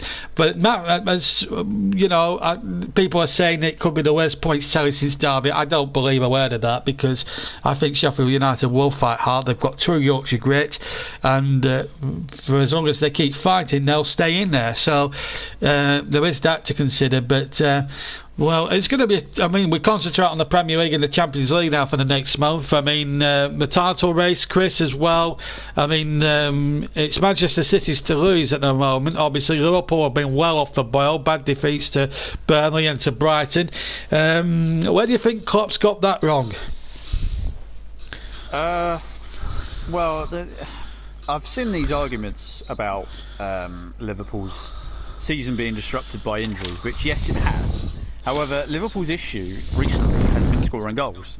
Now, Virgil van Dijk and Joel Matip aren't going to help you in the scoring goals department. They might score the odd one from a set piece, but the way Liverpool play, they're not going to, you know, they're not really going to make too much of a difference. I feel like this, you know, Liverpool are, for the first time in a long time, dealing with the reputation of being the champions.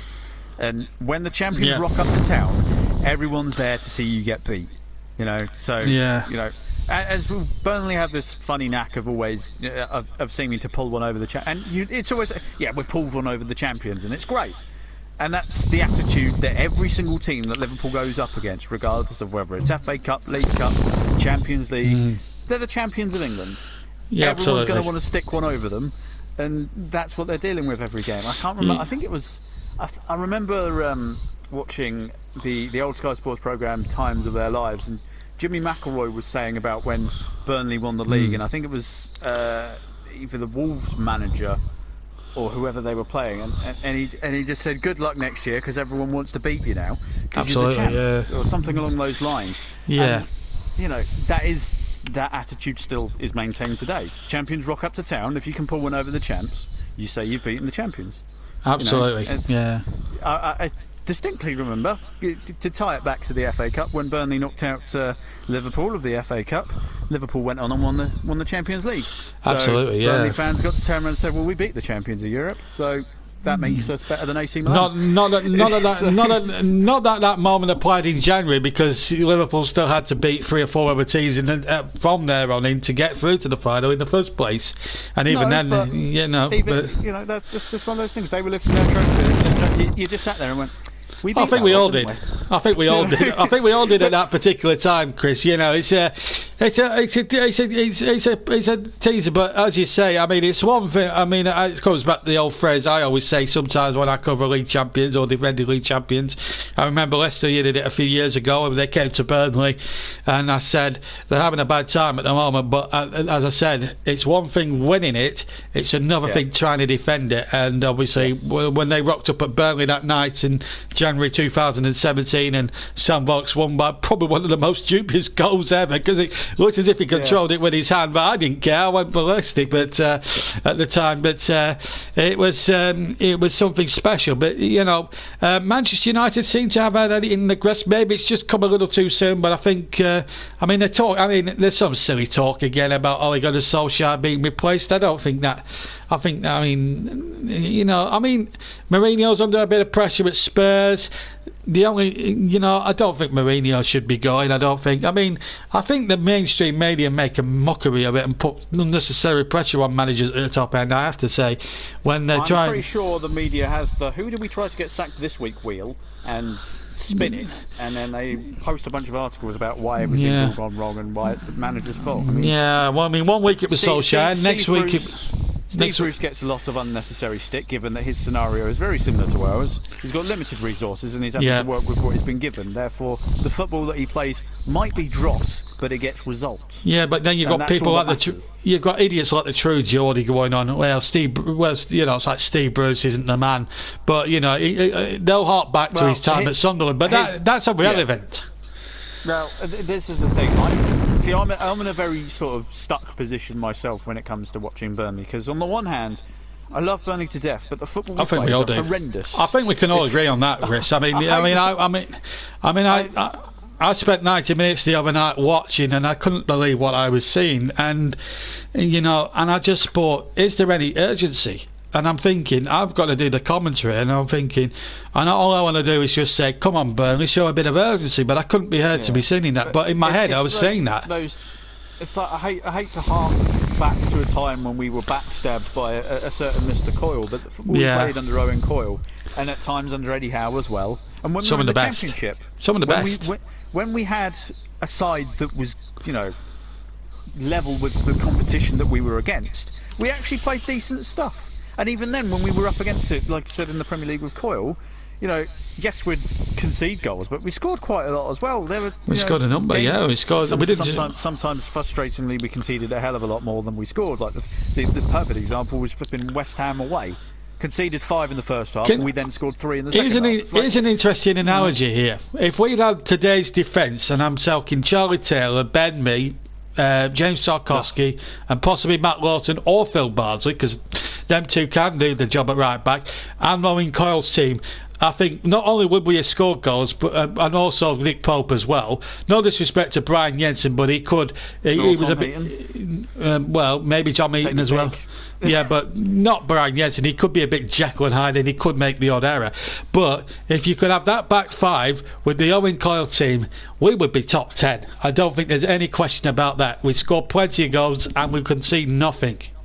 Well, I think we proved that when our side was in, at level pegging with everyone else, we finished 7th. But we just, we haven't done anything since, because, I don't want to harp on too much about Burnley, because this is, we're covering Barnsley versus Chelsea. But I'll quickly touch on the scenario when it comes to Burnley, because I'm sure you've been dying to hear my thoughts on it. But this transfer, the stuff that's gone on with Alan Pace, right? So I'm not 100% certain on him yet, because there's still question marks as to how he's acquired the club. Yeah, staying in the Premier League is is very much important. It's on the agenda. Of course, we need to do it, because if we do go down, the way he's acquired the club, allegedly, they've put out statements and stuff, but we'll put everything in air quotations just for now. But obviously, if we stay in the Premier League, say that debt that he's put us into, that'll be paid off fairly quickly, because staying in the Premier League gets you a lot of money. Of course. We've made a lot of money over the years, and I'm pretty sure there was something about the purchase that I think it's why Mike Garlick is on the board still, is because if he was to default, it then goes back to Mike Garlick. Yeah, there is that. I've probably been overcritical of him still being on the board, which is an oversight from my point of view. But there's been talk today, and it's been all over Burnley's Facebook page, that the women's team are trying to become professional. Now, I'm all for that, but I'm also a bit worried about the lack of investment in the first team, because I think there should have been a couple of fresh bodies coming in. Well, maybe it was too soon for Alan Pace to come in and define that, maybe. Looking at it from the call out today. The Burnley scenario with transfers, right? So we go back to when we qualified for the Europa League. The fact that we did nothing in that window means that we were playing catch up for the rest of that season. And yes, we paid for it. We were in a relegation scrap for most of that season. Tom Heaton came back and saved the day. And Dwight McNeil, to be fair, Dwight McNeil, when he came in, he played with a fearless nature, didn't he? So, we were playing catch up for the rest of that season. So, we finished that season, another transfer window opens, what do? Nothing. We added Aaron Lennon, I think. No, I think it was the season before. Before Europe. We didn't really add anyone, did we? Eric Peters, I think, was one that. Eric Peters. I think. When did Stephen Ward leave? It might have been season before last, but either way. Possibly. We didn't do anything in particular that sort of bolstered the squad. So, again, we're playing catch up. We finished 10th that year. We did, and we had a decent season as well. That was last season. We did all right. So we recovered well. So we're sitting there going, okay, cool. We've shown that we can actually. It's 2 seasons out of 3 that we finished top 10. But you've got to stay. To stay at that point, you've got to keep things fresh. You've got to keep evolving, if you like. Yeah, you've got to keep evolving, because the team's getting older, right? We've got the oldest squad in the Premier League right now, and it's quite frankly showing. Yeah, well, I think there's. I don't think there's much secret of that. I mean, I've made no secret of the fact that we are one of the oldest squads in the Premier League, in the top flight, probably in top flight history. Another 2 transfer windows go by. We've done nothing. So what we have on our hands now is we've got a squad that needs a more or less complete rebuild. Yeah, transitional period. And to do it, you're looking at potentially doing. All of a sudden we're in COVID. The COVID scenario has basically made transfers borderline impossible. It has. So you can't rebuild the squad, so you're stuck with what you've got. And now we're in this current position where people are going to know that we need to rebuild. The Sharks are already swimming around the names of James Tarkowski, and I'm sure Nick Pope will be on the radar of some Dwight McNeil as well. I think he's highly rated. Although he hasn't had his. Although, to be fair, I don't think Dwight McNeil's had his best season. I mean, at the start of the season, he was very wasteful. Wasn't taking on men that last season he would have took on with the competence of ease. He hasn't had a great season by his standards. I could also argue that the people that he's been supplying haven't been up to snuff either, to be honest. No, Chris Wood and Ashley Barnes, especially those two. I'm only going to mention the name Chris Wood once, but I don't think I need to say my opinion too much about him. No, you made your opinion 3 years ago, and he's come back right, to be fair. And Ashley Barnes is. I don't know what's going on with Ashley Barnes. He's had a few niggling injuries, and he hasn't quite looked the same. Yeah, so. I think with Ashley Barnes, it's a difficult one, because he's on his day he's one of the best around, and he can finish. But he's shooting boots for whatever reason. Maybe the injuries that he's picked up over the years, maybe it's telling on him. What I'm very worried about is Jay Rodriguez. His performances of late. I've seen him a couple of times this last couple of weeks when covering him, and he's looked very below par in 2 or 3 of the games, especially on the other night, and he just couldn't get into the game whatsoever. It was Matty Vidger who was having all the chances, of course, but You know, Jay Rodriguez, I don't know how you feel about him, but he looks well off the pace. I don't know whether it was a lack of game time he had before that. This is just it. We've been chopping and changing our front line so much that nobody can actually be settled. You know, the fans have been crying out for Vidra to get a run of games, and suddenly you start getting a run of games. Okay, cool, fantastic. But keep him there, right? This whole chop and change mentality that Dyche seems to have up front. 1 minute he's trying Woods and Barnes, then he's trying Woods and Rodriguez, then he's trying Rodriguez and Barnes, then he's trying Vidra and Woods. And you stop. You know, if something's not working, which Woods and Barnes wasn't, cool. But don't change it every game, which is what he's essentially been doing. Because one, you're flipping. The supply doesn't know what they're doing. I know they're all kind of the same type of striker, but if they're used to Woods and Barnes being in the box all the time, they're going to, by natural instinct, stick the ball where they want it. You know, someone like Rodriguez he's not quite a target man, is he? So he drifts a lot more, and he's more of he plays more with the ball at his feet because he's a better footballer than Chris Wood is. But you know, it's this whole scenario that we have on our hands now. Going back to that point, is that we've got a big rebuild to do. Massive, yeah. And clubs know that. So if we don't stay in the Premier League, our big stars are going to disappear. We're going to be left with the bare bones of what is an ageing squad because nobody's going to want them. And suddenly you're going to have quite a mighty expensive rebuild job to do. You know, there are some youth players that I think might be able to make the cut. Like, you know, some people disagree with me over Jimmy Dunn. I feel like he was sold a pretty terrible ship alongside Kevin Long the other night. I don't know how Kevin Long is still at the club, still getting a new contract and still stealing a living in the Premier League. But, you know, he's done a few good substitute jobs on every now and again, but whenever he comes up against opposition that's up for it, he's been found wanting. You know, and that said though, I mean, towards the end of the back of the season when we had Operation Restart, he came in alongside Tarkowski and he actually played very well. But so he was given, you know, Tarkowski helping him along. It's a bit like Virgil van Dijk. Essentially, whoever you put alongside Virgil van Dijk is going to perform a bit better because Virgil van Dijk is telling you where to stand, and so on and so forth. When you've got that one key, it's like perfect example is Ben Mee, right? Yeah, he's turned a couple of guys into England international centre backs who have been alongside him. Somehow he hasn't got the call up. Don't know how. Yeah, that's a head scratcher with me. James Tarkowski, you know. I would say Jimmy Dunn might have that potential, but he's Irish, so he can't. Well, you can't go in the England team unless he does a D team like Declan Rice did at West Ham. I thought Glennon was out of his depth the other night. He didn't look at all over the place. He was thrown in. I can't really complain too much because he was thrown in at the deep end because somebody at the club forgot that flipping Eric Peters was suspended. It took someone from the Bournemouth camp to come over and go, you know, you're playing an eligible player, right?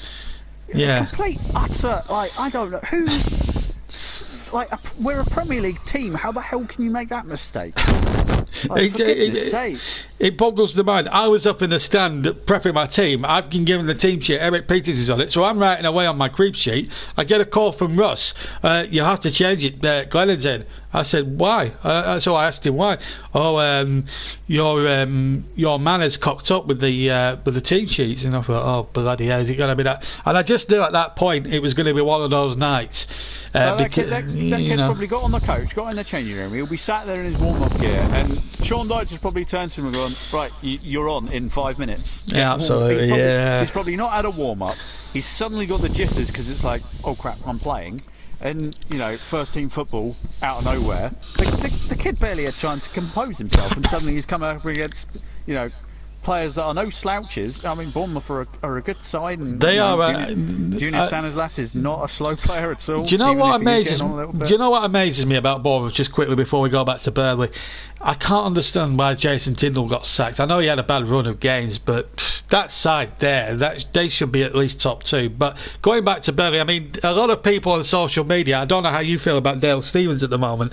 Dale Stephens, apparently, there was a lot of people on social media, and I'm not going to name names, but there was quite a lot on the Burnley Facebook page that said Dale Stephens should never ever wear the Burnley shirt again. Now, is that the right thing to say, or is that the wrong thing to say, or is that being harsh on Dale Stephens? He didn't have his best game, admittedly. He was all over the place, but that's a strong statement if you don't want Dale Stephens to wear the shirt again. Here's the thing with Dale Stephens, right? He's in a lose-lose position, right? Because, one, he's not the calibre of player that everyone wanted.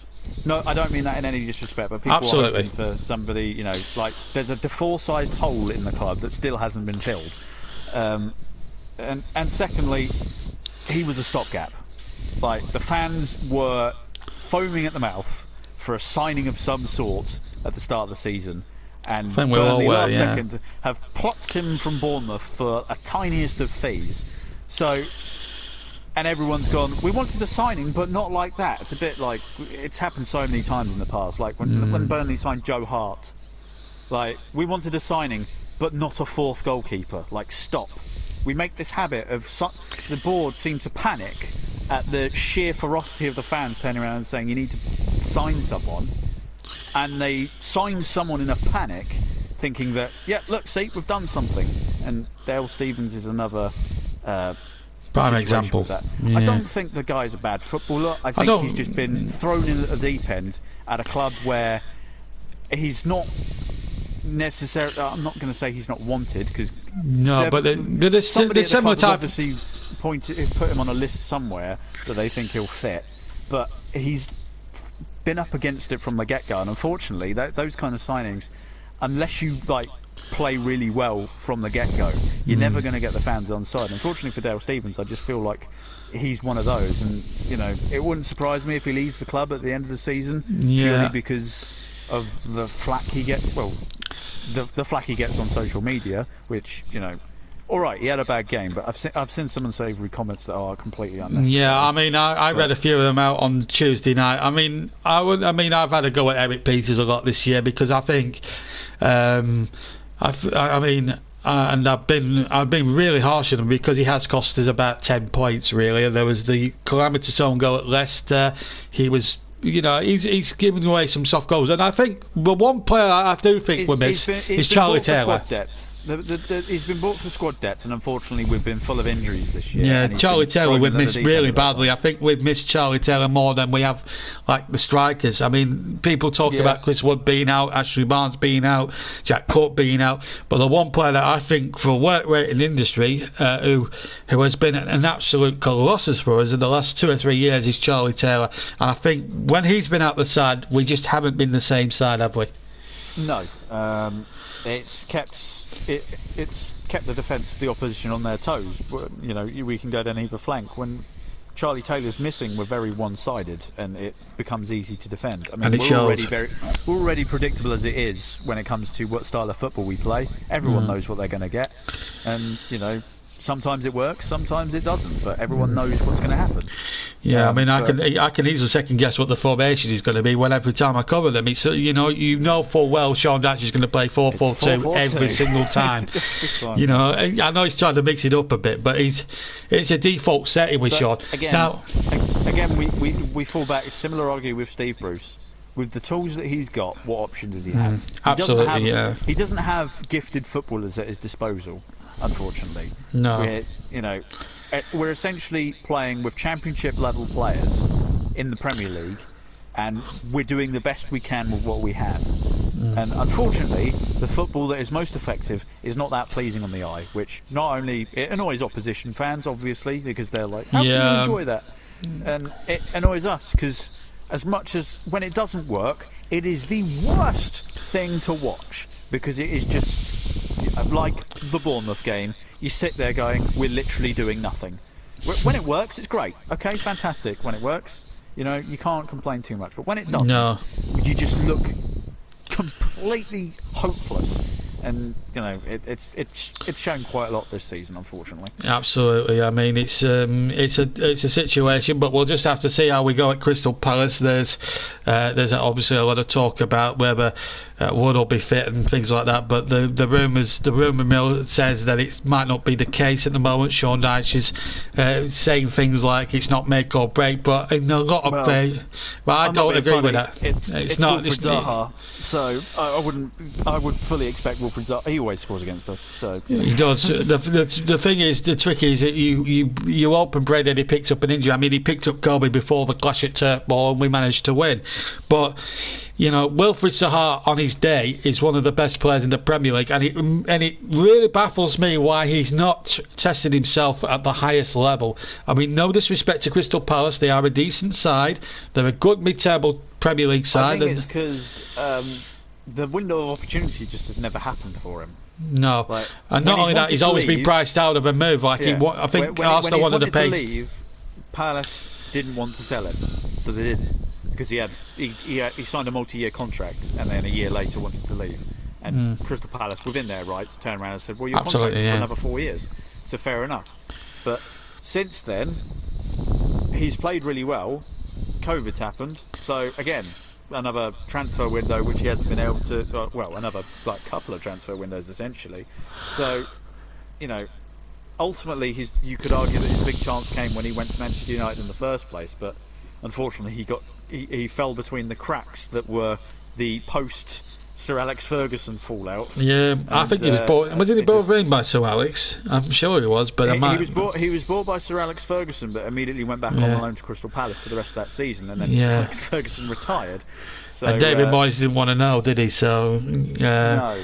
Yeah, it's a strange one. But let's go away from Burnley now. We've got about 5 minutes left, so let's try and finish on a positive note tonight.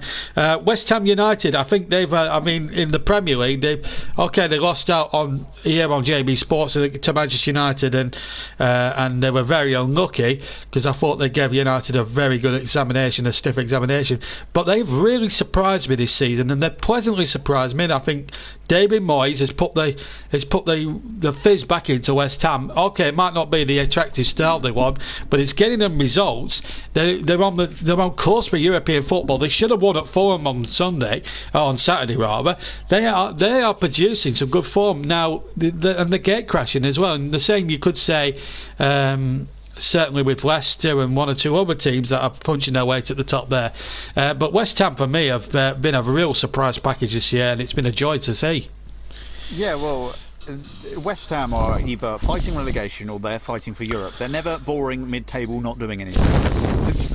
There's no such thing as that for West Ham, which, you know, probably not great for West Ham fan health. Let's be honest. Putting them through the mill either way. But I mean, this is the thing. He's actually been given time. Shock horror. When you give a manager time, he puts systems in place. You know, the patterns of play start to emerge, and the players start buying into it. And you know, West Ham over the years have been sacking managers pretty quickly. David Moyes was one of them. But you know, they say they should never go back, but I think this has bucked the trend a little bit, hasn't it? Yeah, and they've played some really good stuff. They deservedly find themselves in the top 6.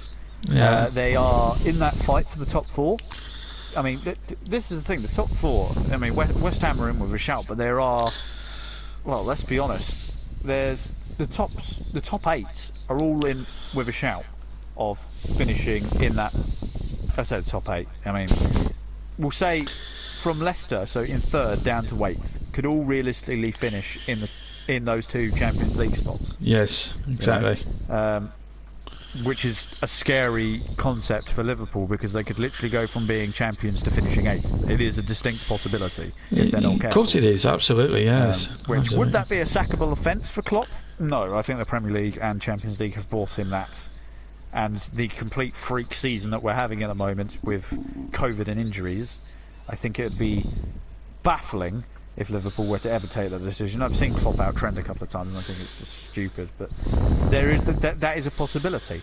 But you know, West Ham have played really well. Everton as well, by the way. Carlo Ancelotti is doing stuff there. They've got 2 games in hand as well, so they could, you know, they win those 2 games. they go fourth.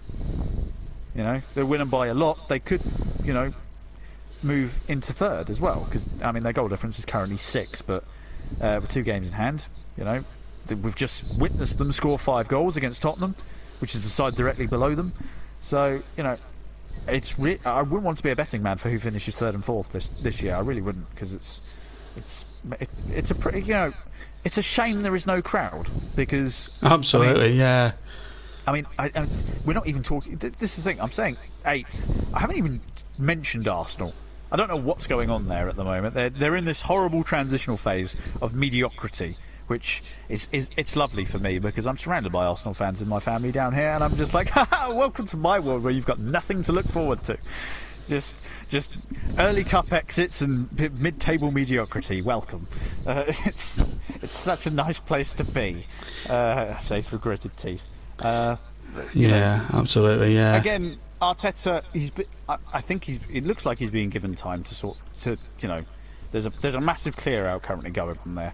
You know, they've finally got rid of Ozil, which I think is probably the most important transfer that they've got. They're past him now, so now they can move on from him. They've got that horrific £350,000 a week wage bill off the That's books. true. Yeah, absolutely. You know, they can bring back the mascot Gunnosaurus with that money. Which, to be fair to Mesut Ozil, he was essentially doing the payroll for Gunnosaurus, because they basically made him redundant, which I thought was a bit of a classless act. But too right, was classless. It was. Yeah, it's a funny Premier League season, and I'm sure there'll be plenty of twists and turns left to go. It looks like City are probably going to win it, but there's still a long way to go. The finishing line is not quite in sight yet. It's on the horizon, but you can't see it yet, and there's still plenty of time for someone to take a tumble. And if the Premier League is not up for grabs, then the teams remaining will certainly be looking at this FA Cup trophy as probably their one and only chance. So for teams like Chelsea, Manchester United, Leicester, Everton, Everton probably need a trophy more than anyone else, because they've been out of silverware for a long, long time. You would have said the same for Spurs had they not fallen to the wayside, because you know, Mourinho looks like he's going to go another season. I say Mourinho and Spurs look like they're going to go another season without really doing anything, unless of course they get their act together and finish top 4. And they're out the cup as well, so yeah. But going back to the FA Cup, you know, we've had a fabulous week. Haven't we just? The ties have been fantastic. Not too much controversy, which is always nice. We had a game which felt like a first division game back in the early 2000s, which was fantastic today. We had a really good treat tonight, I'd have to say. We didn't get the controversies. No 9-goal thriller, but we got a good game tonight. We can't be too displeased here tonight. It had a different feel-good factor to it, because I looked at it and I just went, it was just a good old classic game of football. Classic tie. It was a classic tie. Barnsley, I have to say, were very good value, and if they had took that chance early on, it could have been completely different. But you know, nothing fancy, nothing overly complicated. It was just grit, determination, and who wanted it more. And absolutely. And in the end, Chelsea just had that little bit more quality than Barnsley, and that's what's got them through today. So absolutely, it's been a good week all round for the FA Cup, and I'm very much looking forward to the next round, because it looks like we've got one heck of a draw for the quarter-final stage. It looks a really good draw, and them games, as I say, will be played on the 20th and 21st, and that will be played on a Saturday and Sunday. Pick a winner out of them. Oh yeah. With that FA Cup draw, can you look at that draw and categorically pick? Can you I wouldn't sort of stick my neck out and say Chelsea are probably the only team that have a good chance of getting through to the semis. But even then, that's guaranteed. I mean, Sheffield United have been playing well in the cups. Really good in the cup. So I mean, it would be. I think it would be foolish, Chris, to make predictions at this stage. I mean, we'll just have to see how the quarterfinals pan out. Maybe it's probably a good thing we don't make predictions, because then we can see it out for our very eyes, and just see what comes about. Because I think we're in for 4 magical games here, regardless of the quality. I think we're in for 4 crackers. The underdog in me would love to see Bournemouth and Sheffield United get through. I think everyone would, yeah. I think if you're a proper cup fan, you would. We do have a real possibility that we could have. I mean, Bournemouth and Southampton, they're two sides that aren't. One of them is going to go to Wembley. You know, so they're sort of the big underdogs that are going to be within 90 minutes of getting to the final, right? You've then got Everton and Manchester City. Manchester City love their domestic silverware. They nick it whenever they get the opportunity, and they have done for the last 3 years. Although, in fact, Spurs could actually. Can I just say, Spurs could still conceivably win the League Cup, which actually takes place on the 25th of April this year. So they could still win a trophy. I just want to go back to that point. So Arsenal did steal the FA Cup off of Manchester City last year, but I'm sure they'll be eager to get it back. Then you've got Everton, who haven't won a trophy for goodness knows how long. So, I mean, the underdog dream scenario for me. I mean, this is, you know, I don't want this to come across as biased, but I'd love to see. I mean, I don't mind 2 wins out of Bournemouth and Southampton. I really don't. You know, either of them. But the underdog in me says I'd love it if Bournemouth got through, just for, you know, the smaller team getting in. But Southampton would love it as well. Everton, I'd like to see them get through. I'd love to see Everton. They're a good side. They're due their day in the sun. They've been overdue for so long. They've been sat in the shadow of Liverpool for a long time. They have, and Manchester City. They've got other trophies they can win. They've got they're still in the Champions League, aren't they? They've got bigger fish to fry. Leicester, obviously, against Manchester United. I'd love to see Leicester get through purely because Manchester United have won more trophies over the years. But then again, United they've been a little bit dodgy. They just only sneaked past West Ham, so that's not a given that United are going to win that game. So, and then obviously, Chelsea and Sheffield United. You know, imagine if, Sheffield United could. It's happened in the past. Relegated team wins the FA Cup. You know, Wigan. Shades of Wigan, perhaps. Maybe. Which would be something. I mean, could you imagine Sheffield United in the Europa League? Good luck any team from abroad coming into the Steel City on a cold, rainy night. Good luck with that. But that's getting ahead of ourselves. Those 4 teams getting through would be the ultimate underdog FA Cup kind of story. It would, and it would be a lovely story to bring on this channel. I mean, we saw on the Trevor Sports Match of the day how these things can happen. Take Bristol City's match at Manchester United, for example. We won't give the game away for those who have not seen it, so we won't give you the scores or anything like that. You can find out for yourselves. But this is what we love about the Cup. I'm a traditionalist. I mean, for as much as I've been doing a lot of the Premier League stuff this season, and my goodness, and we've seen some shock results. I mean, I've covered Villa winning 7-2 against Liverpool, Burnley winning at Arsenal, and people like that. It's things like that. Still for drama and excitement, the FA Cup, still beats the rest as far as I'm concerned. But, I think it's going to be an interesting end to the season. It's going to be fantastic. And then we've got the Euros coming up, which I'm sure you're going to be a big part of. We're going to use you. Oh, goodness. Someone got to cram the Euros into this. I know. And you're going to be a main commentator for that as well, by the way. Because we're going to need all 5 of us. There's going to be me, you, Trevor, Russ, of course, myself as main commentator. It's going to be. I mean, we're going to have a ball this year, and then we've got the Trevor Sports. Us guys must be the most busiest broadcasters in the whole of YouTube. We're more busy than the True Geordie, and he's switched to Twitch. So but at the end of the day, we've seen some cracking cup ties. I mean, the team I'm disappointed with out the lot that's gone out tonight, apart from Burnley and things like that. I thought Wolves might have gone through tonight, but that was a bit of a disappointment. Bristol City missing out as well. It'd have been lovely to see Bristol City in the last 8 as well, but these things aren't meant to be, I suppose. But I think we've still got a very strong draw there, and it's going to be great. The draw we have, I think, is the best it could have possibly been for it. I think so. How it can be anybody's game. Like I said, the Chelsea Sheffield United one is probably the only one that's slightly tilted, but other than that, you can't really confidently say who's going to go through out of all those ties. So, I'm all for it. It was a great draw. Absolutely. And well, that's it. We could talk for hours, Chris, but we have to leave it. I've been broadcasting since 4:30 and I'm hungry, I'm starving, and I need some salt and vinegar quavers.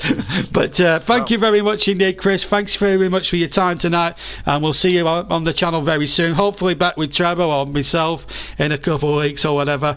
Hopefully we'll get you back alongside myself and Trev as well for some of the games up until the next up until the end of the season. But thank you very much much, and that's it from us here at Oakwell tonight. So Barnsley gave up a great display, but unfortunately for them, they just ran out of steam, and Chelsea, through Tammy Abraham at both ends, steal the day. From Chris and myself here at a very sulky Oakwell, we're going to, from a very cold Oakwell, we're going to go in and get some warmth downstairs before we travel back to north and south respectively. But I hope you enjoyed the coverage. Thank you to Russ and to everybody who's commented as well. Have a great evening, stay safe, and from me and Chris from Oakwell, good night.